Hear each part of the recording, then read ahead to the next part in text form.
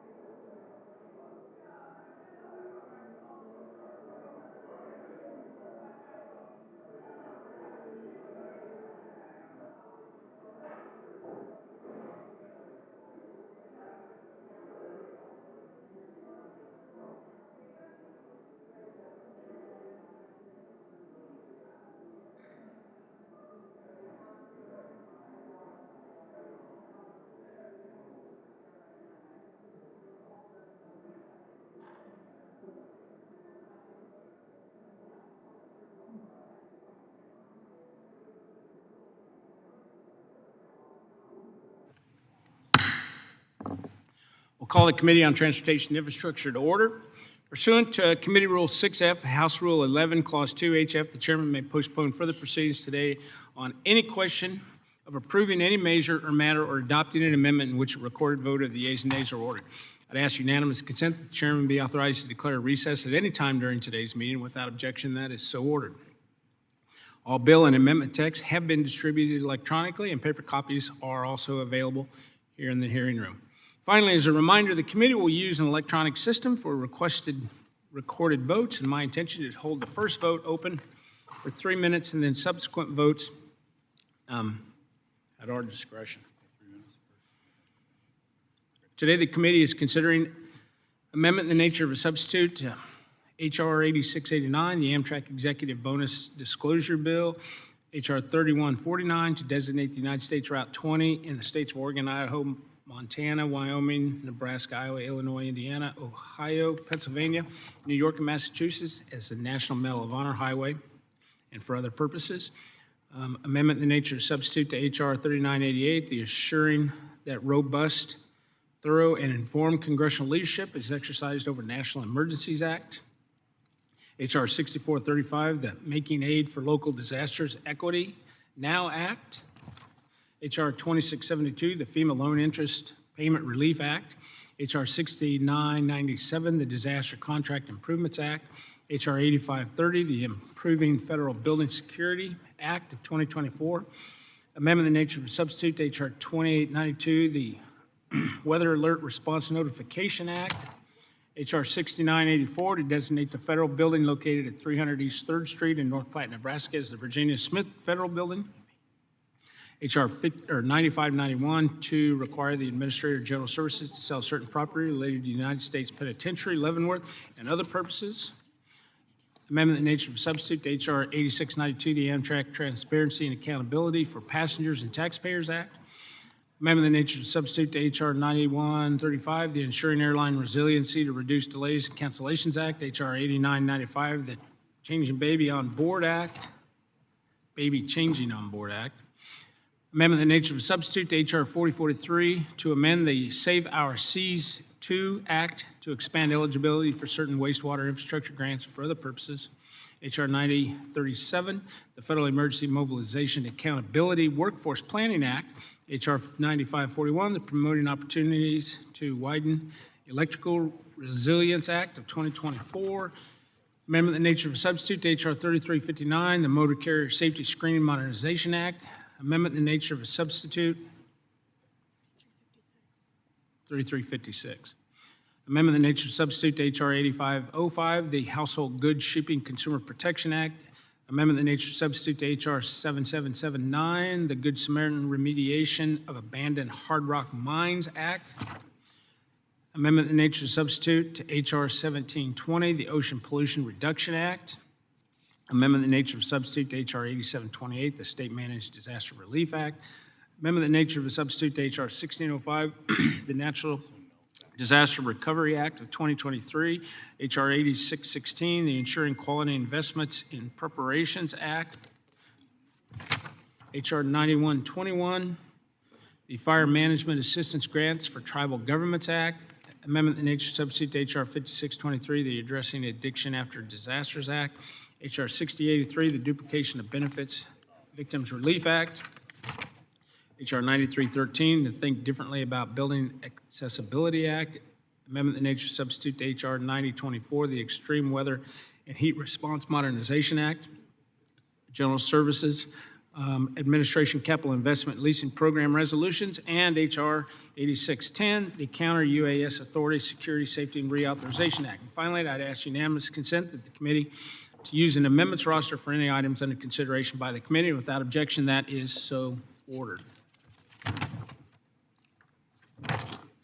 We're going to begin the markup by considering the UC package with cooperation of the ranking member and the other members of the committee. We have worked out an agreement on 12 of the bills scheduled for today's markup.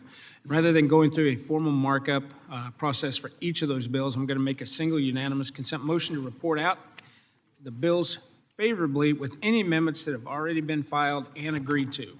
And before we begin, does any member seek time to speak on the bills The unanimous consent motion. Mr. Larson. Yeah, thanks, Mr. Chair. I just want to say I support this bipartisan package of bills to be approved by UC.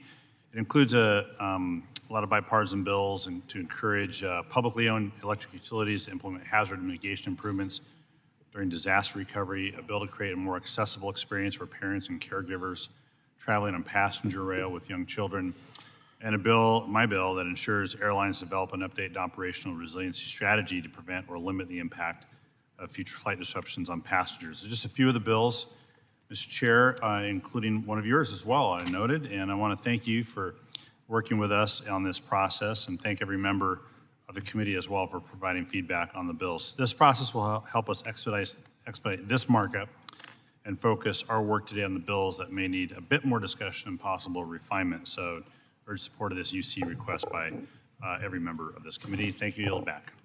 Mr. Crawford. Thank you, Mr. Chairman.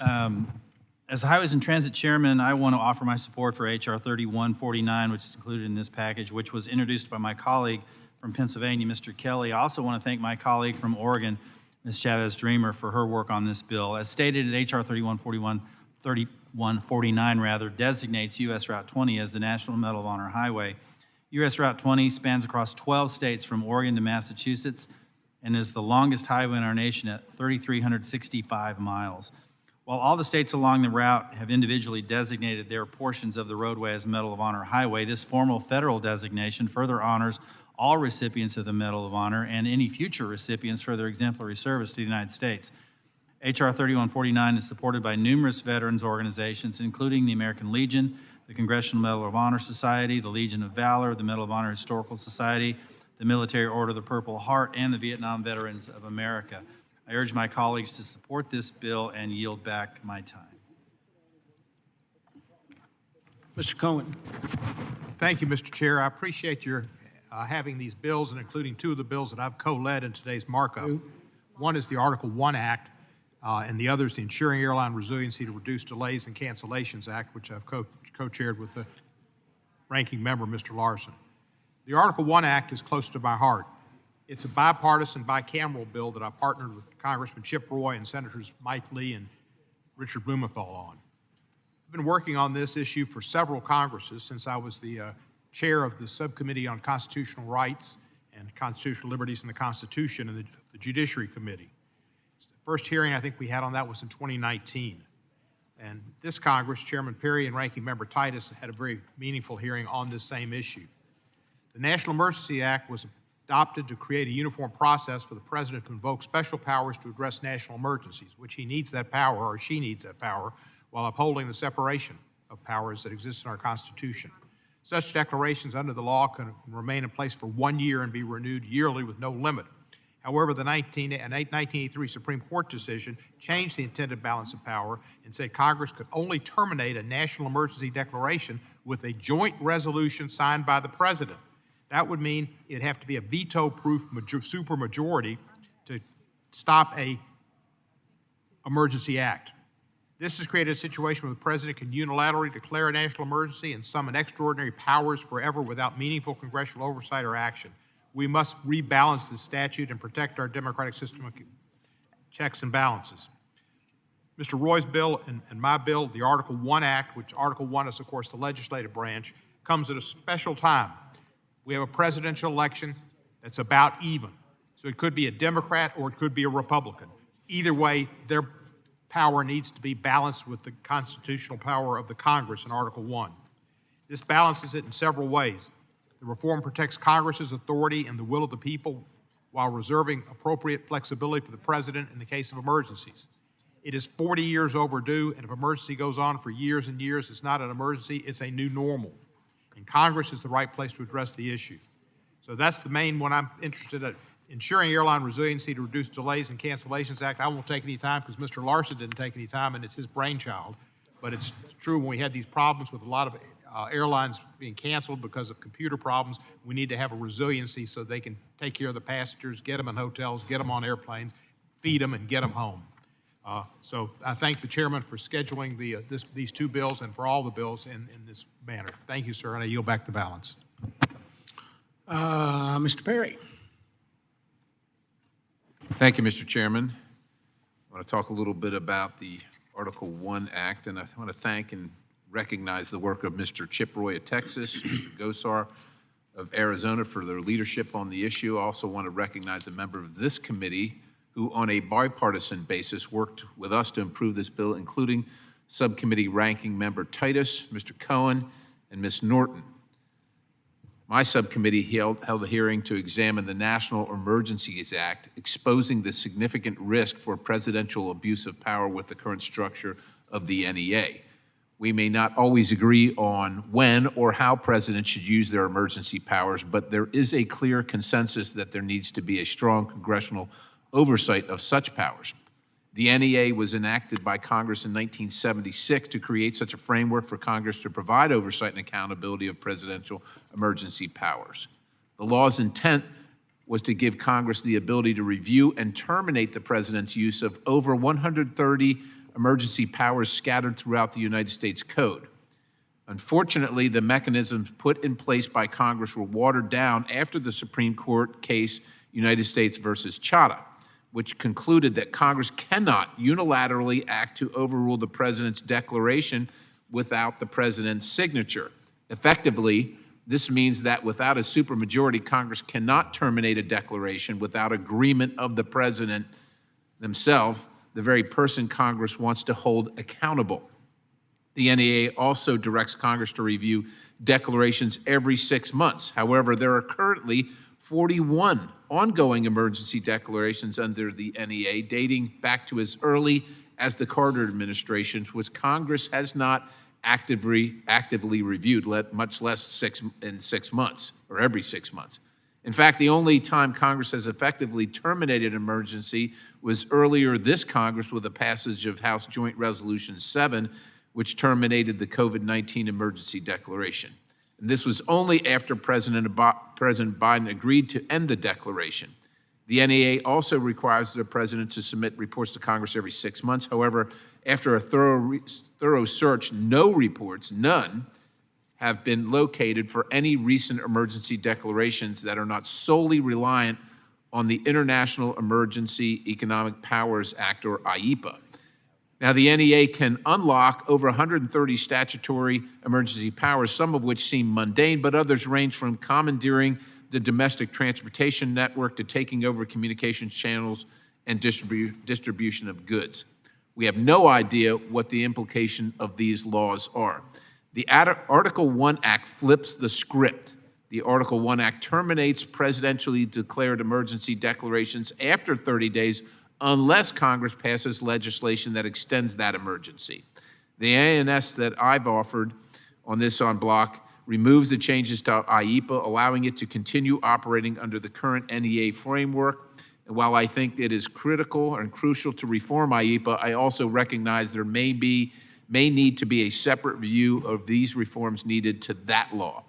This legislation also strengthens the reporting requirements by ensuring presidential reports are transmitted to this committee as well as the Senate Committee on Homeland Security and Governmental Affairs and are made publicly available. I certainly appreciate my colleagues and staff's work on both sides of the aisle to get the underlying bill to a good spot through this ANS, and I urge support of the package, including this piece of legislation. Would the gentleman yield for a second? Yes, sir. Thank you, Mr. Perry. I just wanted to mention the man that brought this to my attention many years ago was a man named Joel McCleary. He worked in the Carter White House. So he's been around for a while. He knows the issue, and I think when somebody brings you something, you need to reflect it. And he's a good man, and I know he's happy today, too. So noted. Thank you. I yield. Thank you, Mr. Perry. Next is Mr. Stauber. Thank you very much, Chairman Graves and Ranking Member Larson, for putting forward this package of bills to be considered under unanimous consent. I want to specifically speak on H.R. 2672, the FEMA Loan Interest Payment Relief Act offered by Congressman Dunn. This summer, Minnesota experienced widespread flooding due to torrential rain, and it was devastating to our infrastructure, our small businesses, and homes across our state. Our local communities acted quickly to restore necessary services, but they took on loans to get money flowing out the door as quickly as possible. The money they spent will eventually be reimbursed by FEMA, but the interest incurred on these loans is not considered eligible for reimbursement dollars. Interest, as we all know, can be crippling, especially for small rural communities like the ones in northern Minnesota. That is why I am co-sponsor of Congressman Dunn's bill, which will require FEMA to reimburse local governments for interest payments on disaster-related loans.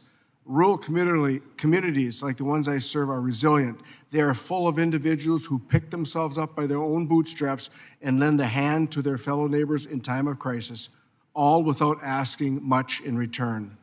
Let's make sure the federal government does everything in its power to support communities in their efforts to preserve after natural disasters. I urge support of H.R. 2672 and the UC package as a whole. Mr. Chair, I yield back. Mr. Molinaro. Thank you, Mr. Chairman, and my thanks to you and Ranking Member Larson for bringing forward this package of bipartisan legislation. I want to speak in favor not only of the package of bills, but my bill, the Amtrak Executive Bonus Disclosure Act, H.R. 8689. I introduced this bill because I fundamentally believe that government must be more transparent with its taxpayers and overall how it spends taxpayer money. There are few entities that demand greater transparency and appropriate accountability than Amtrak. Sadly, after the COVID pandemic, what we learned should concern all of us.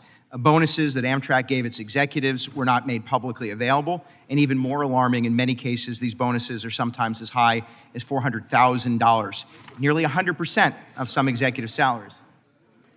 And this all comes at taxpayer expense. My bill will ensure that the base pay and any bonus compensation paid to Amtrak's executive leadership is made available to the public, published on Amtrak's website so the public can see exactly where their tax dollars are going. Again, thank you, Chairman Graves, Chairman Nels, for working together to make this bill acceptable to the committee. I appreciate the bipartisan support, and I yield back the balance of my time. Does anyone else wish to be heard on the UC package? Seeing no one, I'd recognize myself for 5 minutes for a statement on the package. I'm glad we're able to reach a consensus and to advance a bipartisan package of bills. This package includes legislation that brings accountability to Amtrak, improves FEMA's management of disaster responses, and honors Medal of Honor recipients. In particular, I'm happy to advance legislation directing the GSA to sell the Bureau of Prisons unused property in my home district. With that, I'd ask unanimous consent that the Subcommittee on Railroads, Pipelines, and Hazardous Materials be discharged of H.R. 8689, H.R. 8692, H.R. 8995. I would ask unanimous consent that the Subcommittee on Highways and Transit be discharged from further consideration of H.R. 3149. I'd ask unanimous consent that the Subcommittee on Economic Development, Public Buildings, and Emergency Management be discharged from further consideration of H.R. 3988, 2672, 6997, 8530, 6984, 9591, 9541. I'd ask unanimous consent that the Subcommittee on Aviation be discharged from further consideration of H.R. 9135. And without objection, all of that is so ordered. I now ask unanimous consent that the following measure be approved and favorably reported as described to the House of Representatives. So that would be H.R. 8689, the Amtrak Executive Bonus Disclosure Act with an amendment in the nature of a substitute offered by Mr. Molinaro. H.R. 8692, the Amtrak Transparency and Accountability for Passengers and Taxpayers Act with an amendment in the nature of a substitute offered by Mr. Nels. H.R. 8995, the Baby Changing on Board Act. H.R. 3149, to designate the United States Route 20 in the states of Oregon, Idaho, Montana, Wyoming, Nebraska, Iowa, Illinois, Indiana, Ohio, Pennsylvania, New York, and Massachusetts as the National Medal of Honor Highway. H.R. 3988, the Article 1 Act with an amendment in the nature of a substitute offered by Mr. Perry. H.R. 2672, the FEMA Loan Interest Payment Relief Act. H.R. 6997, the Disaster Contract Improvement Act. H.R. 8530, the Improving Federal Building Security Act. H.R. 6984, to designate the federal building located at 300 East 3rd Street in North Platte, Nebraska as the Virginia Smith Federal Building. H.R. 9591 to require the Administrator of General Services to sell certain property related to United States Penitentiary Leavenworth. H.R. 9541, the Power Act of 2024. H.R. 9135, the Ensuring Airline Resiliency to Reduce Delays and Cancellations Act, with an amendment in the nature of a substitute offered by Ranking Member Larson, and Amendment 40 offered by Ranking Member Larson. Without objection, that is all so ordered. The motions to reconsider are laid on the table.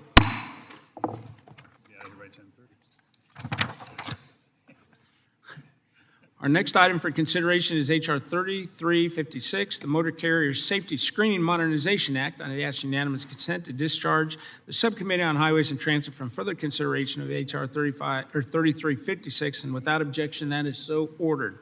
I now call up the bill for consideration. Without objection, the first reading of the bill is dispensed with. The bill is now considered as read and open for amendment at any point. I now recognize Mr. Graves, Louisiana, to offer his amendment in the nature of a substitute. Mr. Chairman, I have an amendment at the desk. Please designate. An amendment in the nature of a substitute to H.R. 3356, offered by Mr. Graves of Louisiana.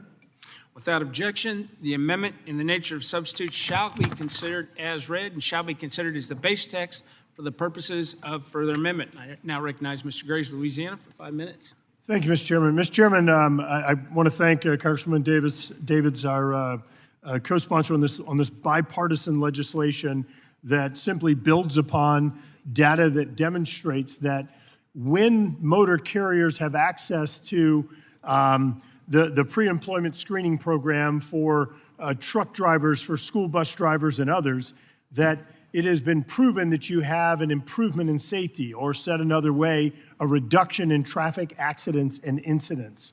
And so what this legislation does is it builds upon that success, because right now, the pre-employment screening program is only available or eligible to employers when you are hiring employees. It is not available once someone is actually employed. So what this does is it changes it to where an employer can have, with the permission of the driver, let me say that again, with the permission of the driver, the company can have access to updated information. So let me give you a scenario, Mr. Chairman. Mr. Chairman, Babin is a truck driver, and he was a truck driver, he clarified. He's a truck driver, and he's driving for my company. And so he's out there and he's driving, he's been working there a year and everything's going great. He also owns his own truck, and so he's doing some owner-operator work on the side. Well, in his own truck, he got into 3 wrecks and got 4 speeding tickets, but when he's driving the trucks that I own, he's got a clean record. Well, Mr. Chairman, what happens if he goes and gets in a wreck and all of a sudden I'm getting sued? And they're like, hey, this guy's got all this stuff on his record. He's been in wrecks. He's got speeding tickets, and you're employing him and you're not doing anything to help correct his behavior. Well, this allows, let me say it again, with his permission, this allows the employer to access that database again to get updated information to figure out if Dr. Babin needs better training or needs some safety courses to help improve his performance. At the end of the day, this is about safety. And so that's what this does. I want to be clear that there was an 8% drop in crashes for folks that were using this system, and there was a 17% reduction in out-of-service incidents or events, proving that this information is helpful, but it's just designed to ensure that employers understand the risk and the safety of employees that they're hiring. And I'm going to say this a third or fourth time: the information is accessible when you're hiring an employee. This bill just allows it to be re-accessed whenever an employee grants that permission after they're employed. So this is 100% about safety. This is an existing database that they already have access to. It is similar to checking someone's driver's record. And so that's what this does. I want to be crystal clear. We've worked with a very, very diverse group of stakeholders all over the map on this thing, and have built strong bipartisan support for this legislation. So with that, Mr. Chairman, I urge adoption. Happy to answer any questions and yield back. I now recognize Mr. Larson for 5 minutes. Thank you, Mr. Chair, and thank you, Representative Graves. Improving safety is certainly the top responsibility of this committee, and anything we can do to keep our roadways safer is worth our time and our attention. In '05, Congress directed the DOT to make certain types of truck and bus driver violation crash data available electronically for companies when conducting pre-employment screening, known as PSP. Congress wanted to ensure companies had access to the information that they needed to hire safe drivers, since carriers would otherwise not have access to a driver's record from past employment. This voluntary system has worked, as been noted. Companies that use PSP to screen new hires have an 8% lower crash rate and a 17% lower driver out of service rate. HR 3356 expands the authorized use of this federal data to evaluate drivers' crash history and violations, quote, as an employment condition, end quote. These changes in the bill, though, go beyond making the data available in more scenarios. This is Congress giving companies access to the data, not just to hire, but to fire drivers. Current law is very prescriptive about when drivers are no longer allowed to operate a truck, including if under an out-of-service order, if convicted of a violation, or if their license is revoked or suspended. This bill exceeds those terms, and, for example, makes a driver's crash history, regardless of the fault of a crash, a condition to reconsider employment. So to support more and better safety data, greater transparency, additional resources to federal and state agencies engaged in licensing and safe operation of commercial drivers. In its current form, though, this bill puts a really heavy thumb on the scale on employment terms in a complex industry with a wide range of contractor and employee arrangements. So for that reason, I'm going to oppose the legislation at this time, but look forward, however, to working with the sponsors of this legislation, if we get to that point, and other ways to improve motor carrier and motor driver safety as part of the Surface Transportation Reauthorization. With that, I yield back. Mr. Babbitt. Yes, sir. I'd like to yield my time to the gentleman from Louisiana. Mr. Graves. Am I recognized? Yeah. Thank you, Mr. Chairman. Mr. Chairman, I appreciate the ranking member's comments. I want to reiterate that this bill has broad bipartisan support and ask unanimous consent submitted into the record.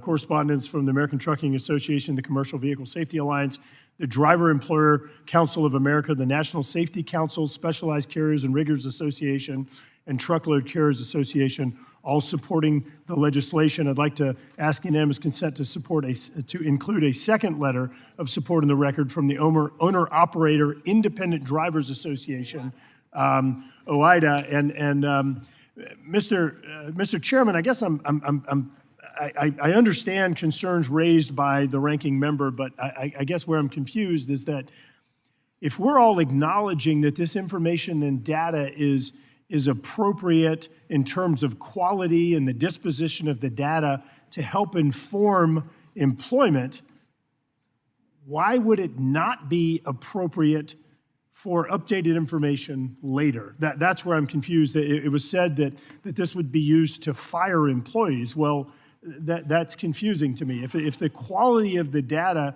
is appropriate to be accessed for hiring, which I think I heard the ranking member support, why would it not be appropriate to later on review? Let me give a few scenarios. So this is similar to a situation where I go and I get cancer screened, and I got cancer screened one time. And I go back 10 years later and say, hey, I want to get another screen. And they say, well, no, you got a screen 10 years ago, so you're good. Well, conditions change. That's why you get updated screens. I'll give you something that perhaps is a little bit closer to home. Mr. Chairman, if someone walks into this building, go through security, through the metal detector, and it doesn't go off, they let them in the building. If they leave and come back 30 minutes later, they have to go through security again. Why? Because we don't know what they did for that 30 minutes. We don't just say, well, you went through security yesterday, so you're still good today. Every single time I go to the airport, when I fly at least twice a week, I have to go through security when I take off from home and when I take off from here, every time. Because conditions change. I might have put something in my bag or my pockets in between. That's all this is. So the question I would ask any member here when they're wondering how to vote on this legislation, let me ask you one question. Your child is riding a school bus, and that school bus driver has been driving for 10 years. But they also work and drive an 18-wheeler. So during their 18-wheeler job, I'll say it again, they've gotten in 4 wrecks. They've been caught 10 times on their phones while driving. They've been caught drinking and driving. They've been given speeding tickets. And then my child dies or your child dies on the school bus because that driver wasn't a safe driver. What are you going to tell that parent that you said, I'm blocking access to information for the school board or the county or parish or whatever else? I'm blocking information on that driver, which the record was crystal clear that this person was unsafe, yet they're still driving the kids. What are you going to tell that parent? That's the one question I'd ask you to think about when you're deciding how to vote on this legislation. And I want to be crystal clear on this before I close. We engaged every single group that was willing to engage. We asked for comments, and we're doing an ANS, an amendment right now that reflects additional input that we got after we drafted this bill.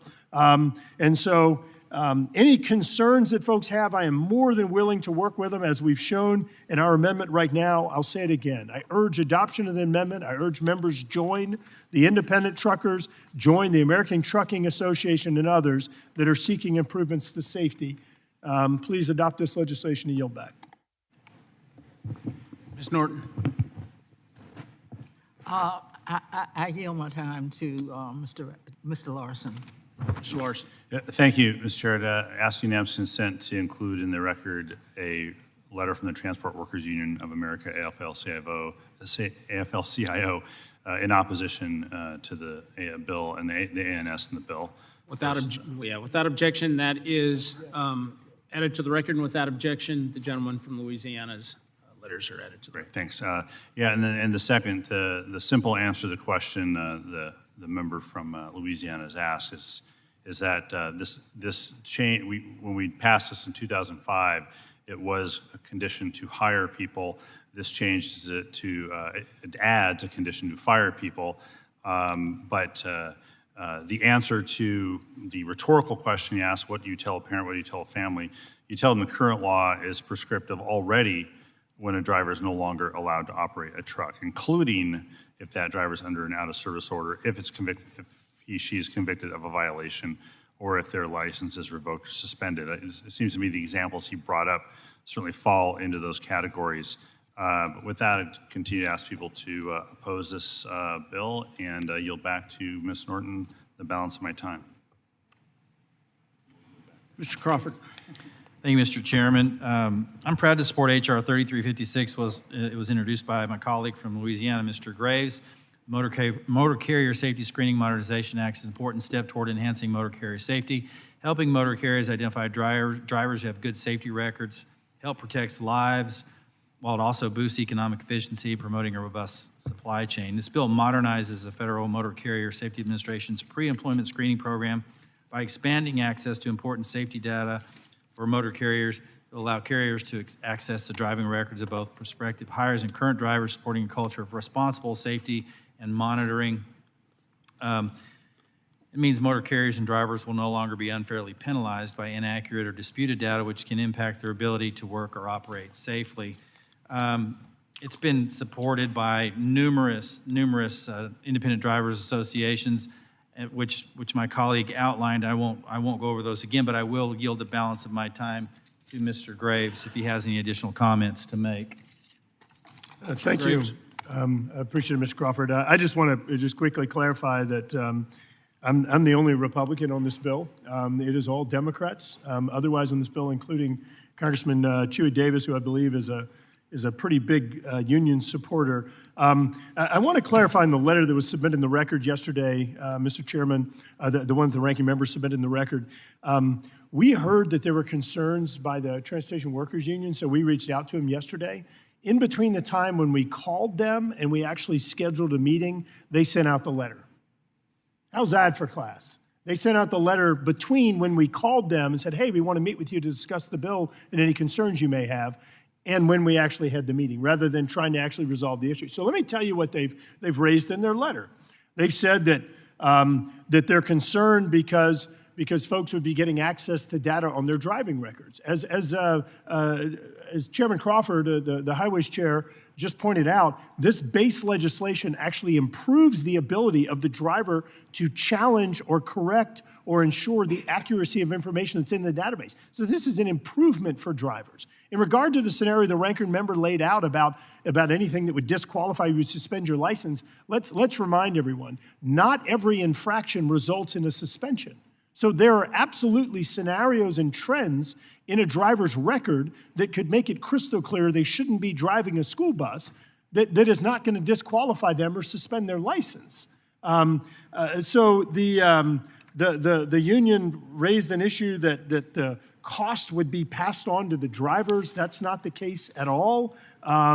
It suggests that there aren't proper distinctions in reports. I'll say it again. The bill actually improves the ability of the database to be challenged, of the driver to ensure accurate information is in there. So I would happily go through and dispute every single thing that was uninformed that was in that letter yesterday. But I also want to one more time remind folks that they sent the letter out after we called them and before our meeting, giving you an idea of their intentions. I'm the only Republican. This is all Dems on the bill. All of the trucking groups support it because it's about safety. And I'm going to ask you one more time. What are you going to tell that parent?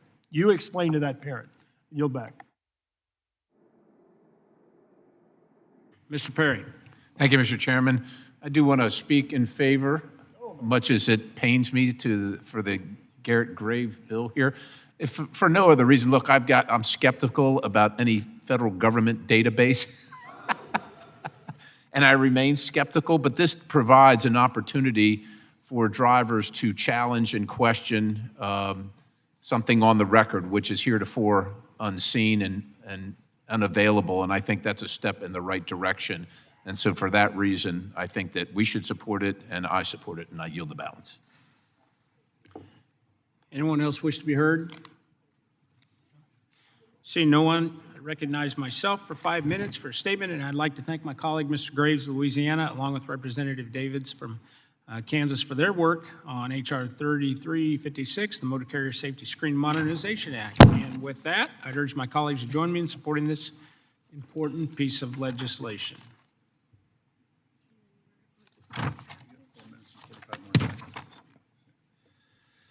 Are there any other amendments to the amendment in the nature of a substitute to H.R.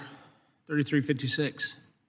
Hearing none, the question is on the adoption of the amendment in the nature of a substitute to H.R. 3356. All those in favor signify by saying aye.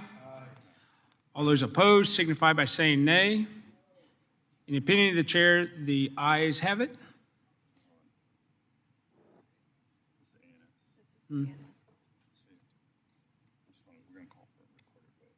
Okay.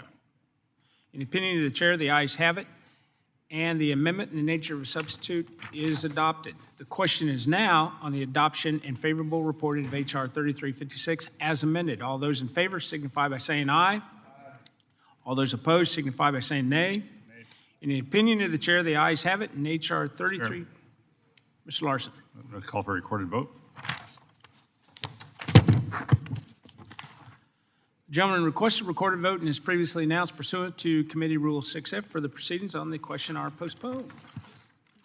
Our next item for consideration is H.R. 8505, the Household Goods Shipping Consumer Protection Act. I'd ask unanimous consent to discharge the Subcommittee on Highways and Transit from further consideration of H.R. 8505. And without objection, that is so ordered.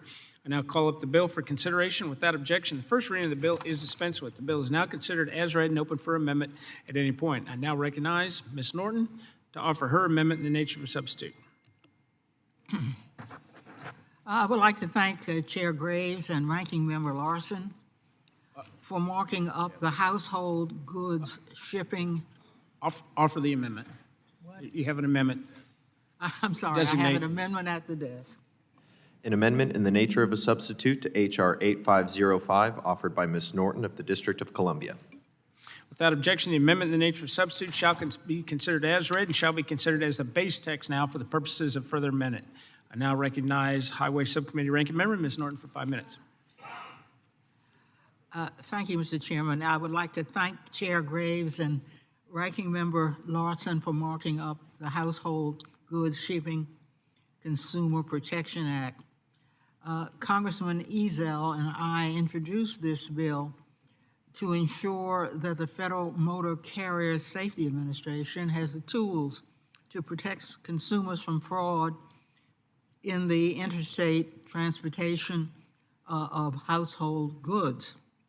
This bill is endorsed by the Transportation Intermediaries Association, the American Trucking Associations, the Owner-Operator Independent Drivers Association, the National Association of Small Trucking Companies, the Commercial Vehicle Safety Alliance, the Institute for Safer Trucking, Road Safety America, and the National Owner-Operators Association.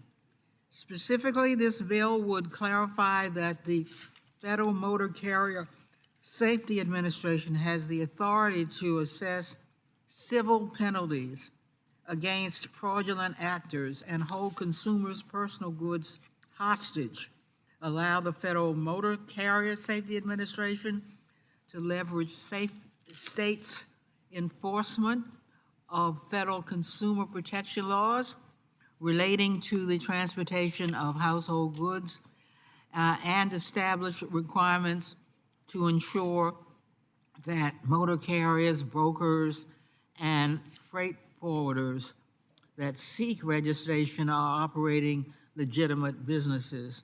The Federal Motor Carrier Safety Administration receives thousands of complaints every year from Americans who are the victims of fraud in the shipment of household goods.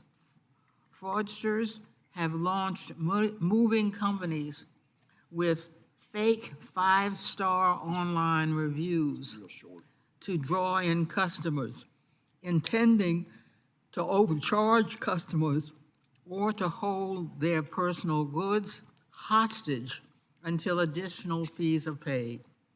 After receiving negative reviews, fraudsters open a new moving company under a new name and a new Federal Motor Carrier Safety Administration license. The Federal Motor Carrier Safety Administration lacks the authority to prevent and punish these types of fraud. In 2019, a Department of Transportation administrative law judge ruled that the Federal Motor Carrier Safety Administration lacks authority to assess civil penalties for violations of commercial regulations and regulation requirements, including unauthorized brokerage and failure to return household goods to consumers. This ruling reverses years of practice and enforcement by the Federal Motor Carrier Safety Administration. Due to the administrative law judge's decision, the Federal Motor Carrier Safety Administration may not assess civil penalties for violations of commercial regulations and registration requirements. Instead, the Department of Justice must initiate an action in federal court, which limits enforcement action and leaves American consumers to pay the price. This bill will clarify congressional intent and provide explicit authority for the Federal Motor Carrier Safety Administration to adjudicate and assess civil penalties for commercial regulations and registration requirements. This bill would also provide explicit authority to the Federal Motor Safety Administration to withhold registration from any applicant that fails to provide a valid principal place of business or disclose common ownership with any other registered entities at the time of registration.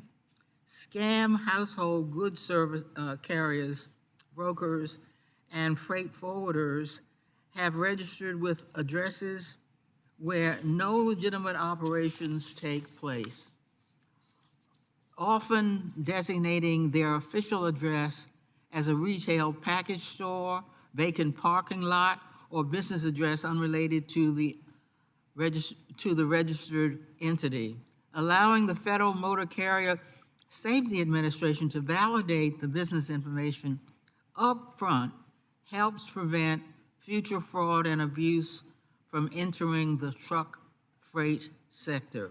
This bill would also permit states to use Motor Carrier Safety Assistance Program and the High Priority Program funding to ensure compliance with federal household goods, freight, and consumer protection regulations. It would also codify the existing practice of allowing states to retain the penalties and fines imposed in proceedings related to violations of household goods statutes and regulations. These provisions would support states in their efforts to protect the American people from predatory practices. I urge the committee to support this bill.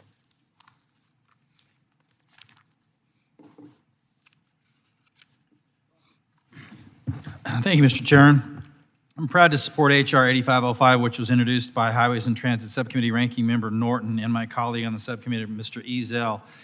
H.R. 8505 is an important piece of legislation that will reaffirm that Congress intends for the Federal Motor Carrier Safety Administration to have the authority to enforce regulatory compliance and protect consumers across the moving and shipping industry after a 2019 ruling revoked FMCSA's authority to assess civil penalties. As it stands today, FMCSA is unable to impose penalties against bad actors and can only pursue criminal enforcement in direct partnership with the Department of Justice, which severely limits the agency's ability to fight rising instances of fraud and protect consumers. This bill enables FMCSA to take action against potential fraudsters in the freight industry, as Congress intended, without the need for long, wasteful, and burdensome proceedings. It also allows states to retain the penalties and fines imposed, thereby incentivizing state-level enforcement while providing additional resources that can be reinvested into further compliance efforts. H.R. 8505 authorizes the agency to withhold registration for any applicants who fail to provide a valid place of business at the time of registration, addressing a commonly used tactic employed by fraudulent operators looking to skirt accountability and take advantage of consumers. The broad support for H.R. 8505 from leading industry groups, including the Owner-Operator Independent Driver Association, the American Trucking Association's Moving and Storage Conference, the Transportation Intermediaries Association, the Commercial Vehicle Safety Alliance, the National Association of Small Trucking Companies, the Institute for Safer Trucking, and Road Safe America, demonstrates the widespread recognition of the need for this bill. H.R. 8505 provides FMCSA with the authority needed to combat freight fraud and ensure household goods compliance. I urge my colleagues to support this legislation and yield back the balance of my time.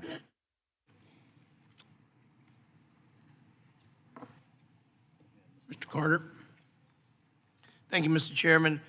I'm proud to co-sponsor this important and bipartisan legislation that equips the Federal Motor Carrier Safety Administration with the necessary tools to protect Americans from fraud perpetrated by scammers. The area of South Louisiana that I represent is home to many historically disadvantaged communities, including nearly a quarter of the residents of New Orleans who live below the federal poverty line. Many of these residents live paycheck to paycheck and cannot afford to pay ransom just to receive their goods or medicine. This bill will also support our legal shipping companies, a key industry for South Louisiana with our ports along the Mississippi River. This is why it's received the endorsement of so many of our trucking and industry groups. I'd like to thank Representative Holmes, Norton, and Ezell for their leadership on this important issue, and I urge favorable passage. I use back balance of my time. Mr. Perry. Thank you, Mr. Chairman.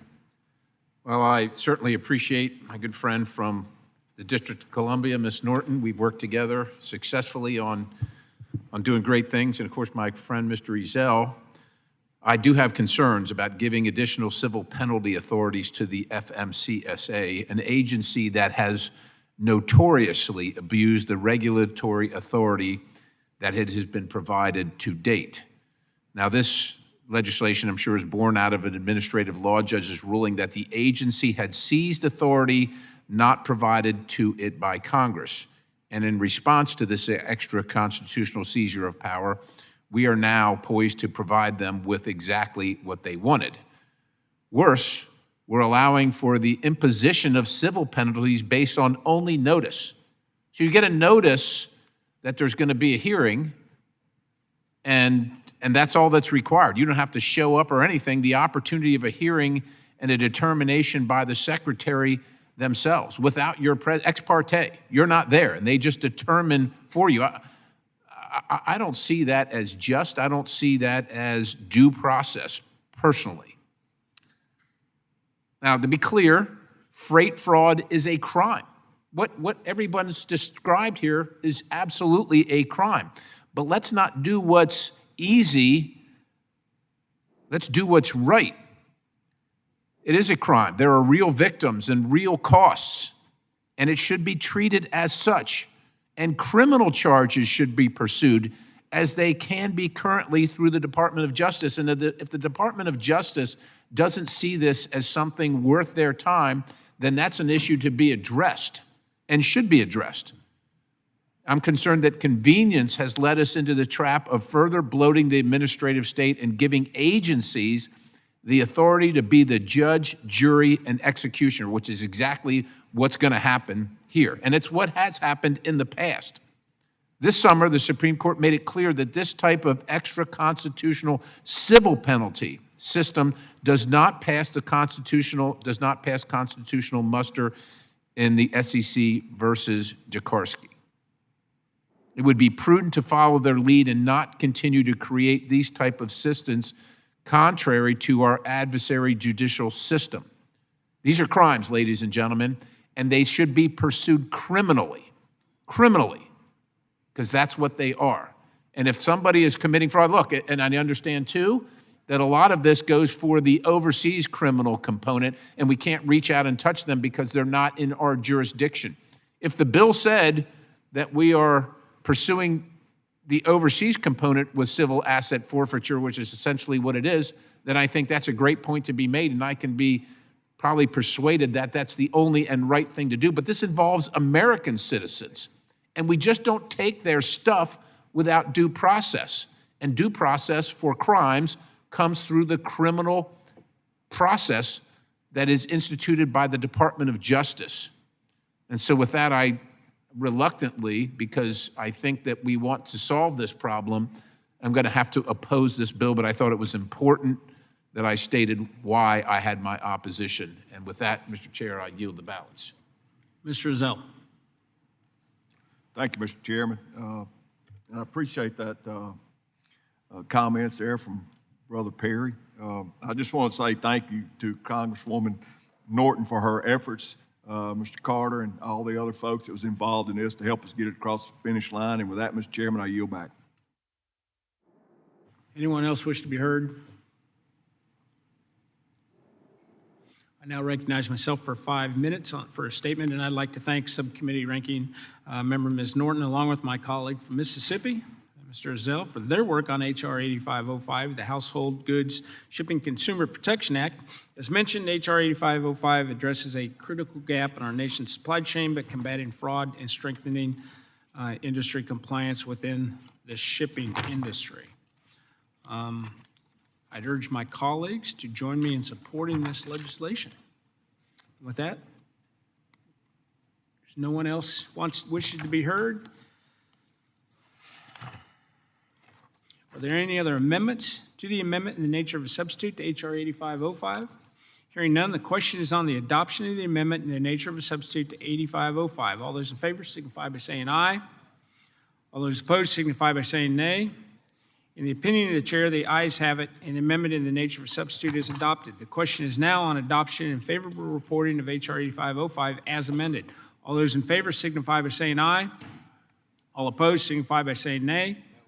In the opinion of the chair, the ayes have it, and H.R. 8505 as amended is agreed to and ordered favorably reported to the House. Mr. Chairman, I request a recorded vote on that one. Recorded vote has been requested, as previously announced pursuant to Committee Rule 6F. Further proceedings on the question are postponed. Our next item for consideration is H.R. 7779, the Good Samaritan Remediation of Abandoned Hard Rock Mines Act of 2024, and I'd ask unanimous consent to discharge the Committee on Water Resources and Environment from further consideration of H.R. 7779. Without objection, that is so ordered. I now call up the bill for consideration. Without objection, the first reading of the bill is dispensed with. The bill is now considered as read and open for amendment at any point. And I now recognize Mr. Malloy to offer an amendment in the nature of a substitute. I have an amendment in the nature of a substitute at the desk. Clerk, please designate. An amendment in the nature of a substitute to H.R. 7779, offered by Ms. Malloy of Utah. Without objection, the amendment in the nature of a substitute shall be considered as read and shall be considered as base text for the purposes of further amendment. I now recognize Ms. Malloy for 5 minutes for statement. Thank you, Mr. Chairman. The Good Samaritan Remediation of Abandoned Hard Rock Mines Act would enable qualified conservation organizations and state agencies to voluntarily tackle cleanups that improve water quality.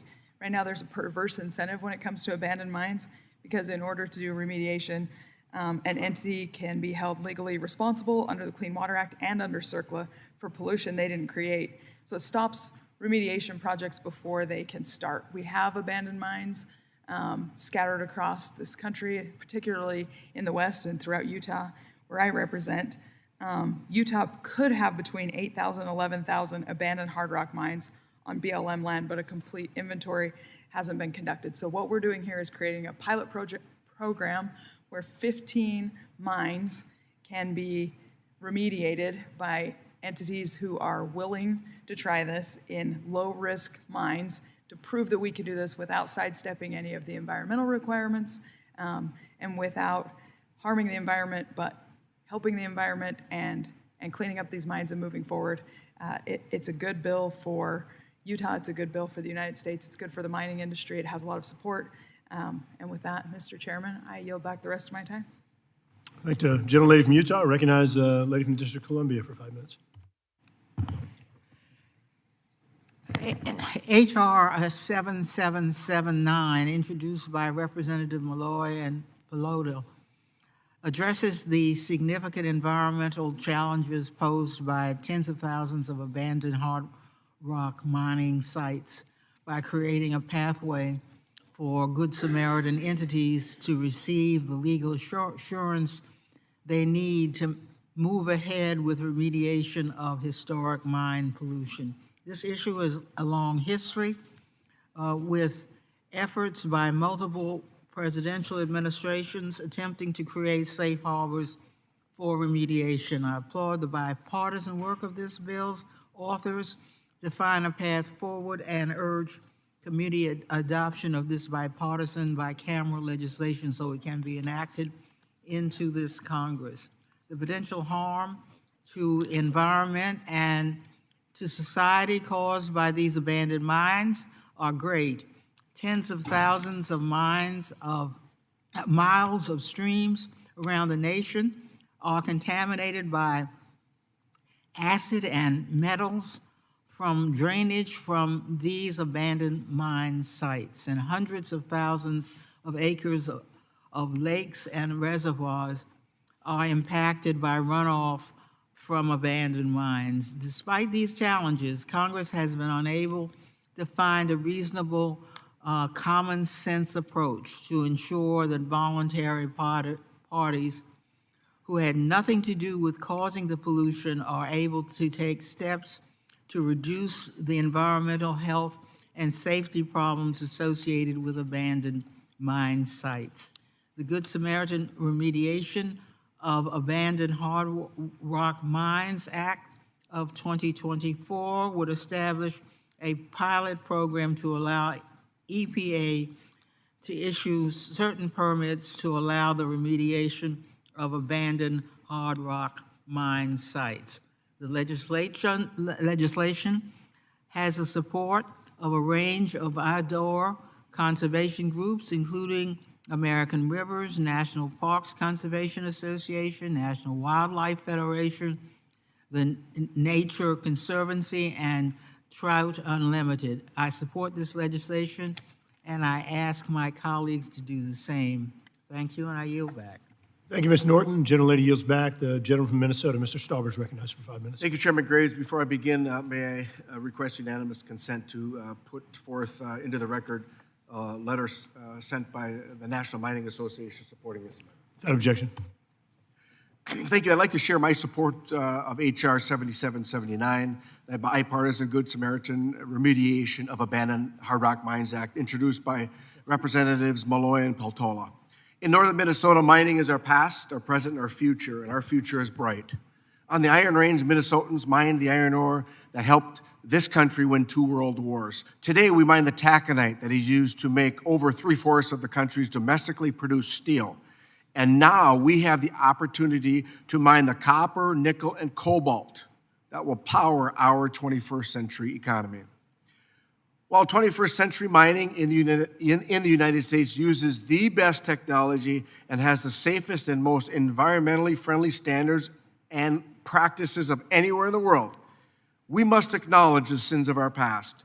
It wasn't always like this, and that's why it is important we take steps to rectify matters, including remediating the abandoned mine lands we have in northern Minnesota, along with elsewhere around our great country. Today, we have Americans around the country who are ready to stand up and take on necessary work to remediate these sites. True Good Samaritans. But instead of addressing these abandoned mine lands, we're making the perfect the enemy of the good. Thanks to excessive red tape and onerous liability concerns, Good Samaritans are unable to take the important voluntary steps to address these instances of environmental damage. The bill before us today would help address this. This common sense bill would allow third-party organizations to help clean up hard rock mines that were abandoned before modern environmental regulations. The bill would grant these groups protection from liability so they can assist in the cleanup of acid mine drainage without fear of frivolous lawsuits. As chair of the Energy and Minerals Resources Subcommittee, I was proud to help advance similar legislation through the Natural Resources Committee last year, which addressed this issue for abandoned coal mines. And I am proud to join my colleagues today in supporting this bill that will help address this matter for abandoned hard rock mines. I want to thank Congressman Malloy for offering this legislation, and I urge all my colleagues to join me in supporting this bill. Mr. Chair, I yield back. Gentleman yields back. Gentlelady from Alaska, Ms. Peltola is recognized for 5 minutes. Thank you, Mr. Chairman. The issue of abandoned hard rock mines is a pressing concern. While new projects are subject to strict safety, remediation, and environmental protection rules, this wasn't always the case. As a result, there are hundreds of thousands of abandoned mines scattered across the western United States with no responsible party to remediate the contamination from past mining activities. These abandoned mines significantly threaten water quality, human health, and the surrounding environment. Despite having no legal or financial responsibility for the mines, state agencies, nonprofits, and other organizations are eager to contribute to the cleanup efforts. However, the current regulatory framework, particularly under the Superfund and Clean Water Acts, threatens these Good Samaritans as polluters, exposing them to significant liability that hinder the process of these critical projects. This bill would allow the EPA to issue 15 permits as part of a pilot program. These permits would enable Good Samaritans to initiate the cleanup of abandoned mines. The permits would provide conditional liability relief, allowing nonprofit remediation projects to proceed while ensuring that these Good Samaritans have the necessary skills and resources to meet federal oversight. The permits would only cover the remediation of past mining waste and not extend to new exploration or processing of newly mined materials. Additionally, projects must have an environmental assessment with a finding of no significant impact under NEPA to move forward. The liability shield would be voided if a permittee decreases water quality through their work.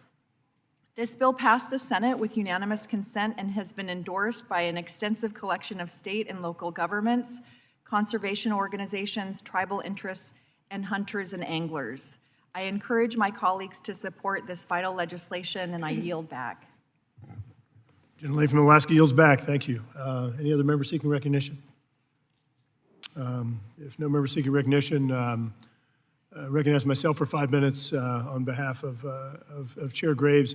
I want to thank the 2 members of the committee, Congresswoman Malloy and Peltola, for their work on this legislation. Just very quickly, What this does is you have thousands of abandoned mines across the United States, and you have Good Samaritans, as folks mentioned, that are willing to come in. It may be nonprofit groups, it may be local governments, it may be other mining organizations that want to come in, but they're concerned or they're apprehensive about coming in and doing cleaning up or remediation operations because they're concerned that under CERCLA or under the Clean Water Act that they could be held liable or they could be sued as a result of their, as has been noted, Good Samaritan efforts or actions. So this legislation encourages better outcomes for the environment, better outcomes for the mines, and incentivizes to a degree, or I maybe say it the other way, it doesn't disincentivize, it prevents disincentivizing remediation operations for these organizations. I want to thank, again, Ms. Peltola. I want to thank Ms. Malloy for working together on a bipartisan, bicameral basis to come to this conclusion. And I think this is important legislation, certainly support it, and urge adoption and yield back. Are there any amendments to the amendment in the nature of a substitute to H.R. 7779? Hearing none, the question is on adoption of the amendment in the nature of a substitute to H.R. 7779. All those in favor signify by saying aye. Aye. All those opposed signify by saying nay. Opinion of the chair, the ayes have it. The amendment is in the nature of the substitute is adopted. Question is now on the adoption in favor of reporting H.R. 7779 as amendment. All those in favor signify by saying aye. Aye. All those opposed signify by saying nay. Opinion of the chair, the ayes have it, and H.R. 7779 as amended is agreed to and ordered favorably reported to the House. Without objection, the motion to reconsider is laid on the table.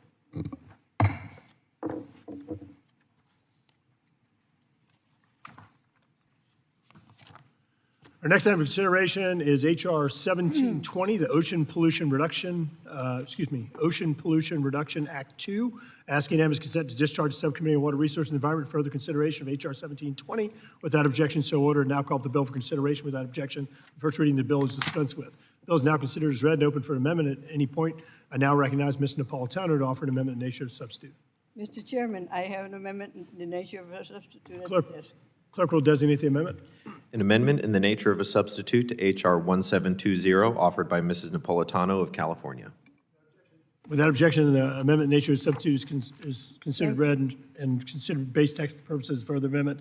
I now recognize Ms. Napolitano. Ms. Napolitano for 5 minutes for a statement. Thank you. H.R. 720, the Ocean Pollution Reduction Act, introduced by my colleague from California, Mr. Peters, and other bipartisan members from the San Diego area, clarifies that the City of San Diego can utilize the Standard Clean Water Act permit process for continued operation of the Point Loma wastewater treatment plant with alternative standards. Currently, the Point Loma facility applies for and receives a Clean Water Act waiver to operate with alternative standards.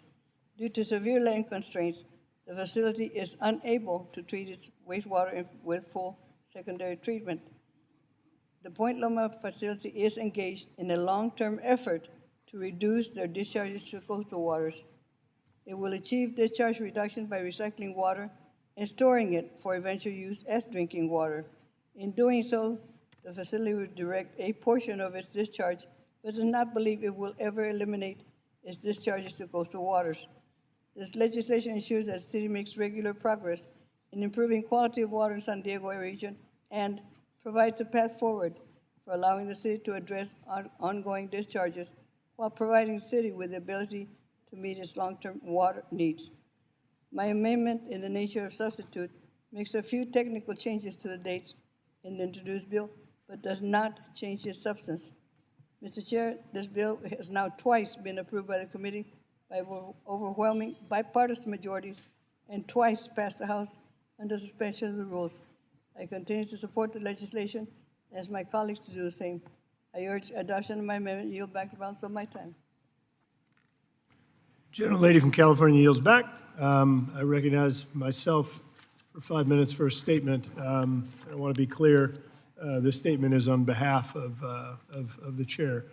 H.R. 1720 is bipartisan legislation aimed to streamline the required permitting process under the Clean Water Act to operate the Point Loma wastewater treatment plant, which serves more than 2 million residents in the San Diego region. This bill also promotes increased water recycling and conservation efforts in the region, resulting in reduction of treated wastewater discharge in the ocean. The committee has approved this legislation in both the 116th and the 117th Congress, and also has passed a full House with strong bipartisan support.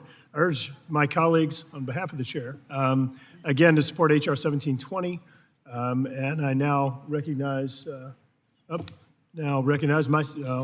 take that back. I recognize myself to offer an amendment to the ANS H.R. 1720. The clerk will designate the amendment. An amendment to the amendment in the nature of a substitute to H.R. 1720, offered by Mr. Graves of Louisiana, number 132. Without objection, the amendment will be considered as read. I recognize myself for 5 minutes to speak on the amendment. Mr. Napolitano, I certainly appreciate this legislation. I appreciate the legislation that Congressman Peters has filed, but I want to just give a little bit of background to what we're doing right now. What we're doing is we are providing an anomaly to federal regulations, to the Clean Water Act. We're providing an anomaly or exemptions to the Clean Water Act under this legislation. There is a much larger issue here that we all need to be talking about. You've heard all of this discussion on permitting reform, on regulatory reform. This is a perfect example.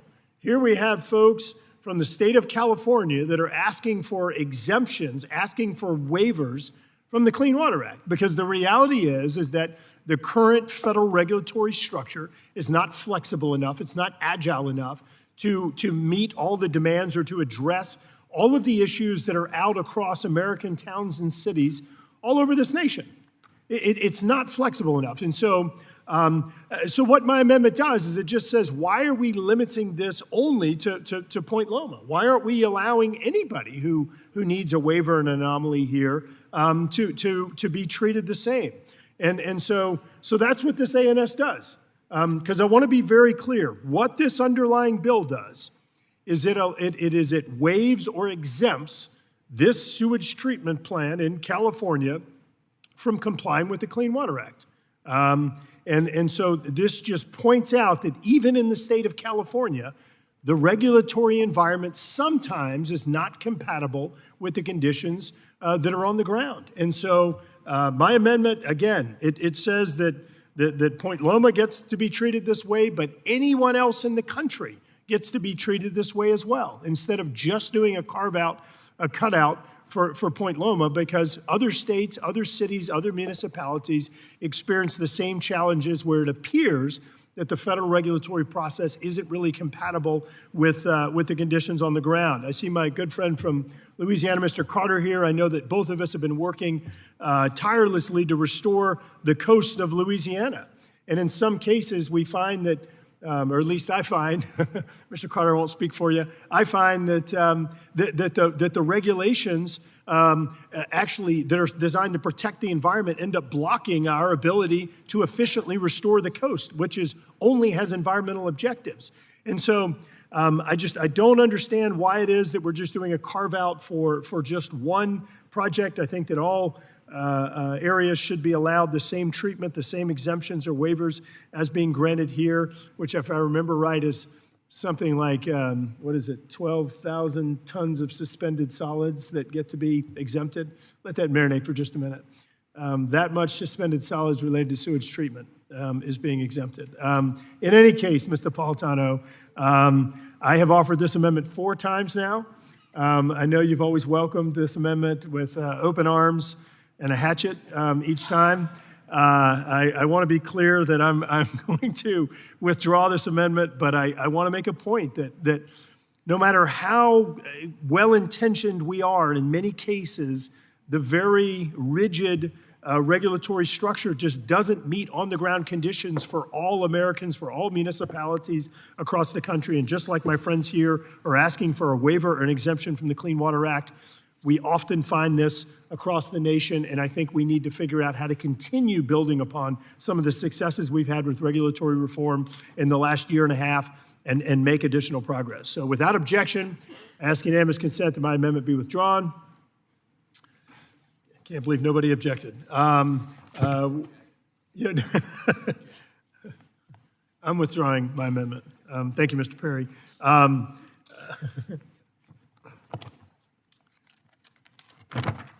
Are there other amendments to the amendment in the nature of a substitute? Hearing none, the question is on the adoption of the amendment in the nature of a substitute to H.R. 1720. Oh, you want to, okay, I'm sorry.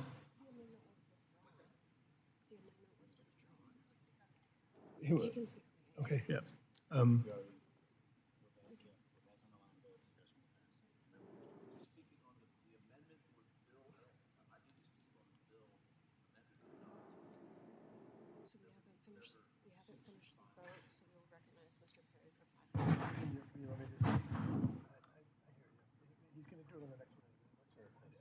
I didn't.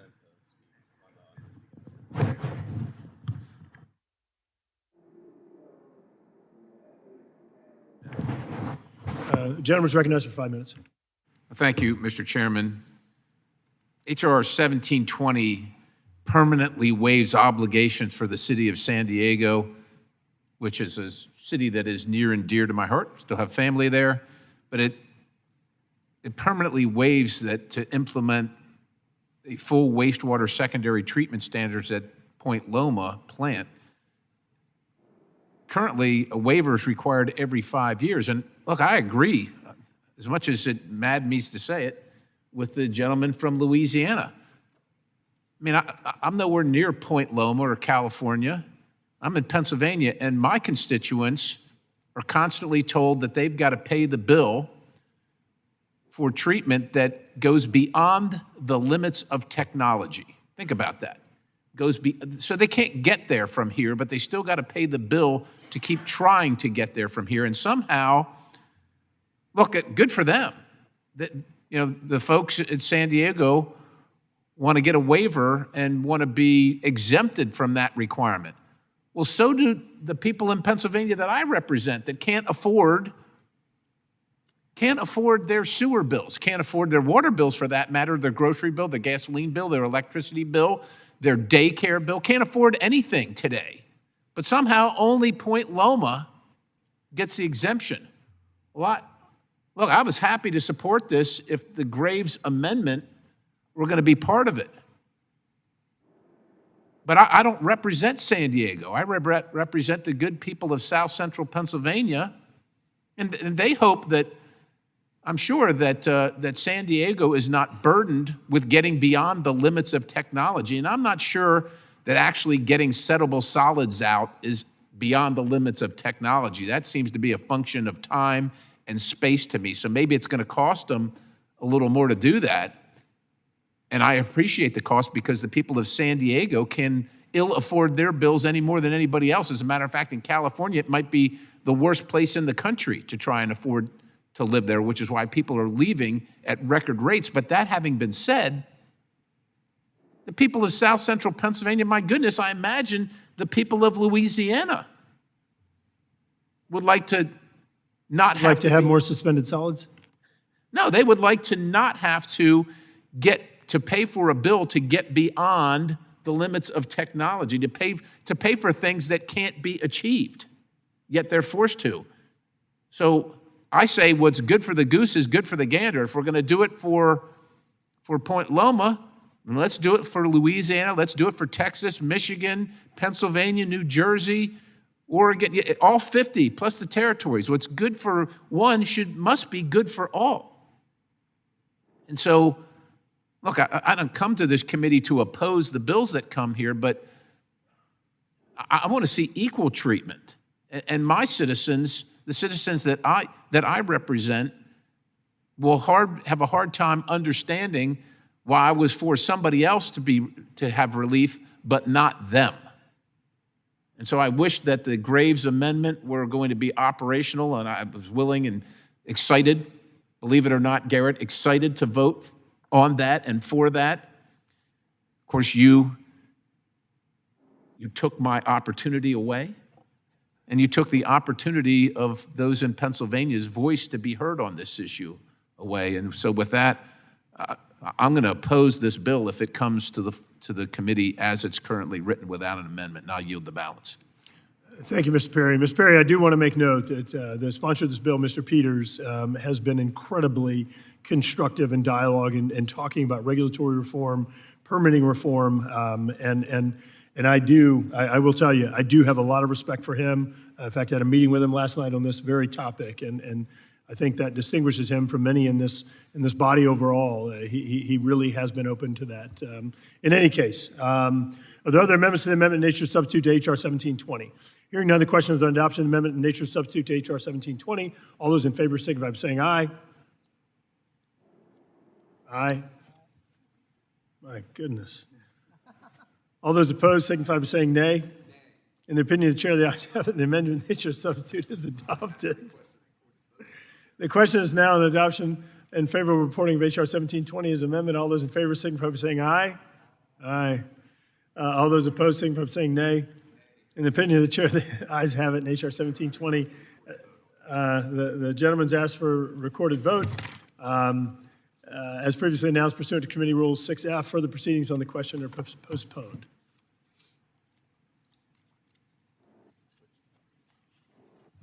Oh, there we go.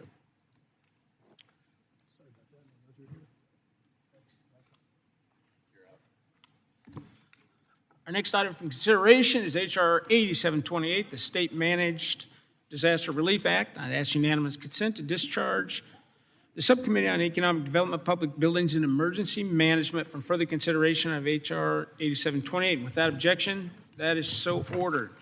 I now call up the bill for consideration. Without objection, the first reading of the bill will be dispensed with.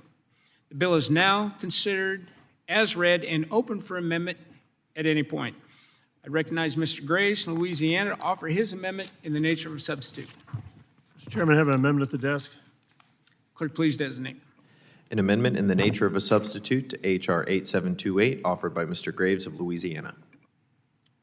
Without objection, the amendment in the nature of a substitute shall be considered as read and shall be considered as base text for the purposes of further amendment. And I now recognize Mr. Graves for 5 minutes. Thank you, Mr. Chairman. Mr. Chairman, I'm going to be brief here. This legislation is based upon discussion with numerous former FEMA administrators. Effectively, what happens is in the aftermath of what I'll refer to as smaller disasters, FEMA deploys an entire disaster response team to these communities.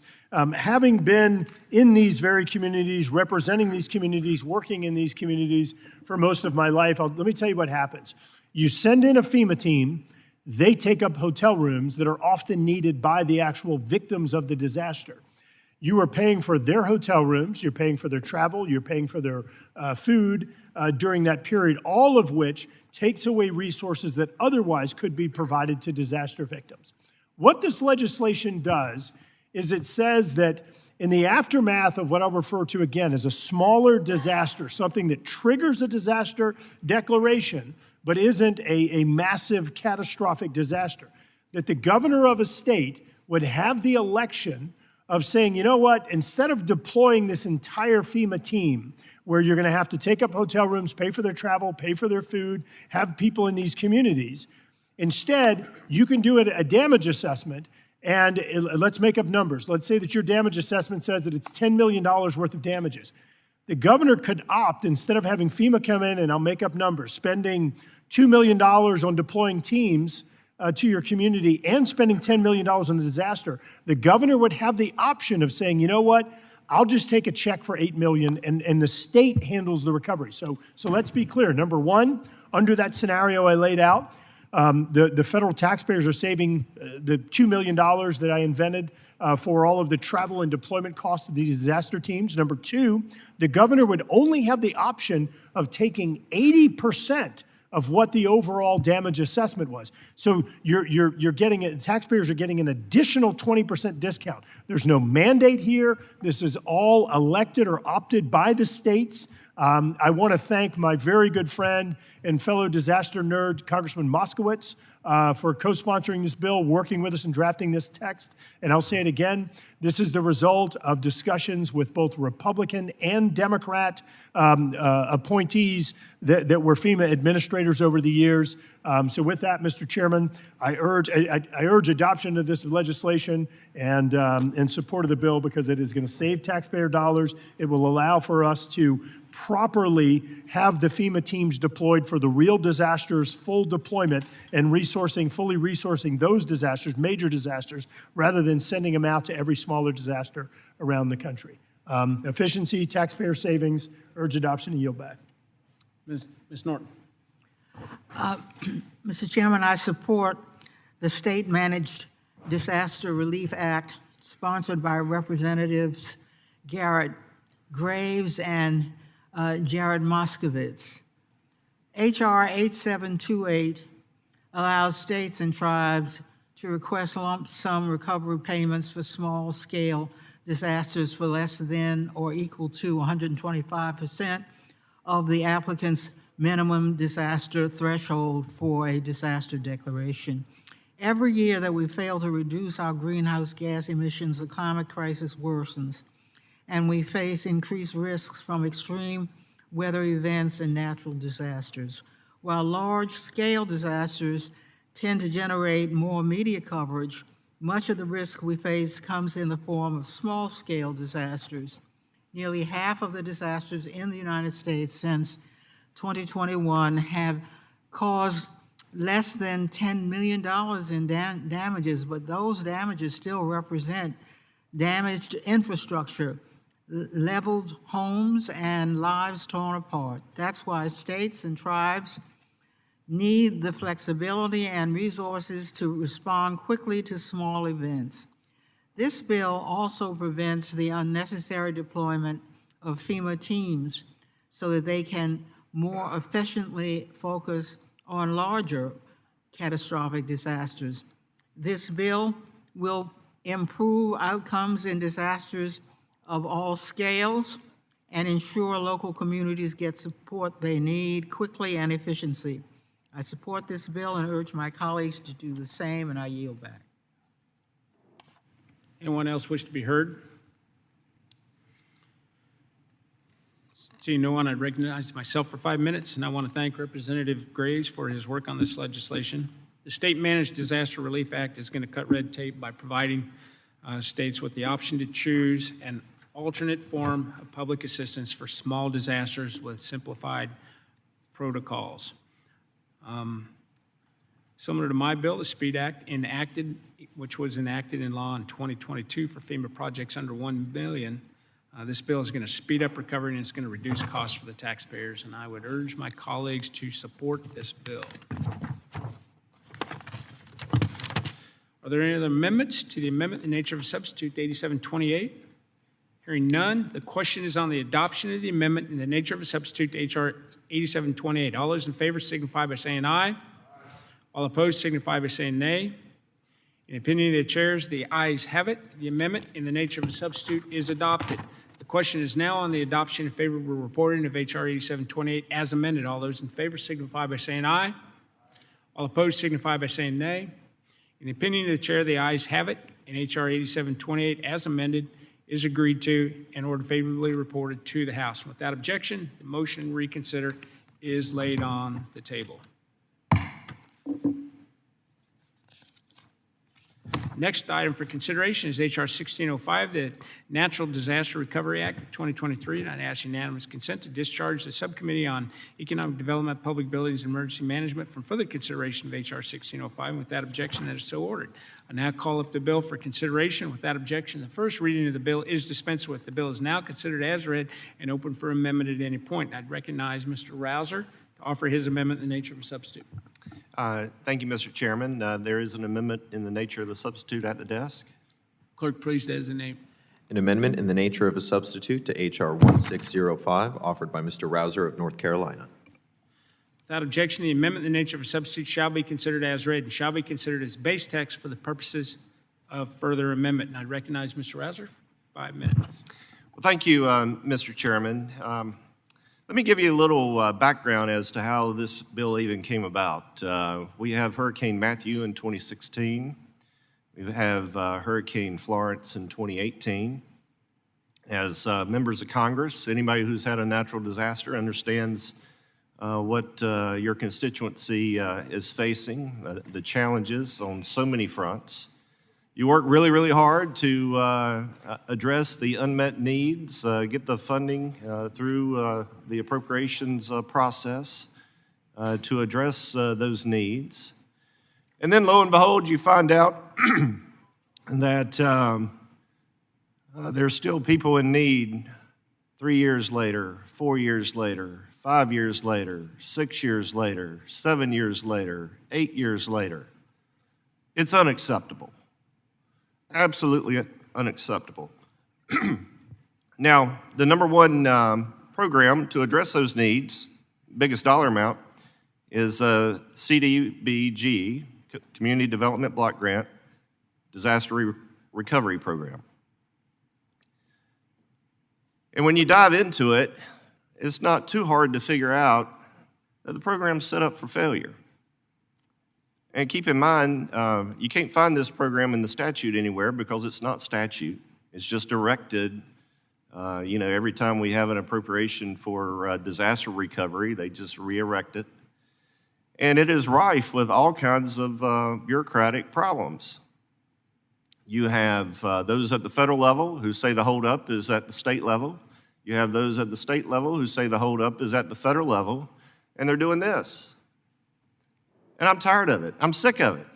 I've got folks, hundreds, if not thousands of folks in my district and elsewhere in North Carolina who have not been able to get assistance to get back in a home that's not mold infested. This program is a wreck. It's awful. It is a disgrace. So real quickly, I think about how to handle this. And I said, you know what? The program's set up for failure. We need to redo this thing completely, start from scratch. Well, I'm a believer that states should have more authority than they do now on all these matters. We need to get as much bureaucracy out of the way at the federal level, get this assistance to the state level as quickly as possible. So basically, I set up a block grant program. They get 50% of their unmet need up front. No hassles with the federal government whatsoever. It's a pass-through basically through FEMA.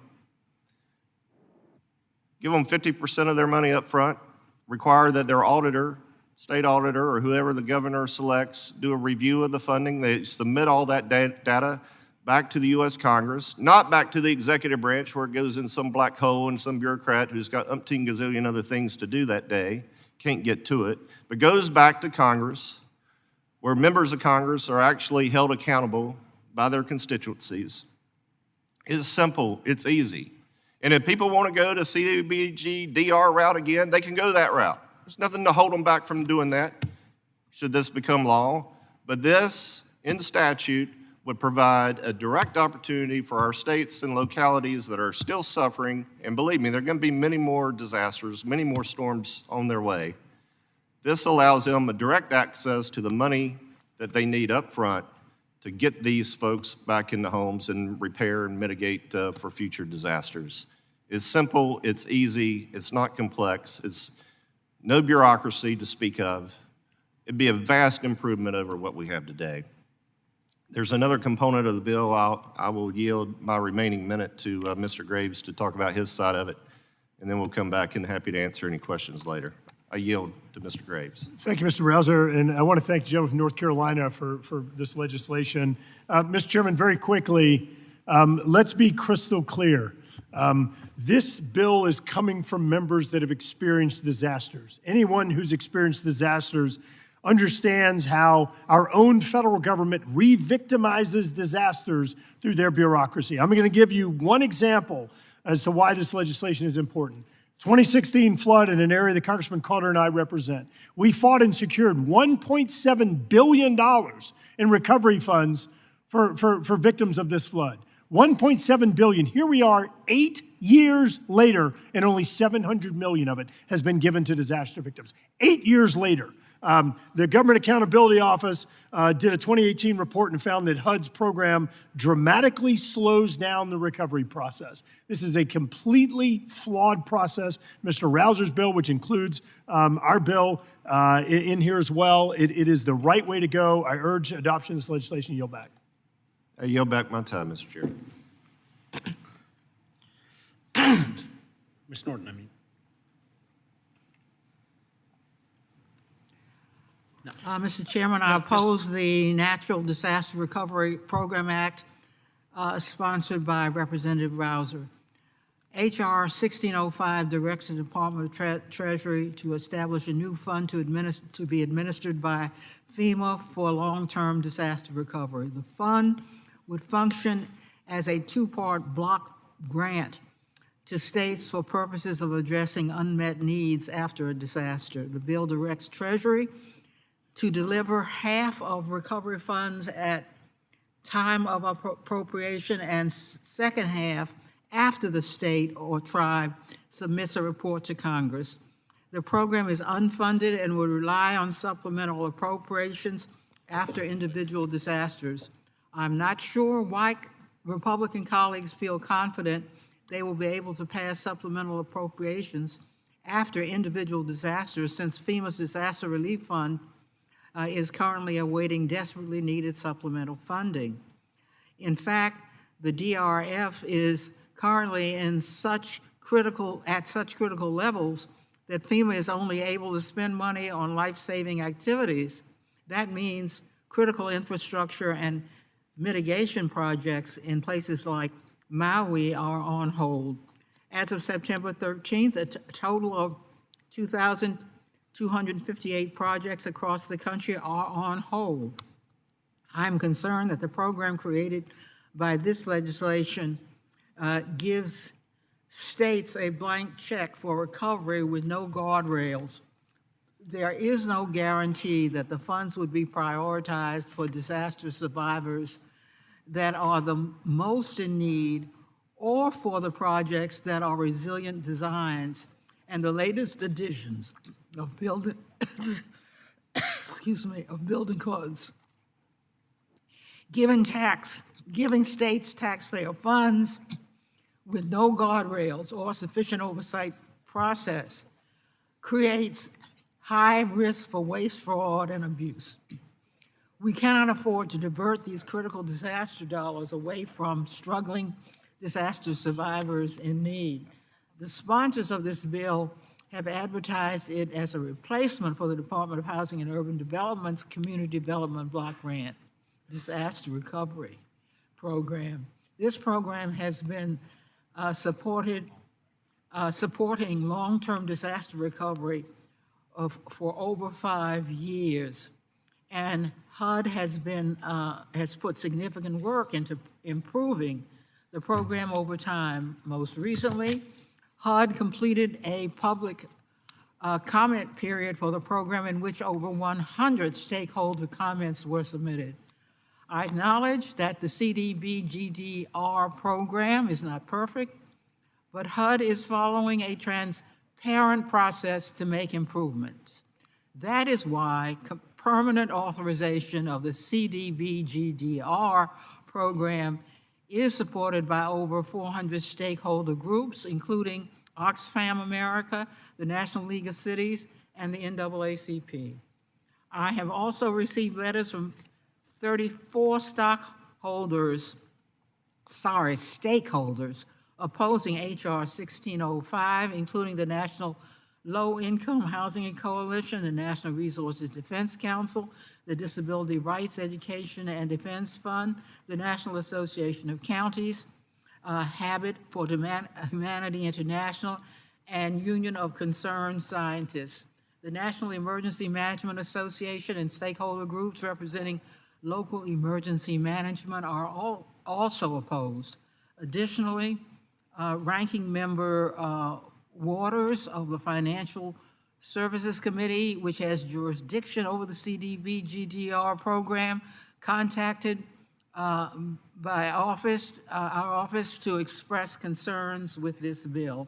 I appreciate the passion for these important issues, and I hope to work with Representative Rouser and other members of the committee to move forward to find bipartisan long-term recovery solutions. However, I must oppose H.R. 1605 and urge my colleagues to do the same. I yield back, and I urge that these be admitted into the record. Oh, yeah, without objection, so ordered. Mr. Graves. Thank you, Mr. Chairman. Mr. Chairman, I want to go back and reiterate what I said before. You have something like a major disaster, and I'm going to say this again. This is coming from folks, Mr. Rouser and I, that have actually been through hurricanes, not once, not twice, but multiple times. And you're going to hear opposition from every coalition and group across the country that has never been through this before. Mr. Rouser and I could give you the names of millions and millions of disaster victims that are totally opposed to this current system that re-victimizes disaster victims because of our own federal bureaucracy. Why in the world we have HUD, the Department of Housing and Urban Development, doing a disaster recovery program, I have no idea. What this does, is Mr. Rouser's bill does, is it actually creates a program, it creates structure, it creates urgency to make sure that the dollars get to the people who need it. In my home state, 2 years after the disaster, when we appropriated the funds, you know who got more money than disaster victims? The contractors. The people, not the contractors building things, the contractors that were running the program. In the letter that the gentlelady just submitted for the record, let me read you a line. In fact, I'll read you a couple lines because I'll tell you exactly what's going on here. Read you a line that says, make no mistake, the ad hoc and intermittent way in which CDBG-DR must operate is untenable. They're agreeing that the existing program is fundamentally broken. Then they go on to explain that this bill addresses the shortcomings by creating a new program with funds housed at the Department of the Treasury managed by FEMA. Unfortunately, without involving HUD, the Financial Services Committee, and housing groups and program development, the legislation could do nothing more than creating a siloed, duplicative program. What they're doing is they're fighting for the jurisdiction of Financial Services Committee. No one here, not a damn thing in this letter, says anything about the actual disaster victims that we represent. You've got two kinds of members of Congress. You've got people that have been through these disasters and understand what it's like. We have empathy for the people that we're representing, and you have people that have never been through this before that are fighting it. People that are sitting in their nice homes in Washington, D.C., and their apartments and condos that are opposing this thing that have no idea what they're talking about. I would challenge any of you to go down to Louisiana where we had a 2016 flood where we still have homes that are mucked and gutted that haven't been rebuilt because you can't connect the dots between the programs, the money that's available, and the people who need it. This is disgusting that anybody would try and defend the status quo on this. And I'll say it again, they've never been through this before. Never. Go live in a gutted home for 8 years and then come back and tell me the existing system works. Yield to Mr. Rouser. Yeah. Well, Mr. Rouser, you're on such a roll, Mr. Rouser is willing to yield back to you. Let me put it this way. We get the federal government out of this business. That's the problem. You got all kinds of bureaucracy tying all the money up. You got the state that says HUD's the problem. HUD says the state's the problem. Well, I'm sick of it. You know, one of the benefits of this, if we get it into law and it actually is funded, is states will get their money and they can do with the money what they need to do. And you know what? If they screw it up, everybody's going to know who's screwing it up. Right now, you don't know because the state says it's HUD. HUD says it's the state. They just do this. It's a program set up for failure, which is why it's not worked. Again, I have a hurricane in 2016. I have a hurricane in 2018. Multiple storms in between and since then. And I still have people in mold-infested homes, believe it or not, who were promised help early, and 8 years later, still nothing. It is a disgrace. It's awful. Just awful. This is a reimagination of how this could work. Let's don't get bogged down in, CDBG-DR has always been there, so that's all we know, and that's what we're going to continue with. It's a sinking ship. In fact, it's already sunk. It's just a lot of people hadn't realized it. It's done. This is a block grant to the states, gives the states the authority they need to address the needs of those who have been victimized by these storms and who here now are 6, 8 years later, still no help. It's as simple as that. Really simple. Block grant, states have the authority, Congress gets to check and approve the extra 50% of funding, or the final 50% of funding. If everything checks out, make sure states aren't wasting money. And you get it done. You get the job done.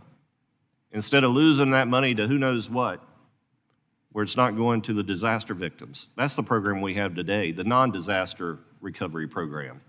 That's what's in law today, basically, or that's what's in practice today. I yield back. Mr. Court. Thank you, Mr. Chairman. the problems that have been presented by Mr. Rouser's bill and my dear colleague and friend Garrett Graves from my home state are very well stated and are correct. There's no disagreement with the degree of delay and paperwork and obstacles that are oftentimes in the way when we talk about the recovery of our states that have been ravished by storms. Just last week, our home state, Louisiana, suffered devastation from Francine, Category 2, that hit our districts. We were fortunate to not have any fatalities, but left behind lots of damage to people's homes. People are still fighting for relief from previous storms. The comments that were suggested by my colleagues are correct. The difference, in our opinion, is approach. While I have concerns about the aspects of this bill, it's a step in the right direction and a valiant effort to get the funding that communities need to immediately respond, clean up, and rebuild following the storm. The current funding situation for our local communities is unacceptable. It can take years, sometimes decades, for states and municipalities to receive the funding they need to rebuild. Oftentimes, our most vulnerable communities are hurt the most. These are the communities that have to apply for loans, for the upfront payments, for projects while they wait for reimbursement from FEMA, while they wait for years for repayment. The interest on these loans continue to add up. We should not punish our localities as they struggle to rebuild by withholding funds for years at a time. Mr. Rouser is correct. This system is flawed. Mr. Garrett Graves is correct. This system is flawed, and it's unconscionable that people should have to wait. However, this approach, I'm afraid, is not the right one. I remain committed to working with my colleagues on the other side of the aisle, and anyone else, quite frankly, who are willing to work on systems, programs, and processes that will get resources in the hands of the people immediately. We see storms come and go, and we're still trying to catch up from storms many years ago. So regardless of the outcome of this bill, I'd like to continue to work with this committee to see how we can make the goals of this bill, not the approach, but the goals of this bill, a reality for my district, your district, and any other district. We know that storms come and go.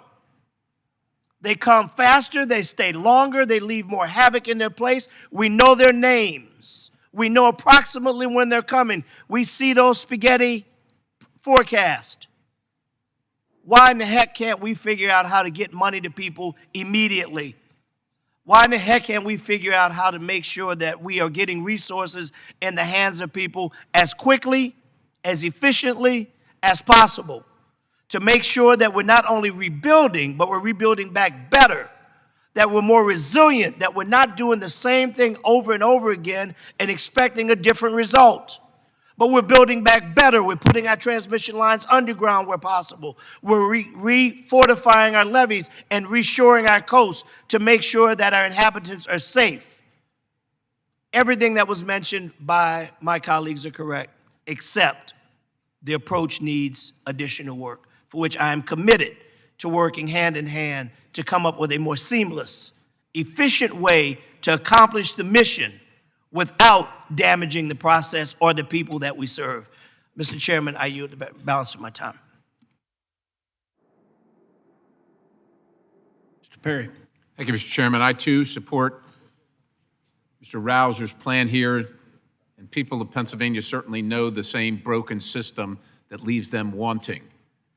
Now, I wish that while Mr. Rouser's plan is going to fix the circumstance, that it was not going to be duplicative, but we're not in the other committee. We can't force them to care as much as we do about the issues that affect our constituents. And so with that, I'm going to yield the balance of my time for the gentleman from Louisiana, Mr. Graves. Thank you, Mr. Perry, and I want to thank Mr. Perry and I want to thank Mr. Carter for their comments and recognizing the flaws in the existing system.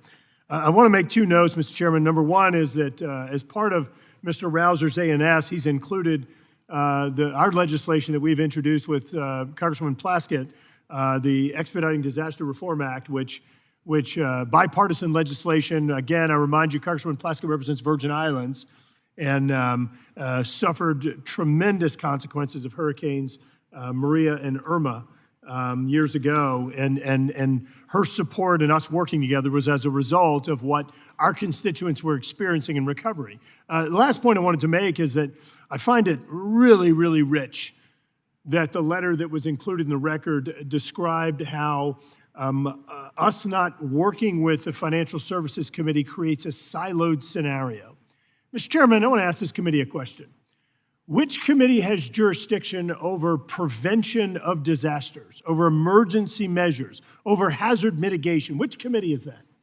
That would be the House Transportation and Infrastructure Committee. Full jurisdiction over FEMA and their disaster programs, jurisdiction over the Stafford Act, jurisdiction over the Corps of Engineers and their mission on flood control, hurricane protection, ecological restoration. Which committee, again, has jurisdiction over the actual disasters? That would be this committee, the Transportation and Infrastructure Committee.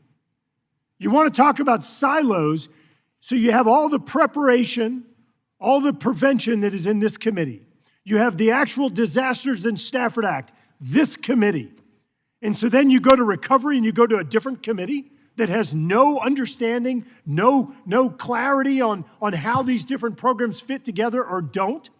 We've watched over and over again in our state as we would have FEMA come in and say, okay, we're going to stop paying for hotel rooms. There wouldn't be any program there to have trailers available or to have the long-term recovery program, Community Development Block Grant Disaster Recovery Program, dovetail in. You just have big gaps.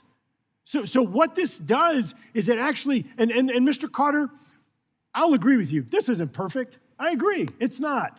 But I do strongly believe this is a hell of a lot better than the status quo. And I appreciate your offer, your commitment to work with Mr. Rouser and myself and seeing if we can perfect this thing. And I'd love that opportunity to work with you. I know that we've all got battle scars from our efforts in disasters and recovery and would appreciate the opportunity to work with you and get your lessons learned incorporated as well. But I want to make my point, just clarify that last point. Silos exist now, which results in inefficiency. And what this does is it tries to ensure that we have one consistent committee, consistent thought across this whole thing on disaster prevention, disaster management, and disaster recovery, because I cannot say this enough. The people that we represent today are victimized by our own government's inefficiency, and we simply cannot allow this to continue. You got anything else? Yield to Mr. Rouser.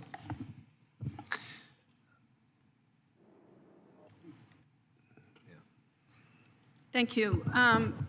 The last few times that I have come here, I've had to pack my to-go bag because a lot of my district's on fire, and we had more fires. We had 23 incident command centers throughout our state in mid-July, earlier than we've ever had mega fires, more than we've ever had in the history of our state. And what I know is we are still waiting for reimbursement from FEMA from 2020 and the fires we had then. When I talked to my governor about applying for resources from FEMA, and this is something that's overall not entirely specific to just this bill, she said, why would we apply for it? I don't know if we're going to get the money from FEMA. I have constituents who are completely traumatized from losing everything in a wildfire, who are caught up in bureaucracy and living in their car because they can't prove that they're eligible for the services that their taxpayer dollars fund. The fact of the matter is, I agree with everyone here. The system that we have is inefficient, it's overly bureaucratic. It is why I signed on to Representative Graves and Representative Moskowitz's bill to make FEMA a cabinet-level office, given that natural disasters are all year long. But more importantly, We have to make sure that we reduce bureaucracy so we can deliver services the way that we need them, that we need to. So in Oregon, we have a all-hands-on-deck approach to disaster response, and I am concerned that with this particular bill, there aren't appropriate guardrails in place to ensure that funds are spent responsibly, and that it may be duplicative of an existing CDBG DR program. I want to find a long-term solution, and I will work with anyone.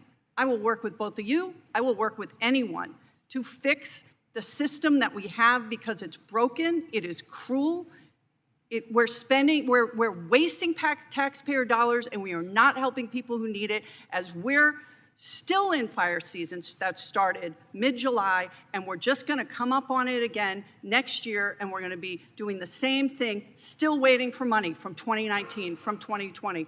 So this isn't perfect. I want a stronger solution, and I'm open to improvement over the status quo, because we have to be able to spend money in a way that builds resiliency. We need to be able to spend money in a way that is efficient. So I applaud your efforts to address the issue.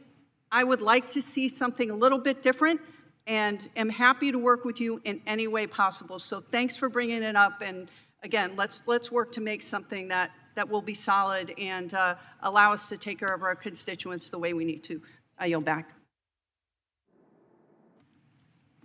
I now recognize myself for 5 minutes, and I want to thank Representative Rouser and Graves for their work on this legislation. The Natural Disaster Recovery Program Act is going to streamline our nation's disaster recovery programs because it consolidates them under the Federal Emergency Management Agency. I would urge my colleagues to support this.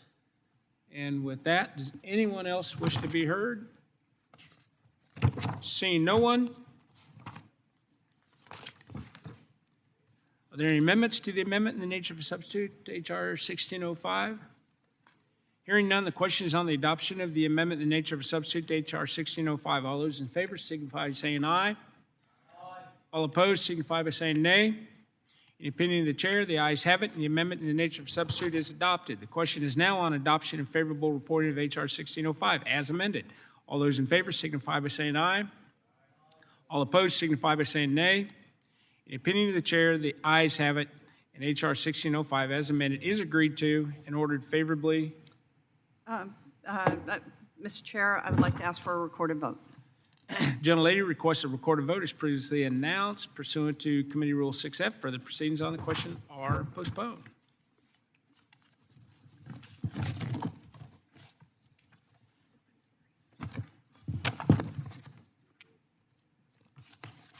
Our next item for consideration is H.R. 9121, the Fire Management Assistant Grants for Tribal Governments Act. I'd ask unanimous consent to discharge the Subcommittee on Economic Development, Public Buildings, and Emergency Management from further consideration on H.R. 9121. Without objection, that is so ordered. I now call up the bill for consideration. Without objection, the first reading of the bill is dispensed with. The bill is now considered as read and open for amendment at any point, and I recognize myself for 5 minutes for a statement on the bill. The Fire Management Assistant Grants for Tribal Governments Act makes a technical change to the Stafford Act to allow tribal governments to directly request assistance from FEMA through the Fire Management Assistance Grant Program. I urge my colleagues to support this common sense change, and I recognize Ms. Hoyle for a statement on the bill. Thank you, Mr. Chair. I support this bill. It's a common sense solution and would mean a lot to the tribes in Oregon and throughout the country. I yield back.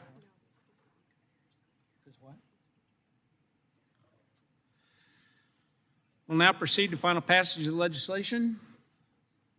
The question is now on the adoption and favorable reporting of H.R. 9121. All those in favor signify by saying aye. All opposed signify by saying nay. In the opinion of the chair, the ayes have it, and H.R. 9121 is agreed to and will be favorably reported to the House. Without objection, the motion to reconsider is laid on the table.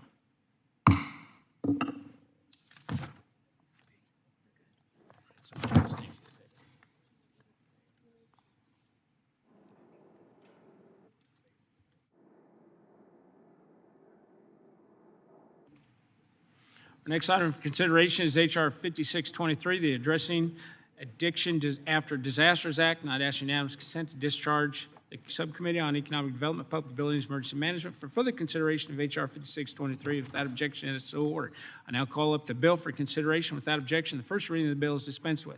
The bill is now considered as read and open for amendment at any point. I now recognize Ranking Member Hoyle to offer an amendment in the nature of a substitute.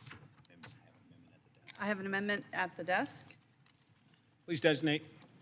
An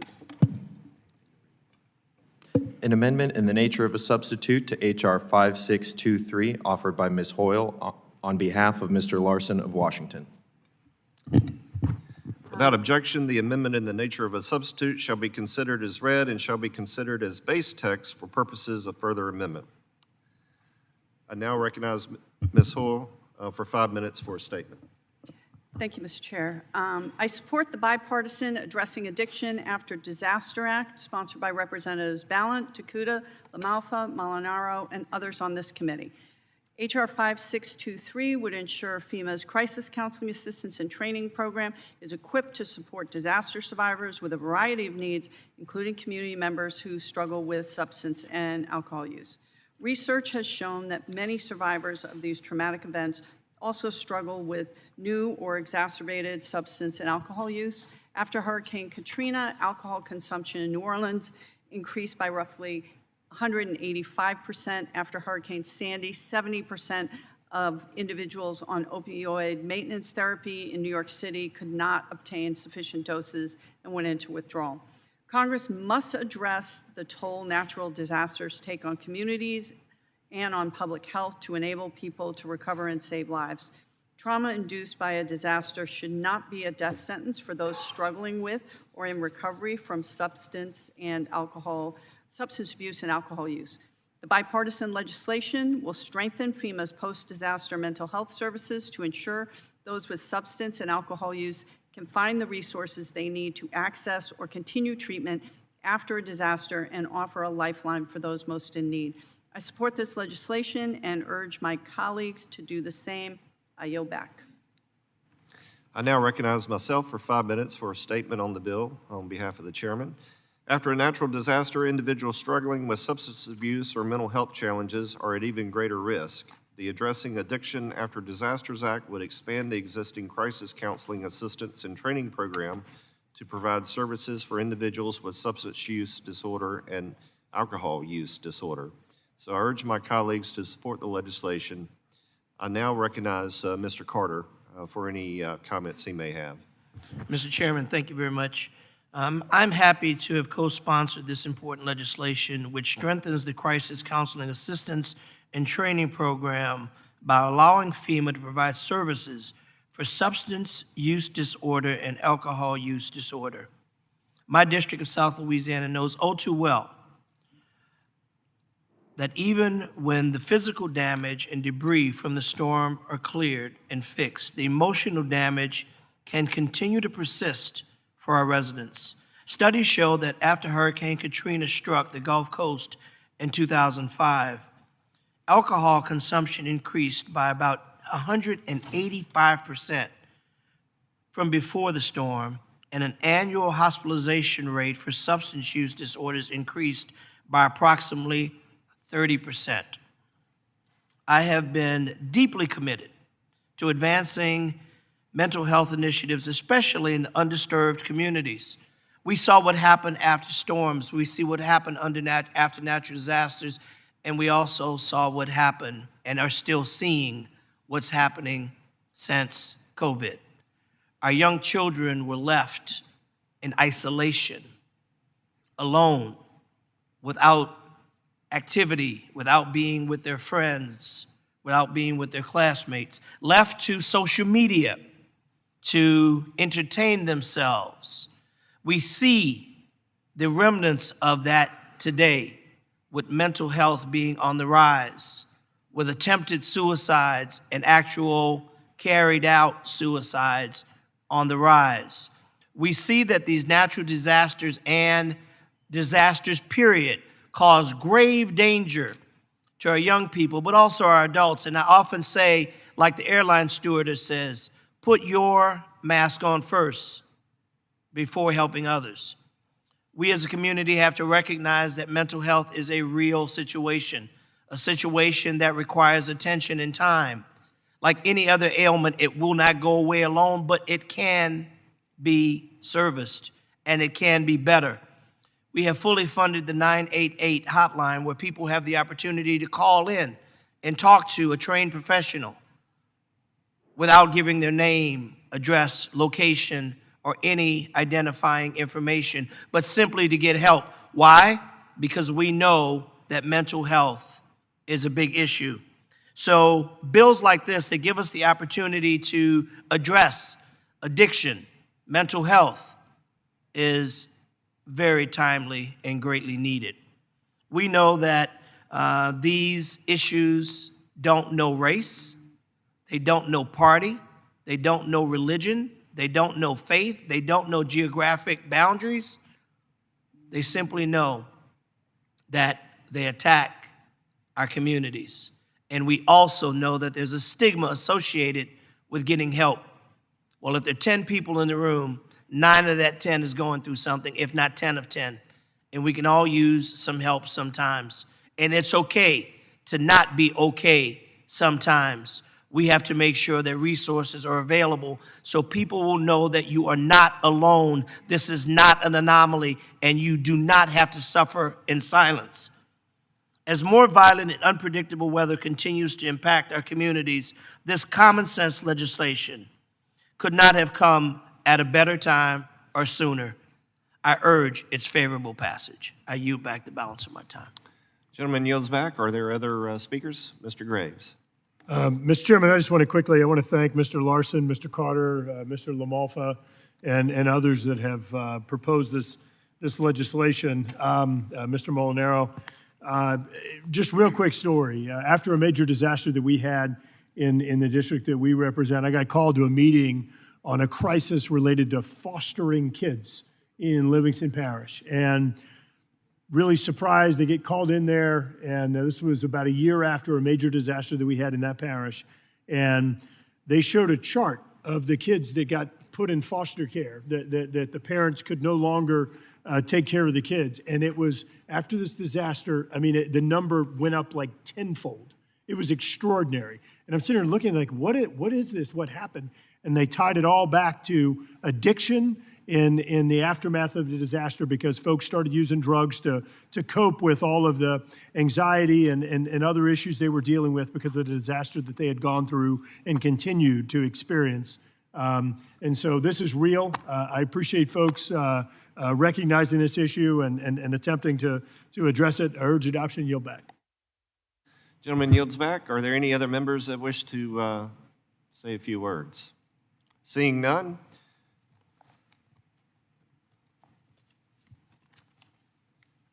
Are there other amendments to the amendment in the nature of a substitute to H.R. 5623? Hearing none, the question is on the adoption of the amendment in the nature of a substitute to H.R. 5623. All those in favor signify by saying aye. All those opposed signify by saying nay. In the opinion of the chair, the ayes have it, and the amendment in the nature of a substitute is adopted. The question is now on adoption and favorable reporting of H.R. 5623 as amended. All those in favor signify by saying aye. All those opposed signify by saying nay. In the opinion of the chair, the ayes have it, and H.R. 5623 as amended is agreed to and offered favorably reported to the House. Without objection, the motion to reconsider is laid on the table.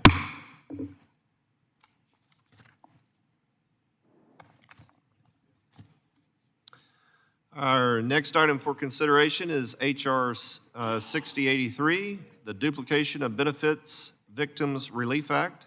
I ask unanimous consent to discharge the Subcommittee on Economic Development, Public Buildings, and Emergency Management from further consideration of H.R. 6083. Without objection, so ordered. I now call up the bill for consideration, and without objection, the first reading of the bill is dispensed with. The bill is now considered as read and open for amendment at any point.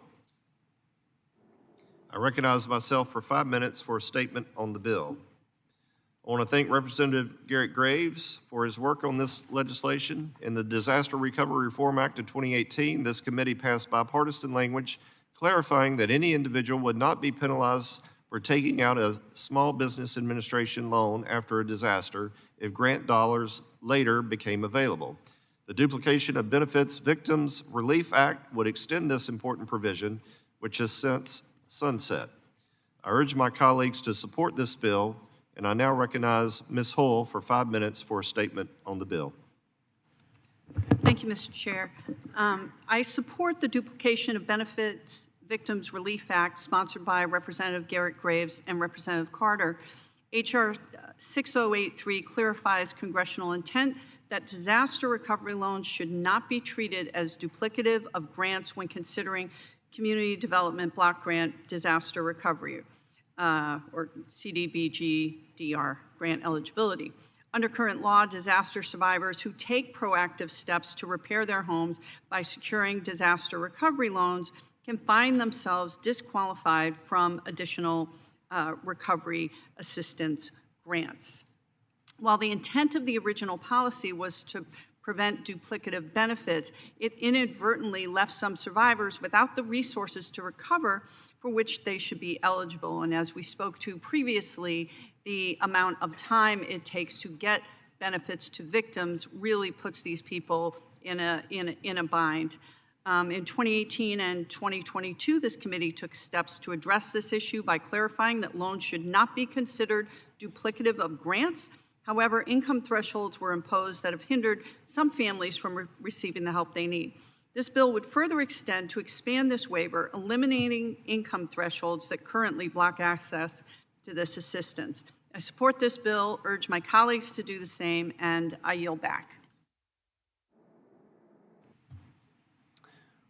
Are there any who wish to speak on the bill? Mr. Graves. Thank you, Mr. Chairman. Mr. Chairman, first of all, I want to thank Congressman Carter for working with us on this bill. And let me say this. This again is an example of something that you go into a disaster not realizing, and you come out of the disaster realizing that there are fundamental problems with how disasters are managed. So here's the scenario, and this bill has passed. It is the current law. It has passed this committee, I think, 4 times now. And what we're doing is we're extending a sunset provision in DARA, the 2018 reform bill, disaster reform bill that we did. So what this does, here's the scenario. Congressman Scott Perry and I are both disaster victims. We live in a community that got hit by a hurricane. Congressman Perry says, you know what? I've got to get my family back in the house. I got to get back to work as quick as I can. The only money that's available, money that turns on immediately after a disaster without congressional action, is SBA loans. Mr. Perry takes an SBA loan, $200,000. He goes and rebuilds his home and gets back on his feet, moves his family back in his house, and they're back contributing members of the community. I, on the other hand, am kicking back in a FEMA-supplied hotel room. Maybe I should use somebody else for that bad example. How about Mr. Van Drew? Mr. Van Drew's kicking back in a FEMA-supplied hotel room for 6 months. He's just kicking back in the hotel room. FEMA's paying for his food. They're paying for his hotel room. And then Congress comes in and after 6 months, and they go ahead and they fund this recovery program as grants. So Mr. Perry has taken a $200,000 loan to rebuild. Mr. Van Drew's sitting in a FEMA hotel room for 6 months getting room and board. Then he sees that grants are available. He applies for a grant. He gets a grant. So I'm going to make up numbers. 6 months in the hotels. How much did that cost you, Van Drew? $30,000. $30,000 that FEMA's out. Taxpayers are out. Then he gets a grant. Meanwhile, Mr. Perry is on the hook for $200,000 because he leaned forward, got his family back in his house, got back, the job, contributing member of the community, get the economy moving again. So Mr. Van Drew's cost a grant and cost the $30,000 FEMA hotel room. And what happens is Mr. Perry, because he was proactive, is deemed ineligible for a grant that could pay the loan back. And so All we're saying is don't disincentivize people from leaning forward, saving the $30,000 that Mr. Van Drew very recklessly and irresponsibly and lazily caused. Can't believe you. So the scenario that, of course, I made up, Mr. Van Drew, the scenario that I made up there demonstrates what this bill fixes. It doesn't, or it rewards, or it doesn't penalize people that were being proactive. This is current law. It was bipartisan to begin with, and Mr. Carter and I have worked to perfect this by extending the sunset and ensuring, as this committee has passed multiple times, that this doesn't discriminate folks based upon income or other things that would disqualify them from eligibility. Folks that have been through disasters recognize this as being a problem. I want to say it again. I want to thank my friend, Mr. Carter, for working with us on this and helping to get the language right. I urge adoption of this legislation and yield back. Gentleman yields back. Mr. Carter is recognized for 5 minutes. Thank you, Mr. Chairman. First of all, I'd like to thank my dear friend Congressman Garrett Graves for working with me on this bill and for his continued leadership on this vital issue for our neighboring districts in South Louisiana. This bill amends the Stafford Act by removing the sunset on a directive stating that a loan administered by the Small Business Administration is a duplication of benefits when awarding community development block grants, disaster recovery, or CDBG DR grants. It also clarifies that no income threshold shall be applied to limit a recipient's eligibility for a qualifying waiver. This is so important for my district, which can and has been struck by successive disasters, making multiple loans cost prohibitive for working class or middle class income families. My district is also home to so many first-time homebuyers, especially young black families who may be the first in their families to be able to begin to build the generational wealth of home ownership. In 2016, floods rocked much of Louisiana, and the state secured some $2.9 billion in CDBG DR funds to help flood victims rebuild and protect our community from future flooding events. However, recovery funds promised to victims were reduced or eliminated if a homeowner had qualified for a federal disaster recovery loan from the Small Business Administration. Because the homeowner was already approved for federal relief, HUD stated that it would be a duplication of benefits for them to also receive a federal recovery grant from the CDBG DR program. While SBA loans are required to be repaid, the federal government CDBG grants are one-time payments to victims that do not require repayment. Why should someone be penalized? It simply makes no sense.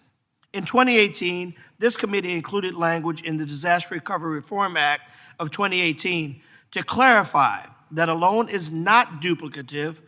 However, when HUD implemented this fix, the agency ruled that a loan is still considered duplicative of a grant if a homeowner makes more than 120% of the median income, of the area median income.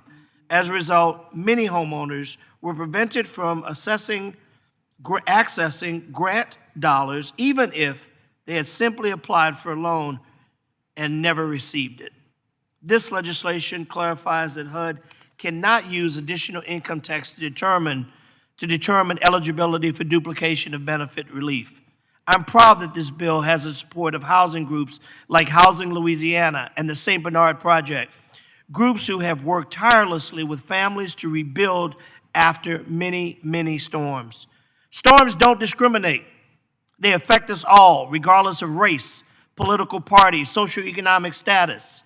It's wrong to tell someone desperate to return to their home after a storm that because they took out a loan, they will be unable to benefit from future federal programs. A loan is not a grant. I will happily provide a copy of the dictionary for anyone who thinks otherwise. We should stop the madness, provide resources for people who need it, and stop the bureaucratic nightmares that many relief victims are faced with daily. I urge favorable passage of this sensical, common sense, powerful piece of legislation that will make so many wrongs right. and I urge favorable passage, and I yield the balance of my time. Gentleman yields back. Are there any others who wish to speak on the bill? Seeing none, we will now proceed to final passage of the legislation. The question is now on adoption and favorable reporting of H.R. 6083. All those in favor signify by saying aye. All those opposed signify by saying nay. In the opinion of the chair, the ayes have it, and H.R. 6083 is agreed to and will be favorably reported to the House. Without objection, the motion to reconsider is laid on the table.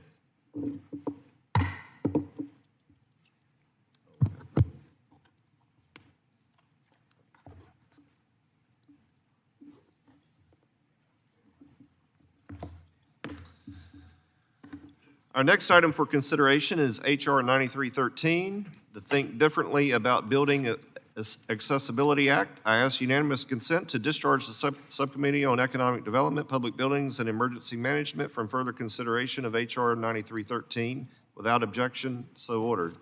I now call up the bill for consideration, and without objection, the first reading of the bill is dispensed with. The bill is now considered as read and open for amendment at any point. I recognize myself for 5 minutes for a statement on the bill. I want to thank Congressman Molinaro for his work on this legislation. Americans with disabilities deserve equal access to federal facilities, including those leased by GSA. This bill would ensure that GSA is complying with the requirements of the Architectural Barriers Act and the Americans with Disabilities Act by initiating a review and investigation of the accessibility of GSA's current portfolio. I urge my colleagues to support this bill, and I now recognize Ms. Hoyle for 5 minutes for a statement. Thank you, Mr. Chairman. I support this bill, which directs the Government Accountability Office to report to Congress on the General Services Administration's compliance under the Architectural Barriers Act, also known as the ABA. The ABA, enacted in 1968, requires accessibility in all buildings owned, constructed, and leased by the federal government. In 2006, GSA published standards for implementing the ABA. Those standards require that all public use areas, common use areas, and employee areas must be accessible, and that accessible routes must connect all accessible spaces. In July of this year, GSA announced the adoption of additional accessibility requirements to decrease the distances between on-street parking to building entrances, increase sidewalk width to make it easier for people to pass on the sidewalk, and improve audio and tactile warning systems to alert pedestrians in crosswalks.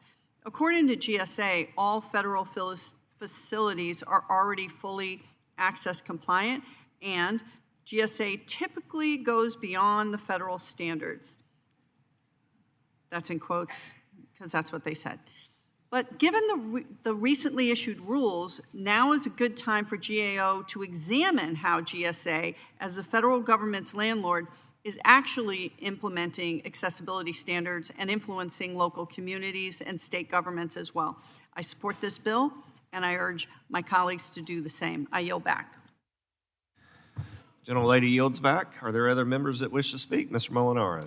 Thank you, Mr. Chairman. While I appreciate the GAO's assertion, as inaccurate as it might be, this legislation does require that we actually live up to the basic ABA and ADA standards. I'm proud to speak in favor of my legislation, the Think Differently About Building Accessibility Act.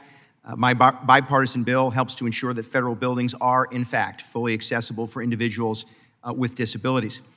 Now, I was happy to draft this bill after speaking to a constituent, actually an employee of the federal government, Tom, who lives and works in Tompkins County, New York, where he works in a government-leased building.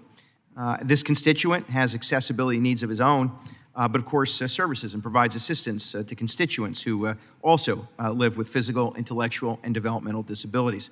The building he works in is not adequately constructed to meet those needs or the basic ABA standards. Specifically, this bill requires the GAO to investigate all federally owned and leased buildings and report if they are not in compliance with the Architectural Barriers Act, which requires buildings that use federal dollars are accessible for people with disabilities. This bill will ensure that individuals like Tom in Tompkins County, New York, no longer face challenges in getting around their workplace. but also broadens accessibility for every American of every ability. I thank my colleagues for their support. I'd like to extend my appreciation to Ms. Titus, not only for her support of this legislation and the work we've engaged in to broaden access to those with disabilities, but encourage the committee's support. Meeting the minimum standards of ABA and ADA should not be something so challenging for the federal government. This bill will ensure greater access and greater accessibility. And with that, I yield back. Are there any others who wish to speak on the bill? Seeing none, we'll now proceed to final passage of the legislation. The question is now, correct something here. The question is now on the adoption and favorable reporting of H.R. 9313. All those in favor signify by saying aye. All those opposed signify by saying nay. In the opinion of the chair, the ayes have it, and H.R. 9313 is agreed to and will be favorably reported to the House. Without objection, the motion to reconsider is laid on the table.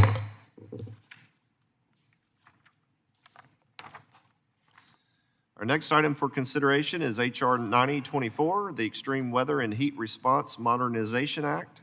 I ask unanimous consent to discharge the Subcommittee on Economic Development, Public Buildings, and Emergency Management from further consideration of H.R. 9024. Without objection, so ordered. I now call up the bill for consideration, and without objection, the first reading of the bill is dispensed with. The bill is now considered as read and open for amendment at any point. I now recognize Ms. Titus to offer her amendment in the nature of a substitute. Thank you, Mr. Chairman. I have that amendment in the nature of a substitute at the desk. The clerk will designate the amendment. An amendment in the nature of a substitute to H.R. 9024, offered by Ms. Titus of Nevada. Without objection, the amendment in the nature of a substitute shall be considered as read and shall be considered as base text for purposes of further amendment. I recognize Ms. Titus for 5 minutes for her statement. Thank you, Mr. Chairman. Over the 4th of July weekend this year, nearly 130 million people across the country were under some form of extreme heat threat. Temperatures in my district in southern Nevada reached a local record of 120 degrees. On top of this, we should remember that extreme heat kills more people annually than hurricanes and tornadoes combined. Many people don't realize that. And emergency room visits for heat-related illnesses are on the rise. In 2023, there were a record 2,297 deaths related to extreme heat, including 294 in southern Nevada, which represented a 78% increase compared to 2022. This year, we expect those numbers to rise significantly. To put it in perspective, by this time last year, we had 108 heat-related deaths. Right now, Las Vegas has already reported 224 deaths, and we are not alone in this problem. As hospitalizations and deaths continue to rise, communities need more resources to protect individuals, including the ability to set up cooling centers to help vulnerable people maintain a safe body temperature.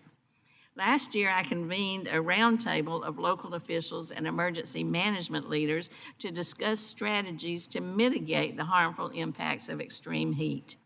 The result is the legislation we're considering today, the Extreme Weather and Heat Response Modernization Act, which I introduced, I'm proud to say, with my colleague, Mr. Stanton. This bill will empower FEMA to better address extreme heat, and it will provide communities with more resources to keep people safe during extreme heat events. The real need for this bill is that unlike other disasters that have clear incident periods and are more easily, you can more easily assess the damages, extreme heat just isn't that clear cut. So this bill would establish an advisory panel of emergency managers nationwide to review FEMA's procedures for determining incidence periods, coming up with important definitions so that FEMA can make any necessary revisions that would allow more resources to be available for these types of events in the future. Furthermore, a disaster declaration isn't the only means through which FEMA can provide assistance to communities. They have a suite of programs to make communities more resilient. This bill would allow FEMA's preparedness and mitigation programs to support resources for addressing the public health impacts of extreme heat by funding cooling and resiliency centers and cooling equipment for households and first responders.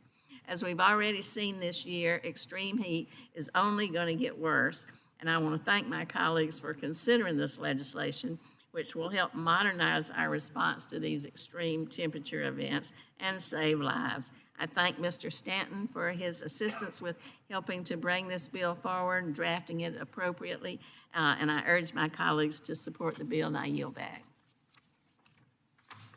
Gentlelady yields back. I now recognize myself for 5 minutes for a statement on the bill. I want to thank Subcommittee Ranking Member Titus for her work on this legislation. The Extreme Weather and Heat Response Modernization Act requires FEMA to convene a panel to make recommendations on improving how FEMA defines incident periods for disasters. Speaking on behalf of the chairman of the full committee, he's seen firsthand the impact on disaster victims and communities when FEMA poorly defines the official incident period, particularly in flooding events. The bill also would make certain mitigation measures eligible for FEMA mitigation funding to respond to extreme heat and freezing events. So I urge my colleagues to support this bill, and I now recognize Mr. Perry for any comments he may have. Well, thank you, Mr. Chairman. Unfortunately, I'm not going to support this effort. I mean, FEMA can't handle the work that it currently has, and of course, you know, Washington, D.C. is going to give them more work to do. This allows FEMA to consider mitigation activities for extreme temperature events as eligible under Section 404, the Hazard Mitigation Grants and the BRIC program. This is an expansion of FEMA mitigation activities, and it's further involving the federal government in disaster mitigation and relief. And we've been sitting in this committee now for hours hearing story after story about how they're currently not handling what they have, and what they are handling, they're handling poorly. Instead of expanding the federal role, what would be great is if Washington, D.C. would be empowering and incentivizing the states to act on their own best interest and the own best interest of their citizens. Therefore, I'm going to oppose, and I urge opposition to the bill. I yield the balance. Mr. Stanton is recognized. Thank you very much, Mr. Chair. I'm proud to have introduced H.R. 9024, the Extreme Weather and Heat Response Modernization Act, along with my colleague from Las Vegas, Ranking Member Titus, a bill that would give FEMA tools it desperately needs to address extreme heat. Together, we represent two states, Arizona and Nevada, on the very forefront of a public health crisis.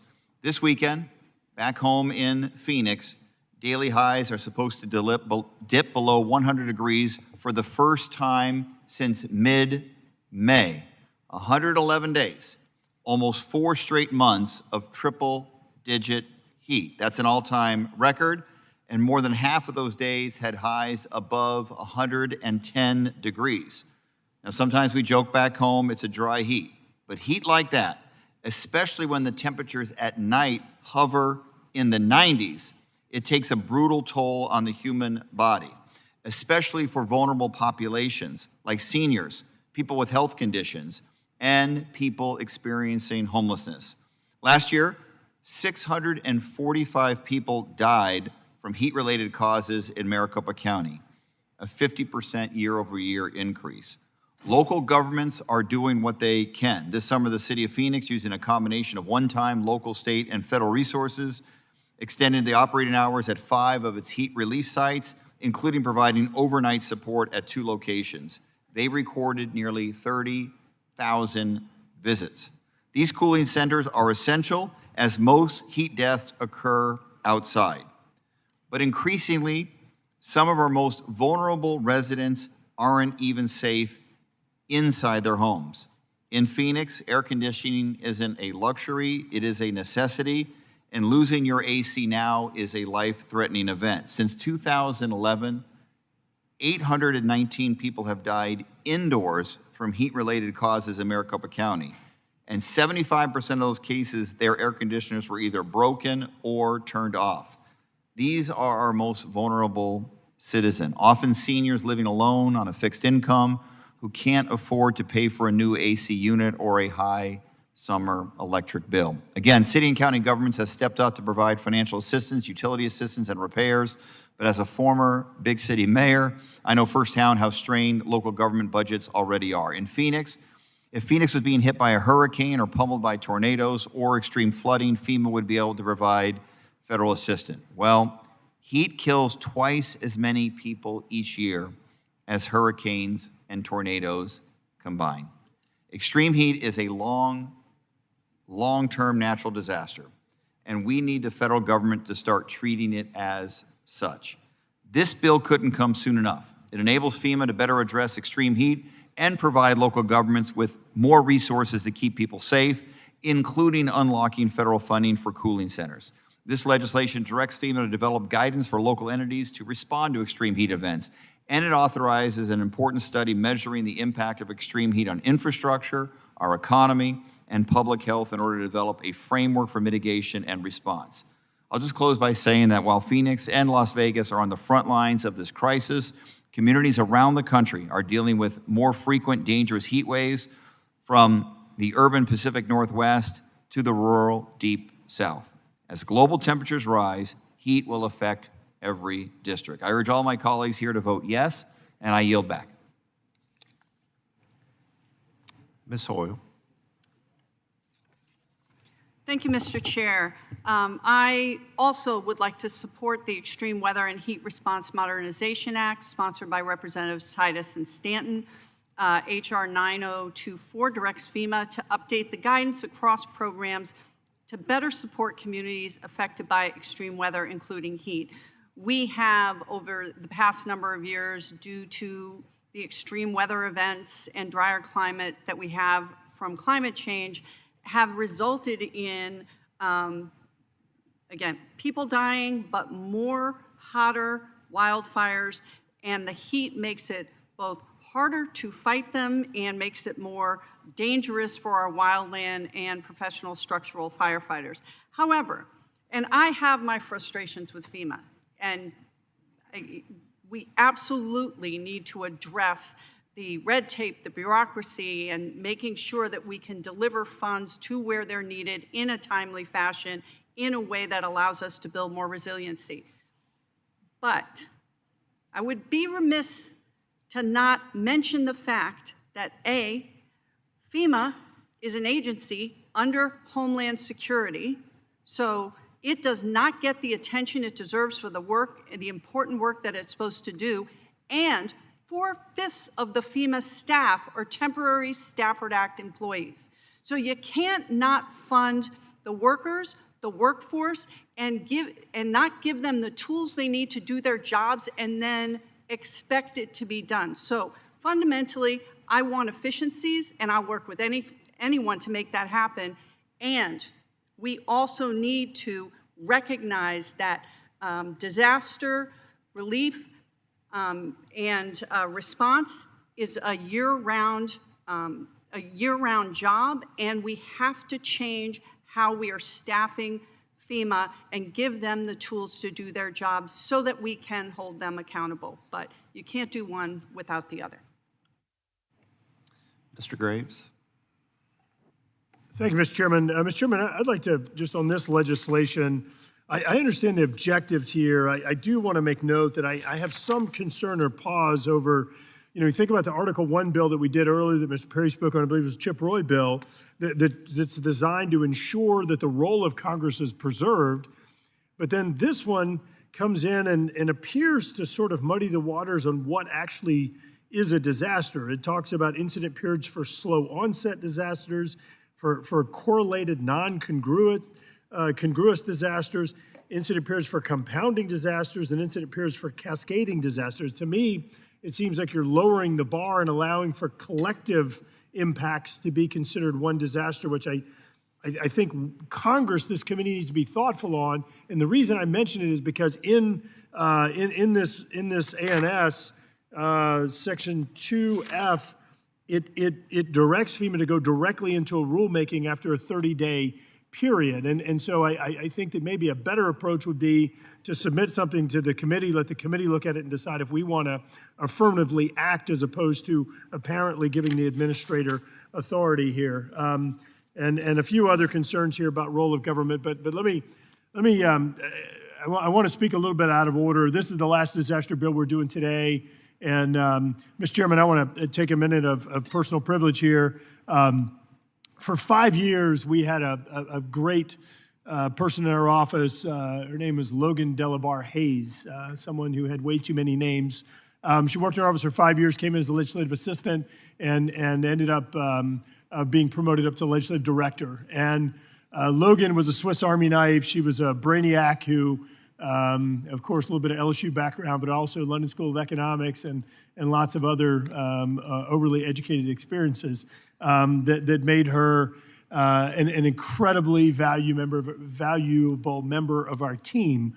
And she recently has been demoted to professional staff on the House Transportation Infrastructure Committee, specifically handling disaster issues. But Logan, or in our office known as Loganza, was a force to be reckoned with, just an absolute extraordinary asset to our team, an asset to Louisiana, and the key person, the key staffer on so many of the bills that we have worked on today through our office, as well as others that members have brought up in the disaster space.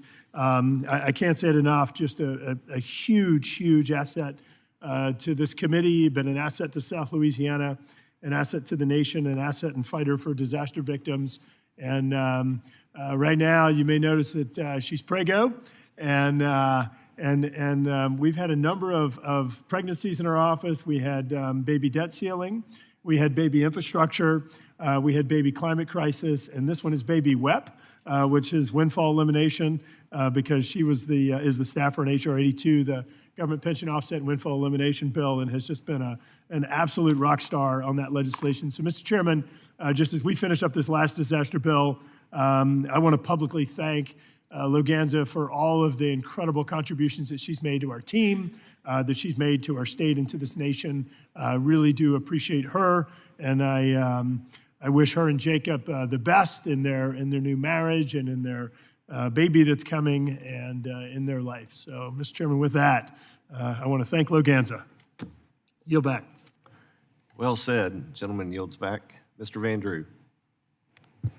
Mr. Chairman, thank you. I first want to say I respect Representative Titus, and I understand what she's trying to get to here. But just a couple thoughts. The theme of all these disaster bills has been pretty obvious. FEMA is not doing its job well enough. People are bound up in bureaucracy, a lack of efficiency, and a whole lot of other problems that are going on. So with all that happening, we're trying to hopefully straighten that out, make it better. God knows we've been doing this for years. And yet at the same time, this piece of legislation gives them added responsibility. And it gives me pause. Are we going to even further diminish the, quite frankly, poor job that they're doing in certain areas already by just adding on one more responsibility? Secondly, and I guess this is a little bit of an editorial comment, it does get real hot. I mean, I have friends in Nevada, in Arizona, in Texas. It's not unusual to be so very hot out there. In fact, where I am in the Northeast in New Jersey, we had a cooler than average summer, quite frankly. So I don't know if at this point, because of the responsibilities that we already have that we're not taking care of, and on top of that, are we sure that we just want to have one continuous disaster after another, kind of linking together days that are extremely hot? So at this point in time, I understand the goal. Let me be very blunt. I'm not being partisan. This is not a partisan issue to me, but it's an issue of efficiency and appropriateness. And I just think at this time, this is probably something that we shouldn't do. Mr. Chairman, I yield back. Gentleman yields back. Are there any other members that wish to speak on this bill? Seeing none, are there other amendments to the amendment in the nature of a substitute to H.R. 9024? Hearing none, the question is on the adoption of the amendment in the nature of a substitute to H.R. 9024. All those in favor signify by saying aye. All those opposed signify by saying nay. In the opinion of the chair, the ayes have it, and the amendment in the nature of a substitute is adopted. Hold on one second. The question is now on adoption and favorable reporting of H.R. 9024 as amended. All those in favor signify by saying aye. All those opposed signify by saying nay. In the opinion of the chair, the ayes have it. The gentleman requests a recorded vote as previously announced. Pursuant to Committee Rule 6F, further proceedings on the question are postponed.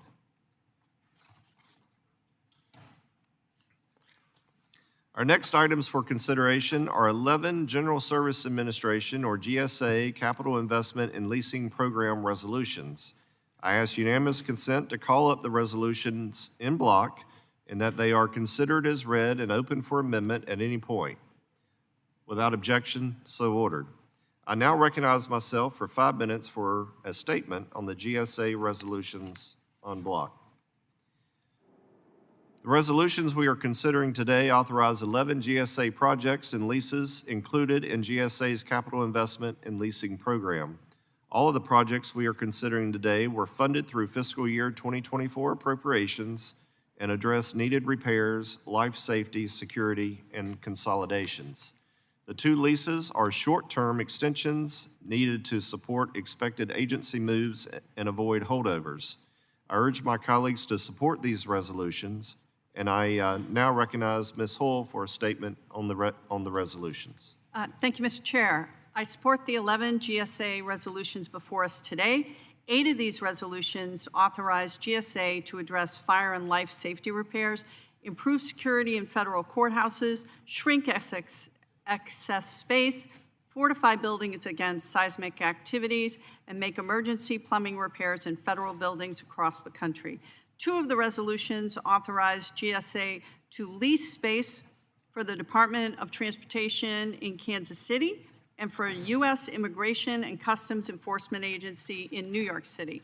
And 1 resolution authorizes GSA to secure design services for the replacement of a long-term record storage facility in Bellevue, Washington.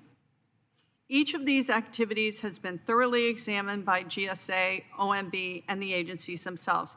I support these resolutions, and I urge my colleagues to do the same. Thank you, and I yield back. Do any other members wish to be recognized for a statement on the en bloc GSA resolutions? Seeing no further speakers, are there any amendments to the GSA resolutions en bloc? Hearing none, the question is now on adoption of the GSA resolutions en bloc. All those in favor signify by saying aye. All those opposed signify by saying nay. In the opinion of the chair, the ayes have it, and the GSA resolutions en bloc are agreed to and approved.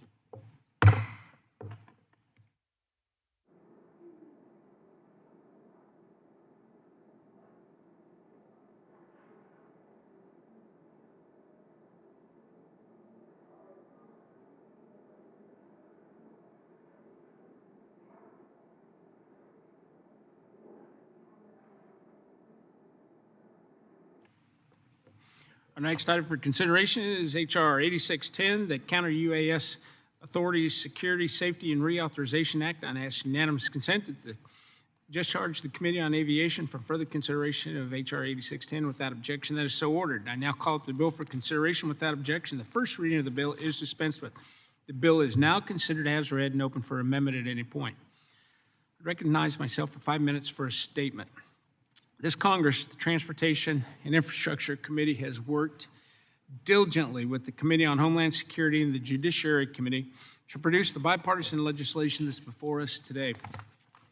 H.R. 8610 reauthorizes, reforms, and reasonably expands the existing counter unmanned aircraft system, counter UAS, authorities of the Department of Homeland Security, the Department of Justice, the Department of Transportation, and the Federal Aviation Administration. As the new entrants continue to integrate into the national airspace, it's critical that federal agencies are equipped with the necessary technology to handle unlawful, malicious, and even potentially dangerous UAV operations. And that's exactly what the language before us seeks to accomplish. H.R. 8610 improves coordination requirements amongst agencies, establishes standards for counter-UAS training programs, and establishes a counter-UAS mitigation state law enforcement pilot program. Perhaps most important to this committee, the legislation contemplates counter-UAS detection and mitigation efforts in an airport environment where maintaining safety is non-negotiable. We must continue to support and foster new aviation technologies. The future of American aviation depends on it. However, it's critical to ensure that appropriate guardrails are put in place to ensure the safety of the American people. We've also received a good amount of feedback on this bill since its introduction. So we're going to be calling up a manager's amendment shortly that addresses many of the issues that have been identified with the bill. And I want to thank the other committees of jurisdiction for the bipartisan collaboration that went into this bill and the manager's amendment, and I urge my colleagues to support this legislation. I now recognize Ms. Hoyle for 5 minutes on statement. Thank you, Mr. Chair. I support H.R. 8610, the Counter-UAS Authority Security, Safety, and Reauthorization Act, a bipartisan tri-committee effort to create the foundation for safe and responsible expansion of counter-drone technologies while simultaneously establishing the necessary framework to ensure public safety and security. As unmanned aircraft systems, or drones, continue to emerge in our airspace, Congress must ensure that the appropriate federal agencies and other eligible entities have the authorities and resources needed to address any associated safety and security risks posed by these systems.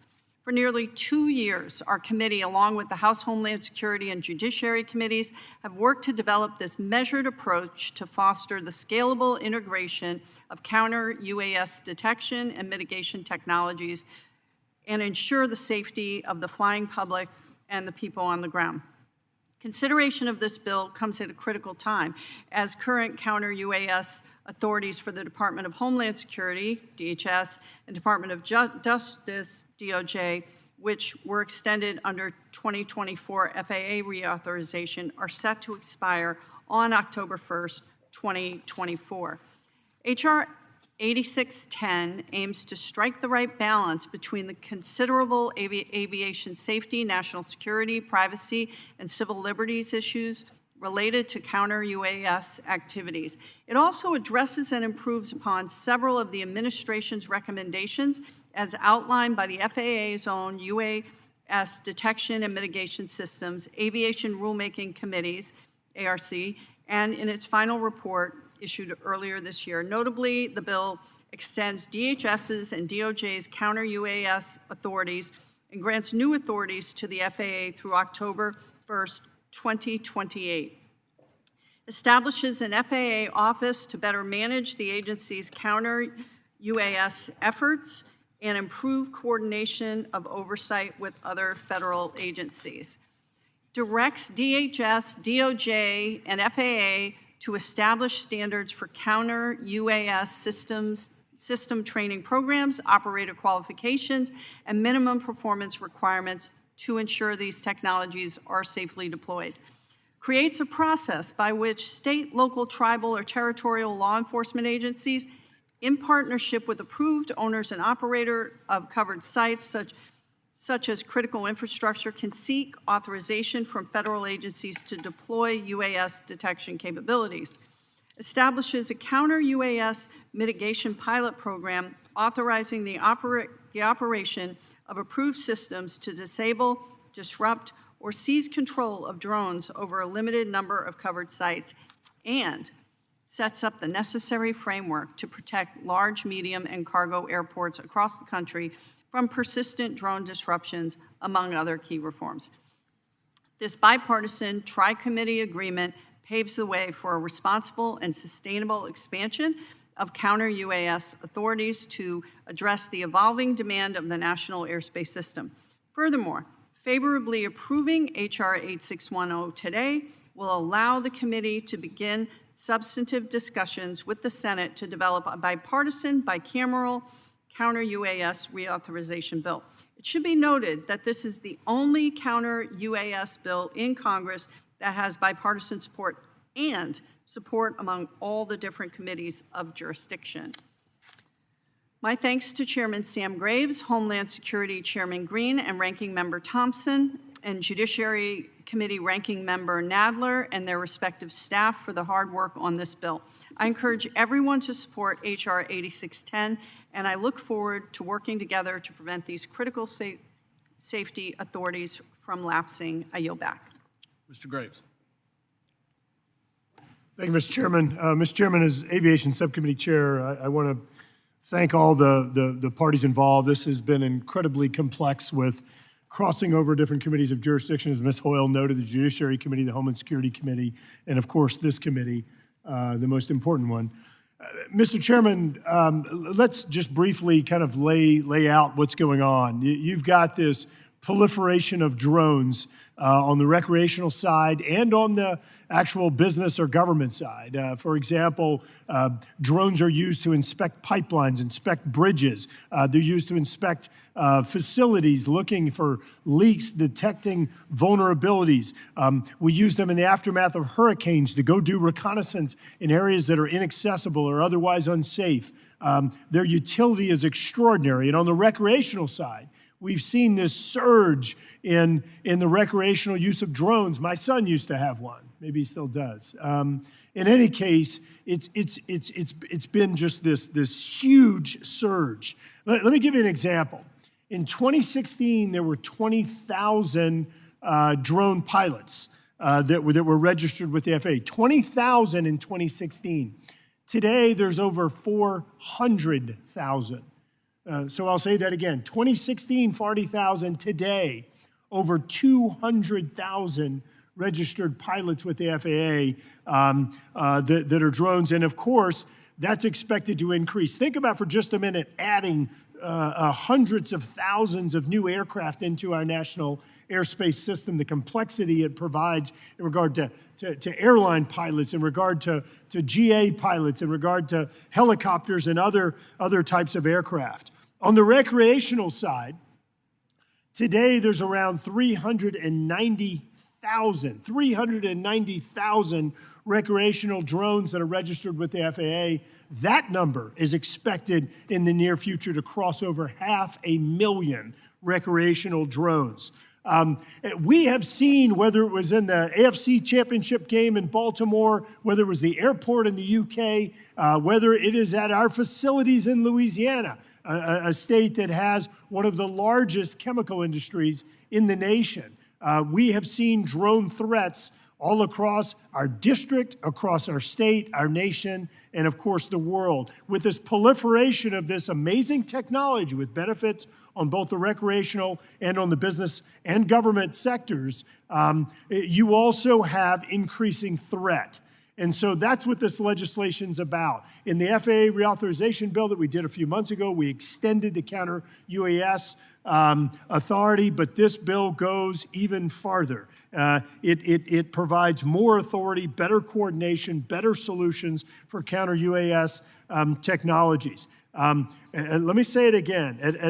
In our state, we have seen threats to our facilities, to our chemical plants, to our energy facilities. We have seen drone threats, and this legislation works to address that, to ensure safe integration into our national airspace system, but also ensuring that critical infrastructure has the protection that it needs to prevent any type of disaster or threat. One thing that I want to, or a couple things that I want to highlight in here is that Section 5 establishes or grants the Department of Homeland Security to authorize the deployment, the acquisition, the operation of counter-UAS systems by law enforcement on behalf of a covered site, a critical infrastructure type sites.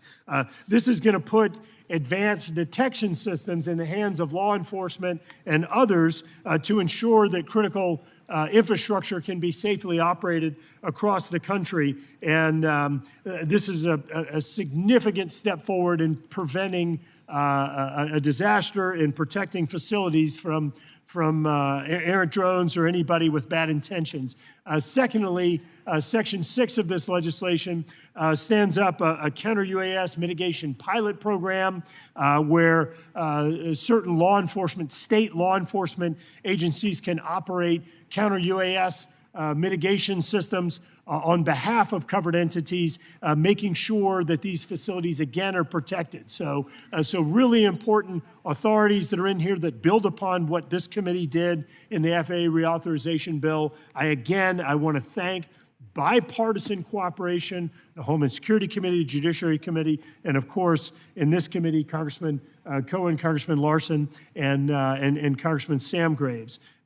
So bipartisan solution. It establishes a robust counter-UAS framework. I want to thank everybody in working together. I urge support and adoption of this legislation and yield back. Mr. Van Drew. Thank you, Chairman. You know, the usage of drones is spreading everywhere, and our people have the right to defend themselves when it infringes upon their property or their personal safety. I generally support this legislation and its objective of strengthening counter-drone authorities. The current bill leaves out important groups that were covered under previous legislation. This amendment, my amendment, expands covered sites to include those that are already covered by Section 2209 of the 2016 FAA Reauthorization Act. This includes vulnerable, critical infrastructure like oil refineries and railroads. The 2016 bill also covered amusement parks and state prisons which face unique threats from drones. Right now, these institutions are left completely vulnerable, unable to defend themselves from attacks or surveillance by the air. Under current law, they are even restricted from using tools that help them identify the very presence of drones. Just last year, one example out of many, in southern New Jersey, in my district, we had an incident at an amusement park called Morey's Piers in Wildwood, one of the biggest amusement parks in the country. During this incident, an active drone came in very close proximity to a moving roller coaster, presenting untold danger to all the people who were on it. This is just one example of many why I included this amendment, which will provide hundreds of important American institutions the tools to ensure their own safety and their own security. While the FAA is developing a final rule, Section 2209, that is anticipated next year, hopefully, we should not leave our people unnecessarily vulnerable with the inability to protect themselves while they wait for the federal government to get its job done. Including in this amendment will greatly improve the safety and security of our nation. And it is perfectly aligned with precedent established by this very committee and strongly supported by many groups, including the Chamber of Commerce, major county sheriffs of America, the amusement park industry, and many players from the energy and chemical industries, such as, just to name a few, the American Chemistry Council, the Alliance for Chemical Distribution Group, the Interstate Natural Gas Association of America, and the Nuclear Energy Institute. I urge my colleagues on both sides of the aisle to adopt this bipartisan amendment. Mr. Chair, I yield back.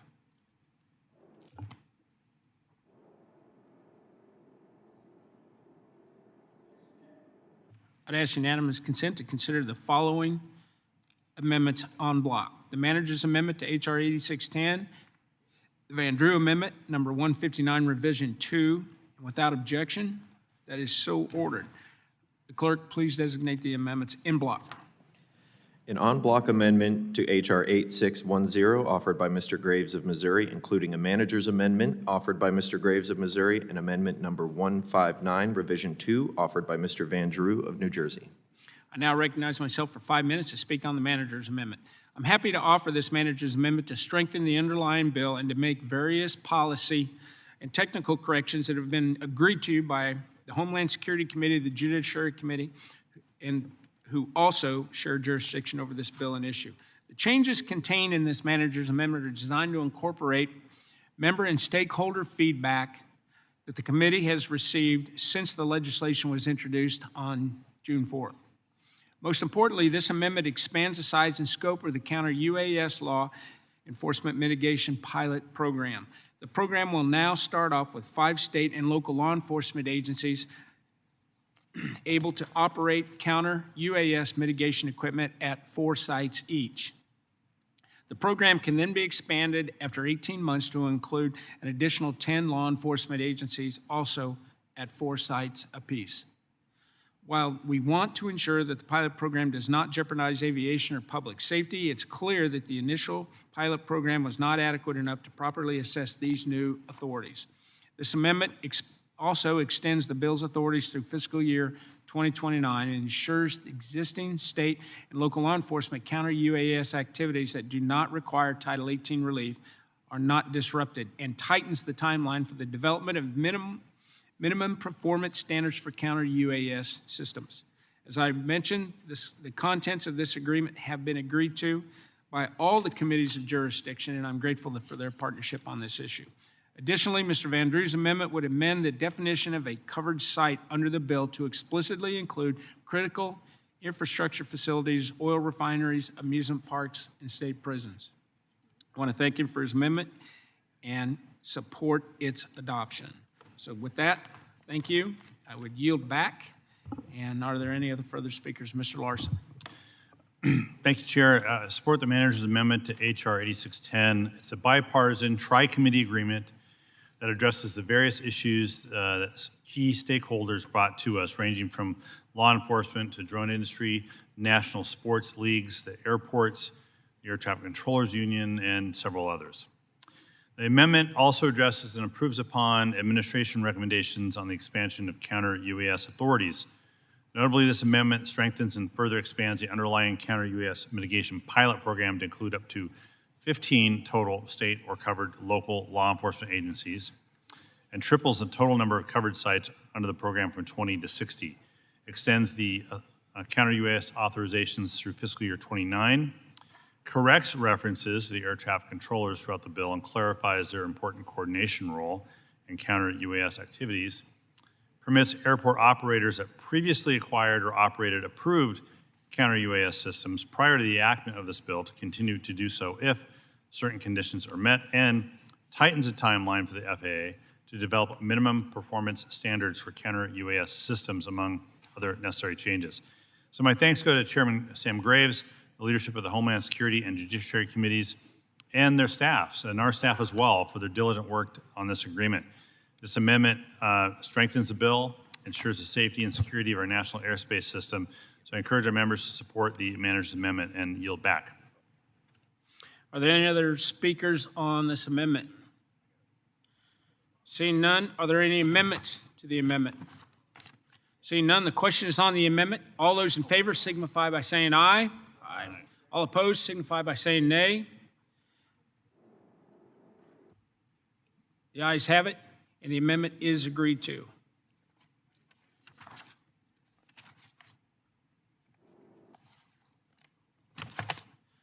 We are now considering the bill for amendments. For what purpose does Mr. Bean seek recognition? Mr. Chairman, I have an amendment at the desk, Bean FL_42. Please designate. An amendment to H.R. 8610, offered by Mr. Bean of Florida, number 042. Without objection, the amendment will be considered as read. Mr. Bean is recognized for 5 minutes. Thank you very much, Mr. Chairman. Good afternoon to you, and good afternoon, T&I Committee. I'm honored to represent Northeast Florida, which is home to Everbank Stadium and the Jacksonville Jaguars. Duval.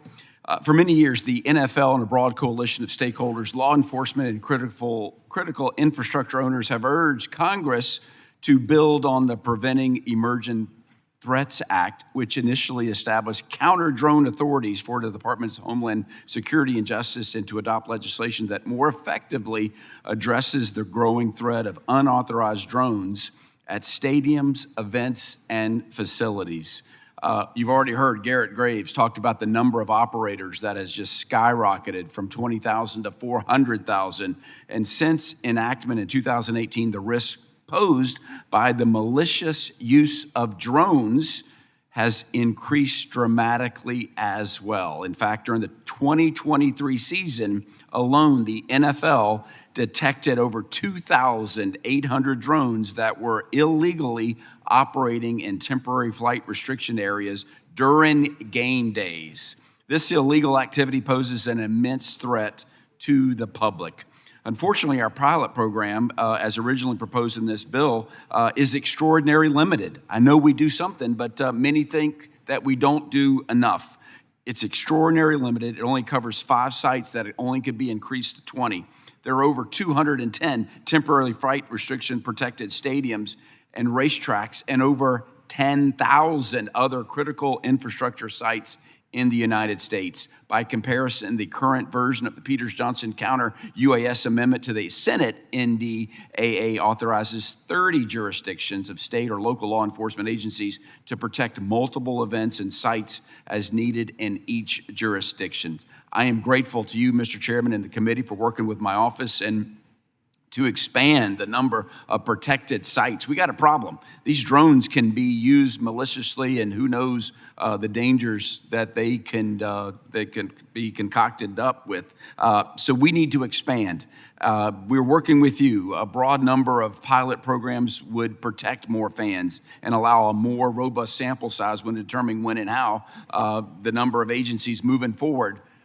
What we don't want, Mr. Chairman, you don't want this either. We don't want to hear something bad happening in the future in America looking at this committee and saying, what did you do and why didn't you do more? So we've proposed language to expand the number of protected sites, but I understand it's not quite yet perfect. I do plan to withdraw, but I just want to say before I do that, I continue to work with you, the committees of jurisdictions of this committee, T&I, Homeland Security, and Judiciary, to create a counter-drone framework that is workable and effectively protecting the public at more sites throughout the country. It's just, technology has advanced so fast, but we want to protect the public. With that, Mr. Chairman, I ask unanimous consent to withdraw this amendment and yield back the balance of my time. Without objection, and thank you very much, and look forward to working with you.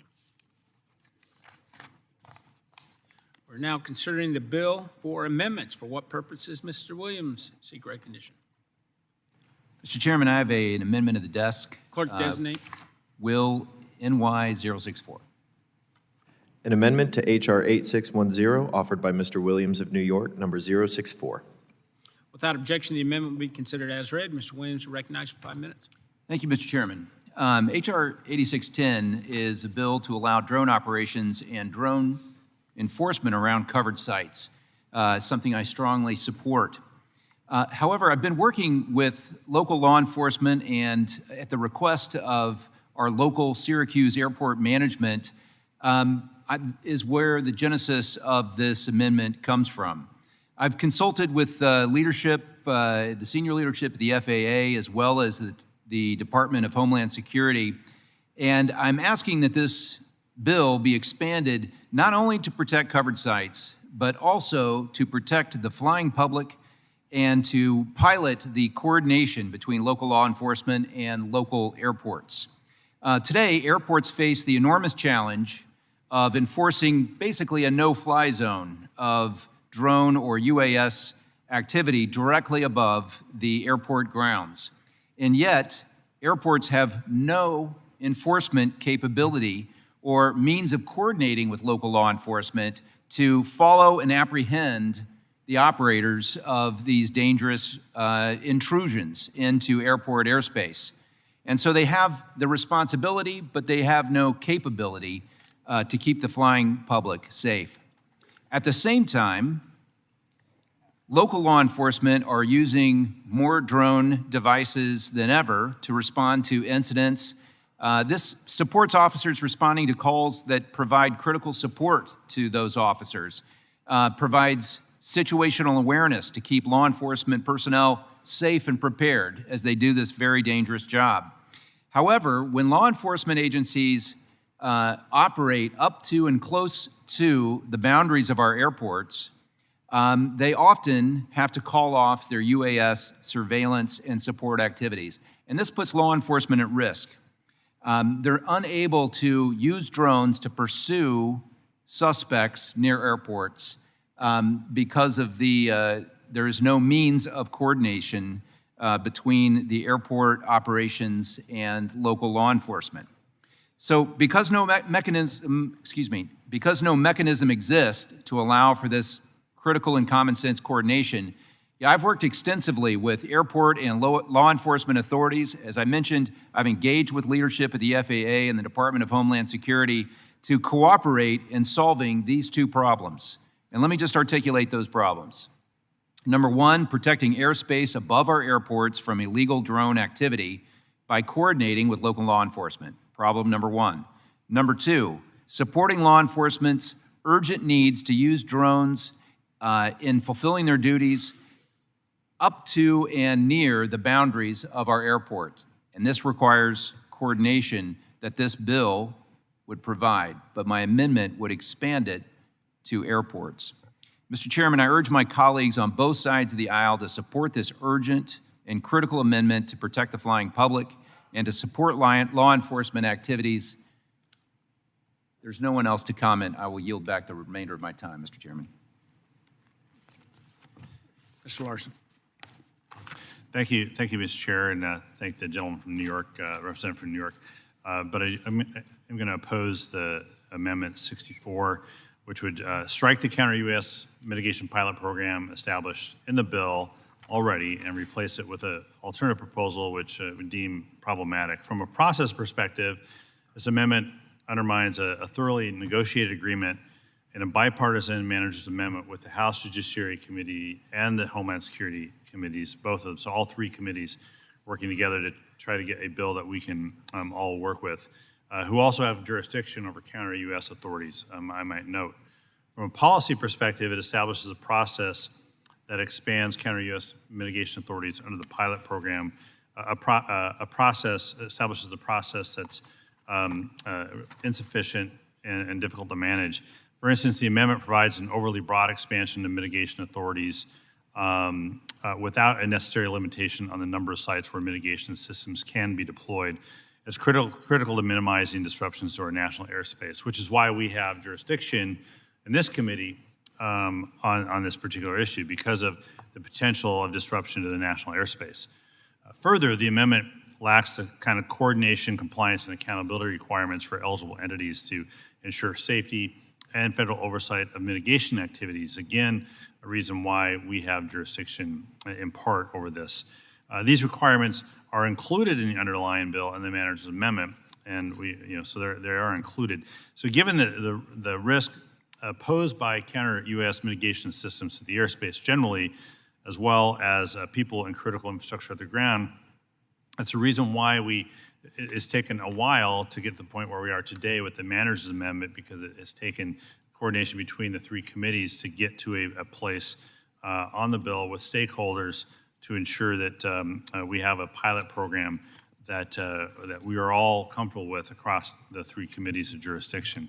The manager's amendment incorporates stakeholder feedback to reasonably expand the mitigation pilot program already, while balancing the aviation safety issues, the national security issues, the privacy issues, the civil liberty issues, all at play. So I think we can be very, very, very satisfied with the manager's amendment and what it provides, and urge members to vote against this amendment. With that, I yield back. Anyone else wish to be heard?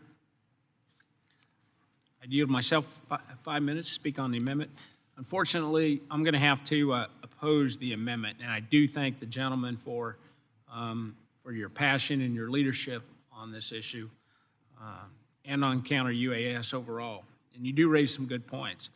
But the amendment would rewrite the counter-UAS law enforcement mitigation program, which is included in this bill. And the pilot program is administered by the Department of Homeland Security and the Attorney General, neither one of which we have any jurisdiction over. So unfortunately, we were unable to come to any agreement with the other committees of jurisdiction, and because of that, I do have to oppose it.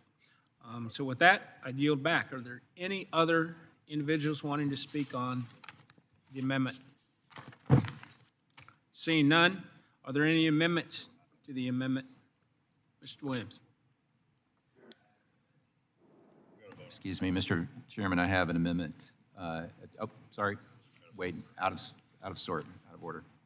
Seeing no other amendments to the amendment, the question is now on the amendment. All those in favor signify by saying aye. All opposed, nay. Nay. The nays appear to have it. The nay.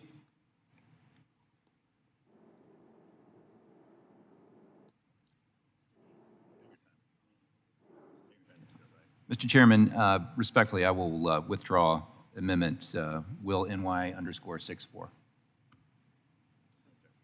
Without objection, the amendment is withdrawn. Thank you. We are now considering the bill for amendments. For what purpose, Mr. Williams? Seek recognition. Mr. Chairman, I have an amendment to desk Will NY _065. Clerk, please designate. An amendment to H.R. 8610, offered by Mr. Williams of New York, number 065. Without objection, the amendment will be considered as read. I might just add too, Mr. Williams, because there's so many other committees of jurisdiction on your amendments, I'd be happy to work with you in the future to try to get those. Thank you, Mr. out. Chairman. So with that, you're recognized for 5 minutes. Thank you, and I'll be brief. And I will, at the end of this, request a withdrawal of this amendment as well. However, I want to take up a few of the comments mentioned by the ranking member. All three of the amendments that I'm offering today have the same basic purpose of using this opportunity to create pilot programs to coordinate local airport activities, local airports and local law enforcement for the interdiction of drones. It's a very interesting problem. The reason that I'm so passionate about this is that my local airport, Syracuse, actually possesses unique infrastructure in the entire world to conduct exactly this kind of pilot. We are proud to be the only towered airport in North America that allows unescorted UAS activities in and out of our airspace, principally because of the 174th Attack Wing operation of MQ-9 drones. Because of that, we actually have radar infrastructure, computer infrastructure, specifically designed to observe the airspace in a fundamentally different way than the FAA currently operates and be able to coordinate all of these kinds of activities. And it's really in this unique, in this unique environment that I've been working with the airport authorities, local law enforcement, and have engaged the director of the FAA as well as one of the undersecretaries of the Department of Homeland Security to investigate how to do these kinds of pilot activities. And perhaps it's uniquely applicable to be implemented. Mr. Larson, as you suggested, it is very complicated and requires a great deal of coordination, which happens to uniquely exist today in the city of Syracuse. Very proud of that, and we're trying to advance that. I will just say in closing that the FAA has a primary driver of safety, and I respect that guiding principle, but it stands exactly opposite of innovation. And this coordination between law enforcement and the FAA through a program like what you're doing for, or like what this bill does for covered sites, could really advance the United States' ability to coordinate airspace with UAS activities as well as maintaining the safety of manned air flight. And so that's really why I'm passionate about this, and the research and the coordination that I've done in the background. This may not be the right time because of the legislative complexities. I'll continue to advocate for it one more time and in one more situation. So thank you, and respectfully, sir, I withdraw my amendment. Without objection, so ordered. We're now considering the bill for amendments, and for what purpose? Mr. Williams, seek recognition. Thank you, Mr. Chairman. I have an amendment at the desk, Will NY 066. Please designate. An amendment to H.R. 8610, offered by Mr. Williams of New York, number 066.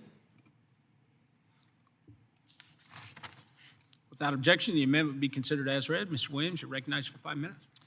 Thank you. Mr. Chairman, I report that just a few days ago, I sat with a grieving mother whose son died in a New York State prison from a drug overdose. And even though he was in a correctional facility, drugs were able to get to him, and there's many different ways that this happens. And it was very difficult to comfort her and to have a dialogue about the loss of her son. But it does give a very pointed opportunity to speak in the case of this specific case. Furthermore, in my district, or actually in my immediate community, there are reports of inmates getting access to weapons inside of even maximum security prisons. And this is causing not only a lot of inmate-on-inmate violence, but even more concerned is violence against correction officers, in part because of the access to simple weapons. And this could be just a razor blade, it could be some kind of blunt instrument. And increasingly, it's discovered that drones are being used to smuggle in contraband into these otherwise secure facilities. And so the nature of my amendment, again, which I will withdraw respectfully at the end of my introduction here, would allow that correctional facilities be added to the definition of covered sites so that there can be the beginning of pilots to try to interdict these very dangerous activities that have very harmful consequences to both inmates, their families, and particularly to correctional officers. So, Mr. Chairman, thank you for allowing me to speak, and in fact, I do withdraw my amendment, sir. Thank you. And without objection, that is so ordered. We now proceed to final passage of the legislation. The question is now on adoption and favorable reporting of H.R. 8610 as amended. All those in favor signify by saying aye. All opposed signify by saying nay. In the opinion of the chairs, the ayes have it. H.R. 8610 is agreed to and will be reported favorably to the House. Without objection, the motion to reconsider is laid on the table.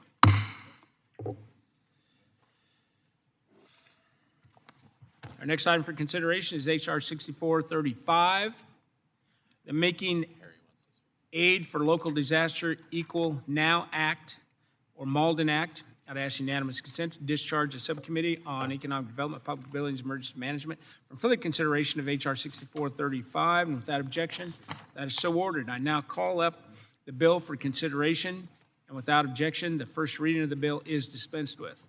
The bill is now considered as read and open for amendment at any point. I'd recognize myself for 5 minutes.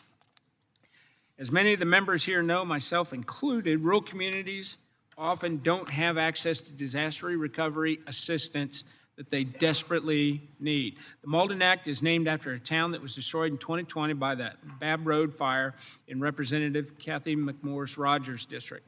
This legislation would direct FEMA's small, state, and rural advocate to coordinate with state and tribal emergency management agencies when a rural area is impacted by a wildfire. The legislation would also provide rural communities access to disaster caseworkers, even in the event that the state's request for individual assistance is denied. I urge my colleagues to support the bill, and with that, I recognize Mr. Larson for a statement. Thank you, Mr. Chair. I support the Malden Act, sponsored by Representative McMorris Rogers of Spokane, Eastern Washington area. It's H.R. 6435. It will help rural communities that are seeking disaster aid. The legislation is named after the town of Malden in Washington State, which was devastated by a wildfire just 3 years ago when the Babb Road fire tore through Whitman County. That day, residents of Malden witnessed their lives being dismantled as over 121 structures, including 67 homes, burned. In the wake of this devastation, this community turned to the federal government for aid in rebuilding their town and homes. However, for many rural communities like Malden, navigating unfamiliar FEMA processes can slow the delivery of assistance and place even more strain on suffering residents. Now, while the town of Malden received FEMA public assistance 5 months later to reconstruct their public buildings, unfortunately, residents were ultimately denied individual assistance to rebuild their homes. That's why this bill would require FEMA to coordinate with state leadership to provide guidance to emergency managers and help them identify short and long-term recovery resources. It would also make disaster case workers available for rural communities in the event that a request for individual assistance is denied. So I support this bill, urge my colleagues to do the same, and yield back. Mr. Perry. Thank you, Mr. Chairman. This legislation directs FEMA's small state and rural advocate to coordinate with state and tribal emergency management agency to provide guidance to the emergency manager of rural areas impacted by a wildfire on developing a recovery team. Now, it is another federal handout to wildfire states that refuse to properly manage their forest. And I hate to put it that way, because obviously nobody wants wildfires or the result of wildfires, but they keep coming. You can't blame them on climate change because it's not climate change. What it is generally is a unwillingness to manage your forested assets. And what we should be doing is incentivizing better forest management, and this is incentivizing more failed forest management. We should be taking actions to ensure that states take actions to stop their wildfires instead of allowing them to propagate and then just paying for the devastating results of them. So just to be clear, I'm not in support of wildfires. I think they're horrific to every community and every state. But there's a reason that they're happening, and there's a reason that they're increasing. And as long as we continue to pay for and increase the payment for the results of them, you're going to continue to see more of them. So I wish we would incentivize the states to manage their forests so that their citizens wouldn't be devastated, lives lost, and for the rest of the citizens of the country that we didn't have to pay for their mismanagement. With that, Mr. Chairman, I yield. Does anyone else wish to be heard? Seeing no one, we'll now proceed to final passage of legislation. The question is now on the adoption of favorable reporting of 6435. All those in favor signify by saying aye. Aye. All opposed signify by saying nay. In the opinion of the chair, the ayes have it. H.R. 6435 is agreed to and would be favorably reported to the House. And without objection, the motion to reconsider is laid on the table. The next item for consideration is H.R. 2892, the Weather Alert Response and Notification Act, and I'd ask unanimous consent to discharge the Committee on Economic Development, Public Buildings, and Emergency Management from further consideration of 2892, and without objection, that is so ordered. I now call up the bill for consideration. Without objection, the first reading of the bill is dispensed with. The bill is now considered as read and open for amendment at any point. I recognize myself to offer an amendment in the nature of a substitute. Please designate the amendment. An amendment in the nature of a substitute to H.R. 2892, offered by Mr. Graves of Missouri. Without objection, the amendment in the nature of a substitute shall be considered as read and shall be considered as base text for the purposes of further amendment. I recognize myself for 5 minutes, and I want to thank Representative Langworthy for his work on this legislation. The WARN Act will improve our nation's emergency alert systems by directing Government Accountability Office to conduct a study on the effectiveness of local, state, federal emergency alerting systems during weather-related emergencies. And I'd urge my colleagues to support this bill. And I recognize Mr. Larson for 5 minutes. Mr. Chair, second greatest bill in the world. We support it. Let's pass it. Yield back. Are there any other amendments to the amendment in the nature of a substitute to H.R. 2892? Hearing none, the question is on the adoption of the amendment in the nature of a substitute to H.R. 2892 as amended. All those in favor signify by saying aye. All those opposed signify by saying nay. In the opinion of the chair, the ayes have it, and the amendment in the nature of a substitute is adopted. The question is now on the adoption and favorable reporting of H.R. 2892 as amended. All those in favor signify by saying aye. All opposed signify by saying nay.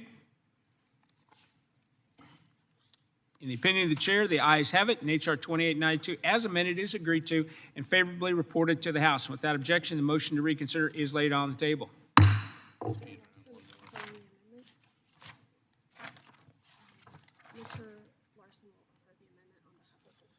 Our next item for consideration is H.R. 4043. I'd ask unanimous consent to discharge the Subcommittee on Coast Guard and Maritime Transportation from further consideration of H.R. 4043, and without objection, that is so ordered. I now call up the bill for consideration. Without objection, the first reading of the bill is dispensed with. The bill is now considered as read and open for amendment at any point. And I now recognize Ms. Norton, or Mr. Larson, to offer an amendment in the nature of a substitute. Mr. Chair, I have an amendment in the nature of substitute at the desk. Please designate. An amendment in the nature of a substitute to H.R. 4043, offered by Mr. Larson on behalf of Ms. Norton of the District of Columbia. Without objection, the amendment will be considered, the amendment in the nature of a substitute shall be considered as read, and shall be considered as the base text for the purposes of further amendment. I now recognize Mr. Larson for 5 minutes. Thank you, Mr. Chair. I will yield my time to Ms. Norton. Ms. Holmes Norton.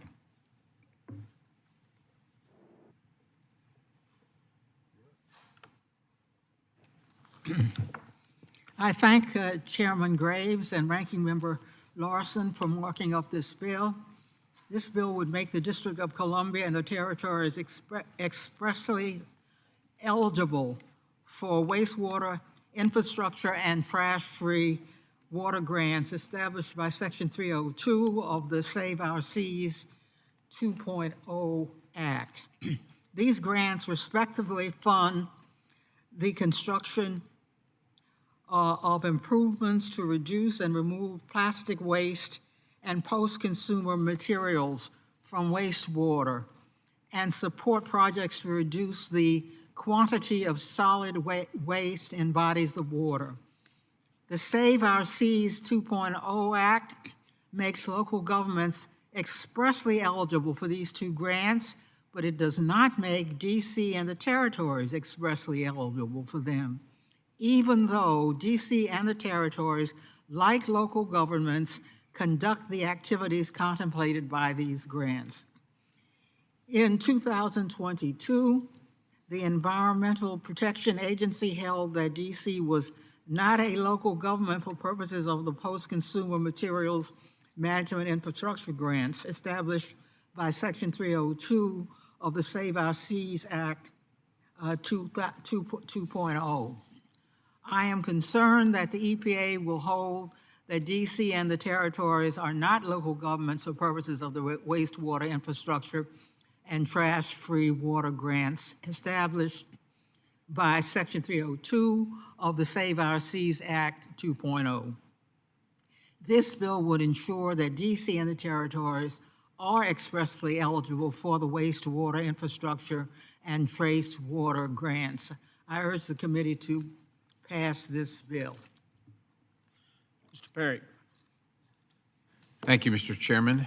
The Save Our Seas Act and Save Our Seas 2.0 Act both sought to address the issue of plastic pollution in the ocean, ocean-going plastic. 99.8% of the plastic waste in the ocean comes from outside the United States of America. Essentially, I think well over 90% of ocean-going plastics comes from 10 rivers in the world, and not one of them is located in the United States. Expanding the eligibility for this program is not going to change the fact that we're wasting money telling ourselves that we're going to solve a problem that we have not caused and are not able to impact. These other countries that are doing this don't care what we think, and they're not going to change their actions, and this bill's not going to change their actions. This bill's going to spend a bunch of money making some people feel better, but actually do nothing except continue to bankrupt this country. I urge opposition to the bill. I yield the balance. Does anyone else wish to be heard?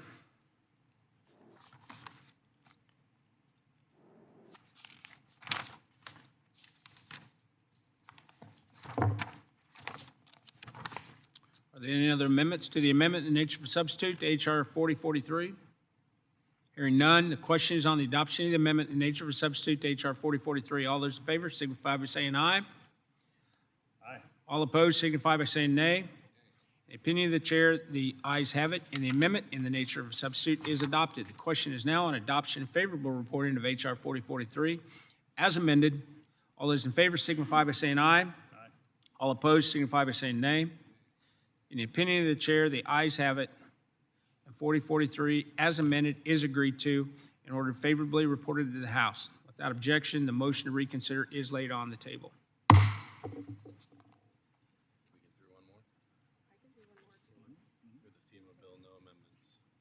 Okay. Unless you want to break.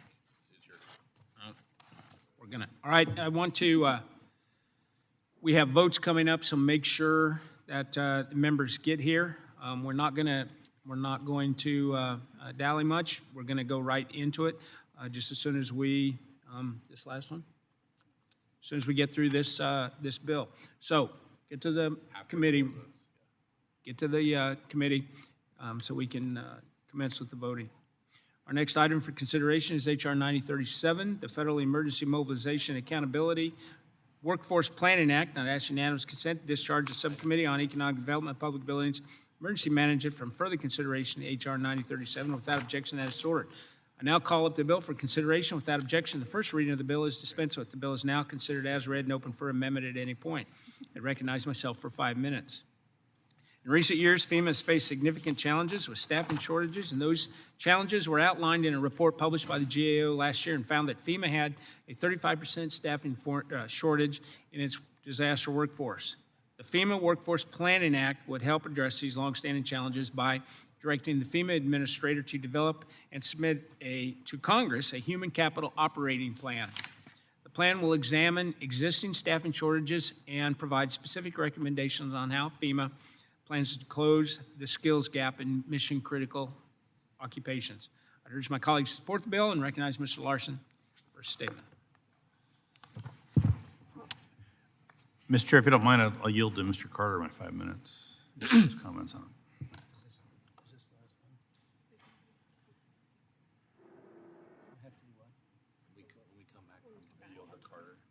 Mr. Carter. Thank you, Mr. Chairman, and thank you, Mr. Ranking Member. H.R. 9037, the Federal Emergency Mobilization Accountability Workforce Planning Act, seeks to ensure that FEMA is equipped with a workforce that can swiftly and effectively respond to emergencies nationwide. This legislation is critical for disaster preparedness as we witness increasingly frequent and severe natural disasters. This bill directs FEMA to create a comprehensive plan to manage its workforce, which in turn will help communities prepare for and recover from disasters. Once implemented, this legislation will improve FEMA's employee recruitment and retention efforts to utilize data to address staffing gaps. This bill requires FEMA to submit this human capital operation plan to Congress every 3 years. The plan will include specific workforce retention, recruitment, and deployment goals. The Act also directs the Comptroller General of the United States to audit the plan within 6 months of submission to analyze whether it meets the requirements set in law, and if not, offer recommendations to ensure subsequent plans do in fact. Past GAO reports found that FEMA faced challenges deploying staff with the right skills and training to meet the needs of communities impacted by federally declared disasters. A 2023 report additionally found that FEMA's workforce is short some 6,200 staff, representing 35% fewer staff than necessary. At the height of FEMA workforce deployments in October of 2017, GAO found that 54% of staff were serving in a capacity in which they were not formally certified according to FEMA's qualification system standards. When natural disasters hit, FEMA must ensure it has a strong workforce in place to provide reliable service to all of its citizens. As I have consistently said, natural disasters don't discriminate by political party or geography. This bill serves the interest of all Americans by fortifying the nation's emergency preparedness infrastructure. I want to thank Representative Ezell for his partnership on this bill and his continued leadership in disaster preparedness. This bill will make our residents safer by national security, by ensuring the federal government's leading emergency response agencies is well-positioned and managed disaster effectively with all appropriate resources and manpower and people power in place. I urge favorable passage. We'll now proceed to final passage of the legislation. The question is now on the adoption of favorable reporting, H.R. 9037. All those in favor signify by saying aye. All opposed signify by saying nay. In the opinion of the chair, the ayes have it, and H.R. 9037 is agreed to and will be favorably reported to the House without objection. The motion to reconsider is laid on the table. We have a vote on the floor, so make sure members come straight back here because we're going to start voting as soon as we get back from this vote.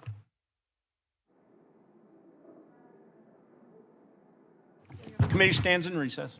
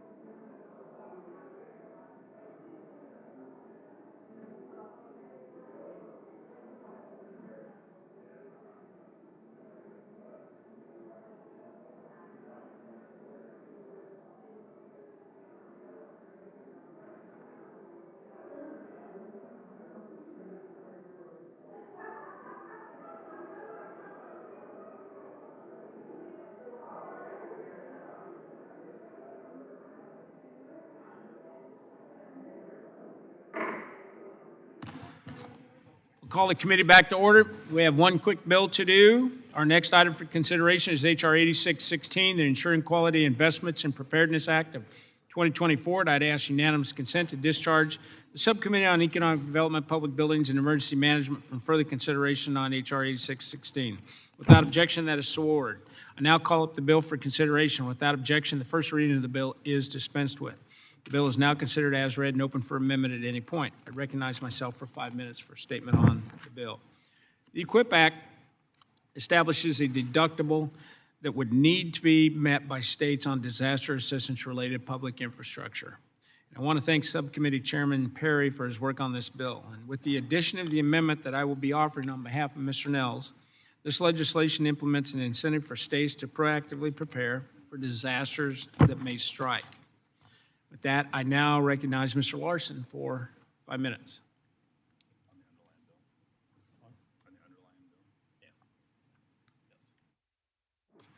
Thanks. Thank you, Mr. Chair. On the underlying bill, my comments are this, that we're going to oppose the EQIP Act, which requires states to pay a disaster deductible before receiving assistance through FEMA's Public Assistance Program for permanent work to repair infrastructure after a major disaster declaration.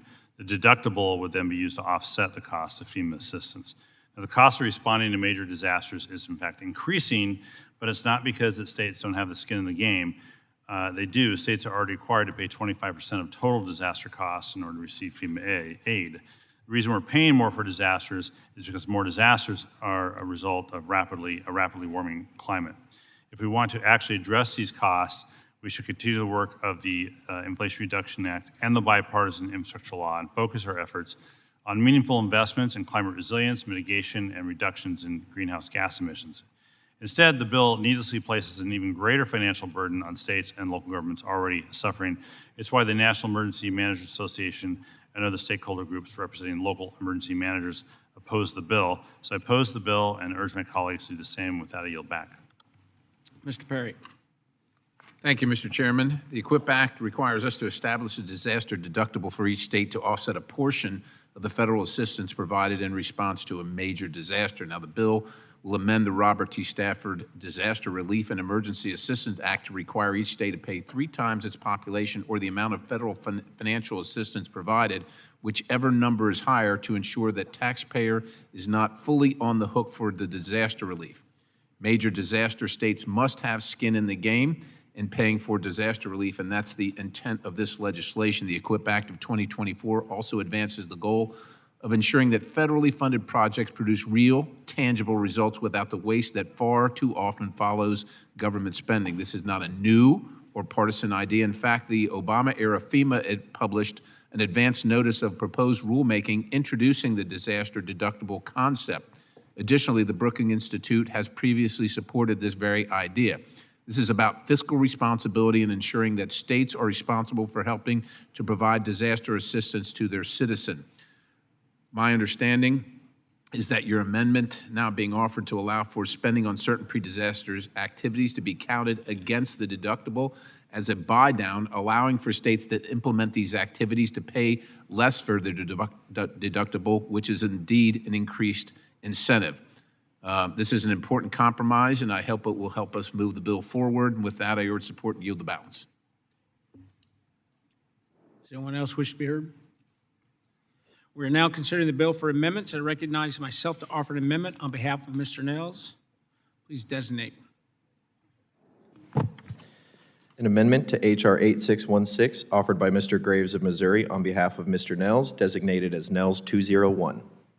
Without objection, the amendment will be considered as read. Do any members wish to be recognized to speak on the amendment? It's Nels. Yeah, I'm offering it. I'll recognize myself for 5 minutes. I do support the amendment. This amendment is going to make improvements to the bill in alignment with proposals by previous FEMA administrators. It's going to support state investments in preparedness and mitigation. This amendment allows a state to buy out the deductible described in the underlying bill if a state invests in mitigation, emergency management personnel, state disaster programs, or insurance to reduce risk. Encourages states to budget for disasters. With that in mind, I'd urge my colleagues to also support the amendment. And with that, I yield back. Do any other members wish to be recognized? Mr. Larson. Thank you, Mr. Chair. Mr. Chair, I'm opposing the amendment offered by you through Mr. Nels, which would add behavior incentives to the disaster deductible concept. This amendment allows states to lower the deductible if they maintain state-funded mitigation programs. These are all good practices that states should prioritize, but a punishing disaster deductible is not the way to achieve them.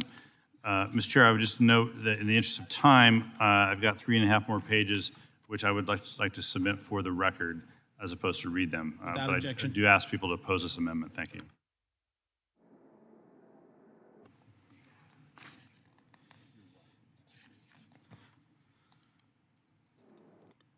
Do any other members wish to be recognized on the amendment? Mr. Johnson. Actually, no, sir. I was going to ask a question about the underlying bill, not the amendment, so I'll stand down. Are there any amendments to the amendment? Seeing none, the question is on the amendment. All those in favor signify by saying aye. All opposed signify by saying nay. Nay. The ayes appear to have it. The amendment is agreed to.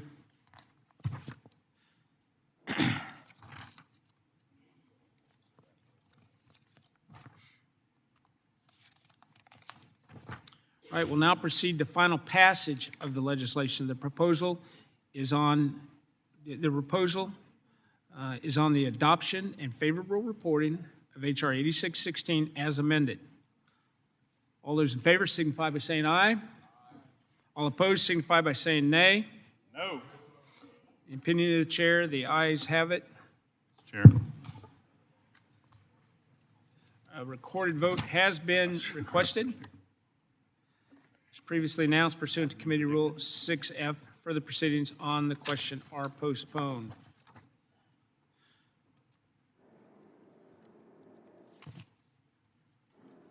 Okay, that's it.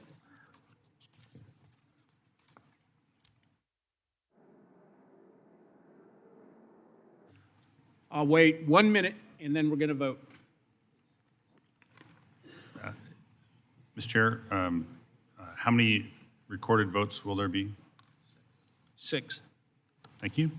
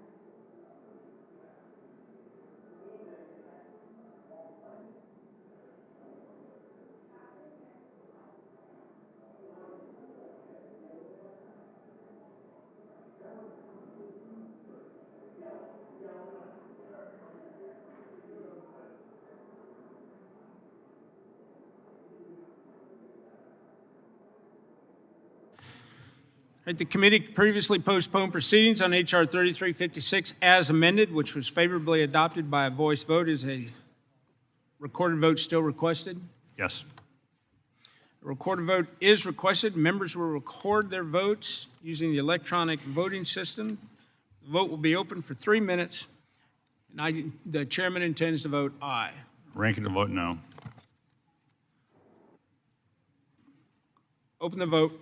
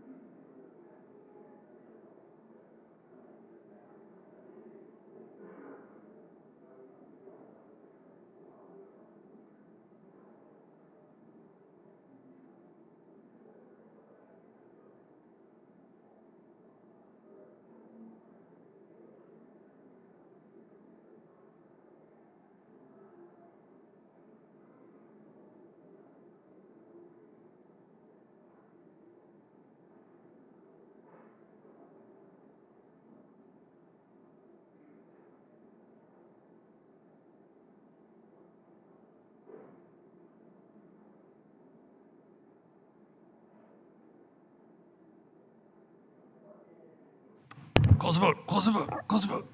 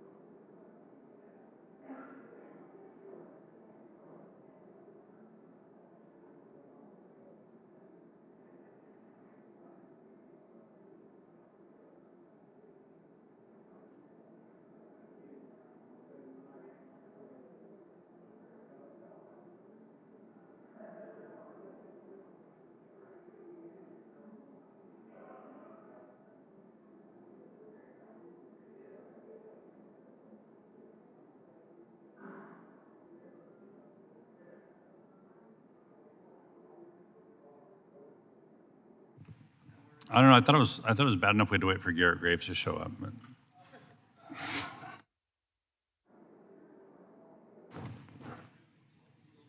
I just want to clarify, are you supportive of the bill or opposed or supportive again? I'm just trying to track y'all's position on this.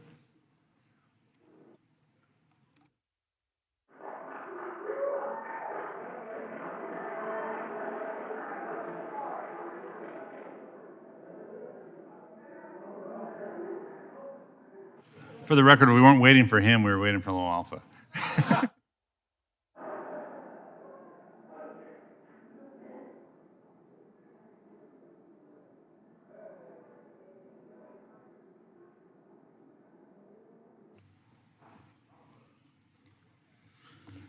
Have all members been recorded who wish to be recorded? Does any member wish to change their vote? Seeing none, close the vote. Announce the total. On that vote, there were 32 yeas and 31 nays. By a vote of 32 yeas, 31 nays, the bill as amended is agreed to and ordered favorably reported to the House. Without objection, the motion to reconsider is laid on the table. The committee previously postponed proceedings on H.R. 8505 as amended, which was favorably adopted by voice vote. Is a recorded vote still requested?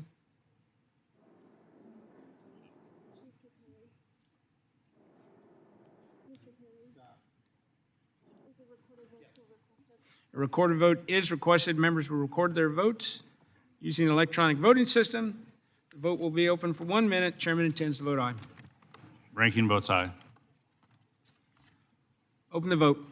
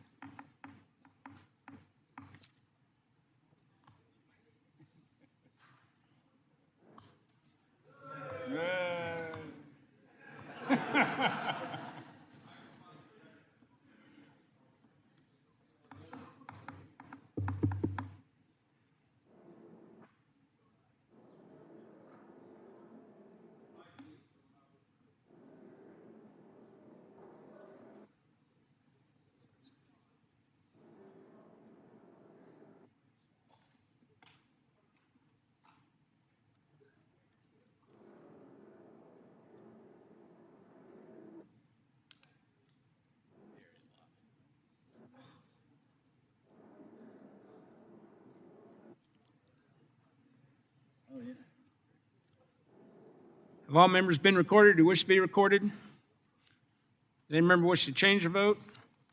Hearing no one, the clerk close the vote, announce the total. On that vote, there were 62 yeas and 2 nays.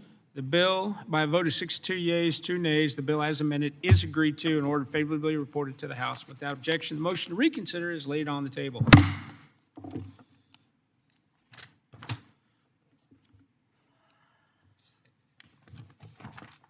The committee previously postponed proceedings on H.R. 1720 as amended, which was favorably reported by voice vote. Is a recorded vote still requested? Is a recorded vote still requested? A recorded vote is requested. Members will record their votes using the electronic system. This will be open once everybody's voted. We're going to close it. Okay. Chairman intends to vote aye. Ranking will vote aye. Open the board.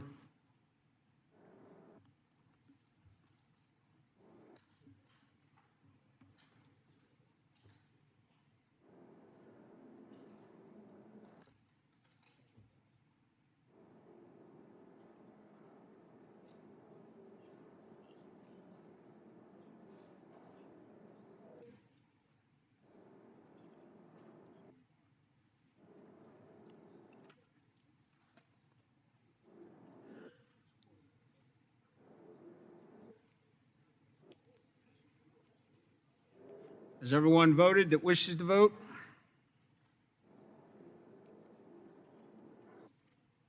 Does anyone wish to change their vote? Hearing no one, close the vote and announce the total. Mr. Chairman, on that vote, there were 57 yeas and 7 nays. By a vote of 57 yeas, 7 nays, the bill as amended is agreed to and ordered favorably reported to the House. Without objection, the motion to reconsider is laid on the table. The committee previously postponed proceedings on H.R. 1605 as amended, which was favorably adopted by voice vote. Is a recorded vote still requested? Yes. A recorded vote is requested. Members will record their votes by the electronic system. Chairman intends to vote aye. The ranking to vote no. Open the board.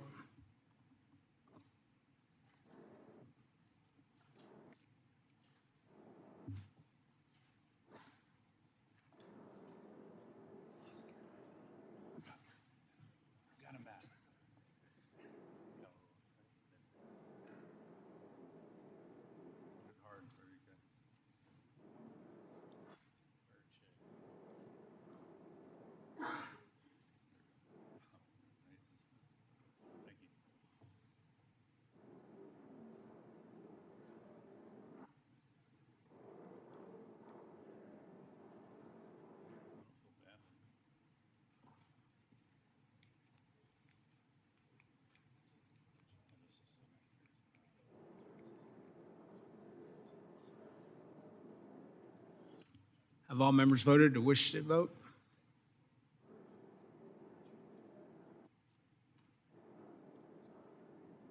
Do any members wish to change their vote?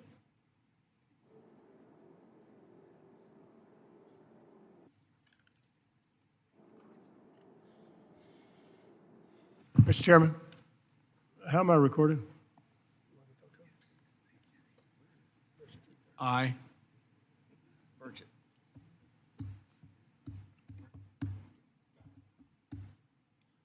Do any members wish to change their vote? Seeing none. Clerk, close the vote. Announce the total. On that vote, there are 32 yeas and 32 nays. The bill as amended is not agreed to and not ordered favorably reported to the House.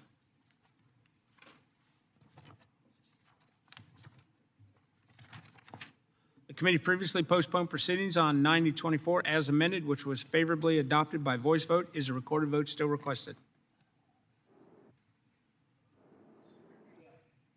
Yes. A recorded vote is still requested. Members will consider their votes using the electronic voting system. Chairman intends to vote aye. Rankings voting aye. Open the board.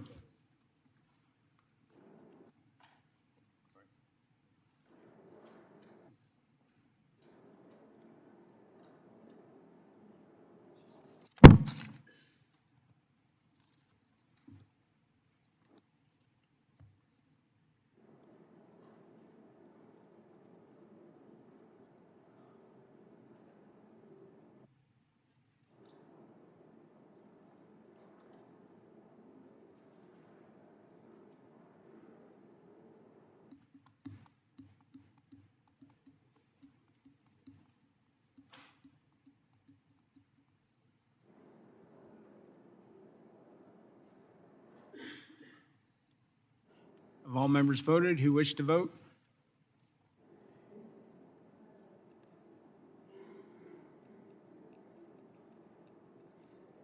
Do any members wish to change their vote? Seeing none, close the board.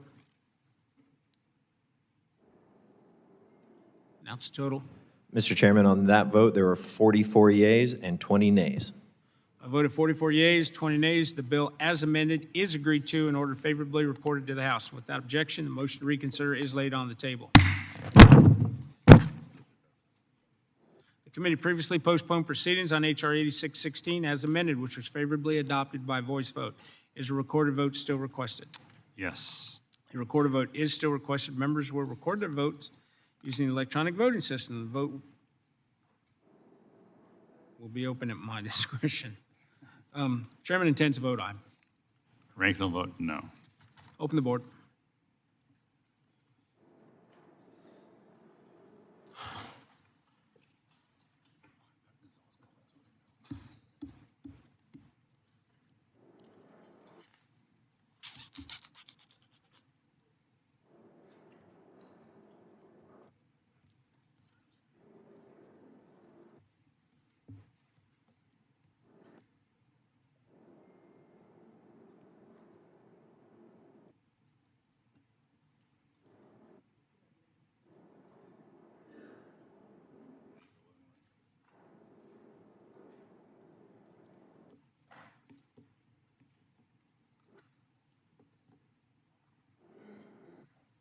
all members voted?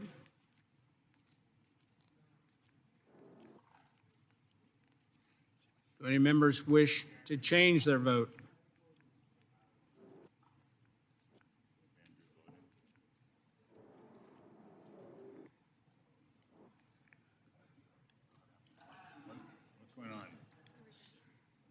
Hearing no one,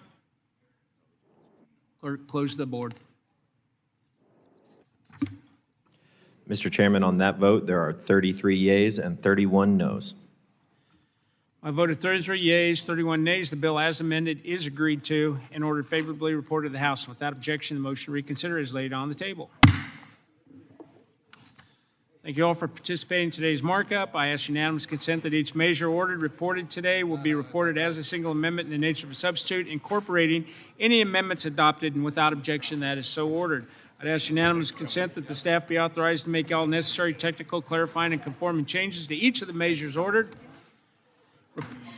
reported today to reflect the actions of the committee. Without objection, that is so ordered. And pursuant to House Rule 22, Clause 1, I'd ask unanimous consent that the chairman or his designee be authorized to offer such motions as may be necessary in the House to go to conference with the Senate on the legislation adopted today or any similar measure. Without objection, that is ordered. I'd ask unanimous consent that the chairman, after consultation with the ranking member, have authority to strike or revise any provision of the measures ordered reported today that would cause a sequential referral to another committee or would cause the bill to be subject to the budget rule, the Budget Act, or Rule 21, cut-go point of order. And without objection, that is so ordered. Pursuant to House Rule 11, Clause 2L, I'd ask unanimous consent that all members of the committee have at least 2 calendar days in which to file any supplemental, minority, additional, or dissenting views on the legislation adopted today. And without objection, that is so ordered. Pursuant to Rule 6 of the Rules of the Committee on Transportation and Infrastructure, I note the presence of a quorum for actions taken on the committee business today. And with that, the Committee on Transportation and Infrastructure has completed its business, and the committee is now adjourned.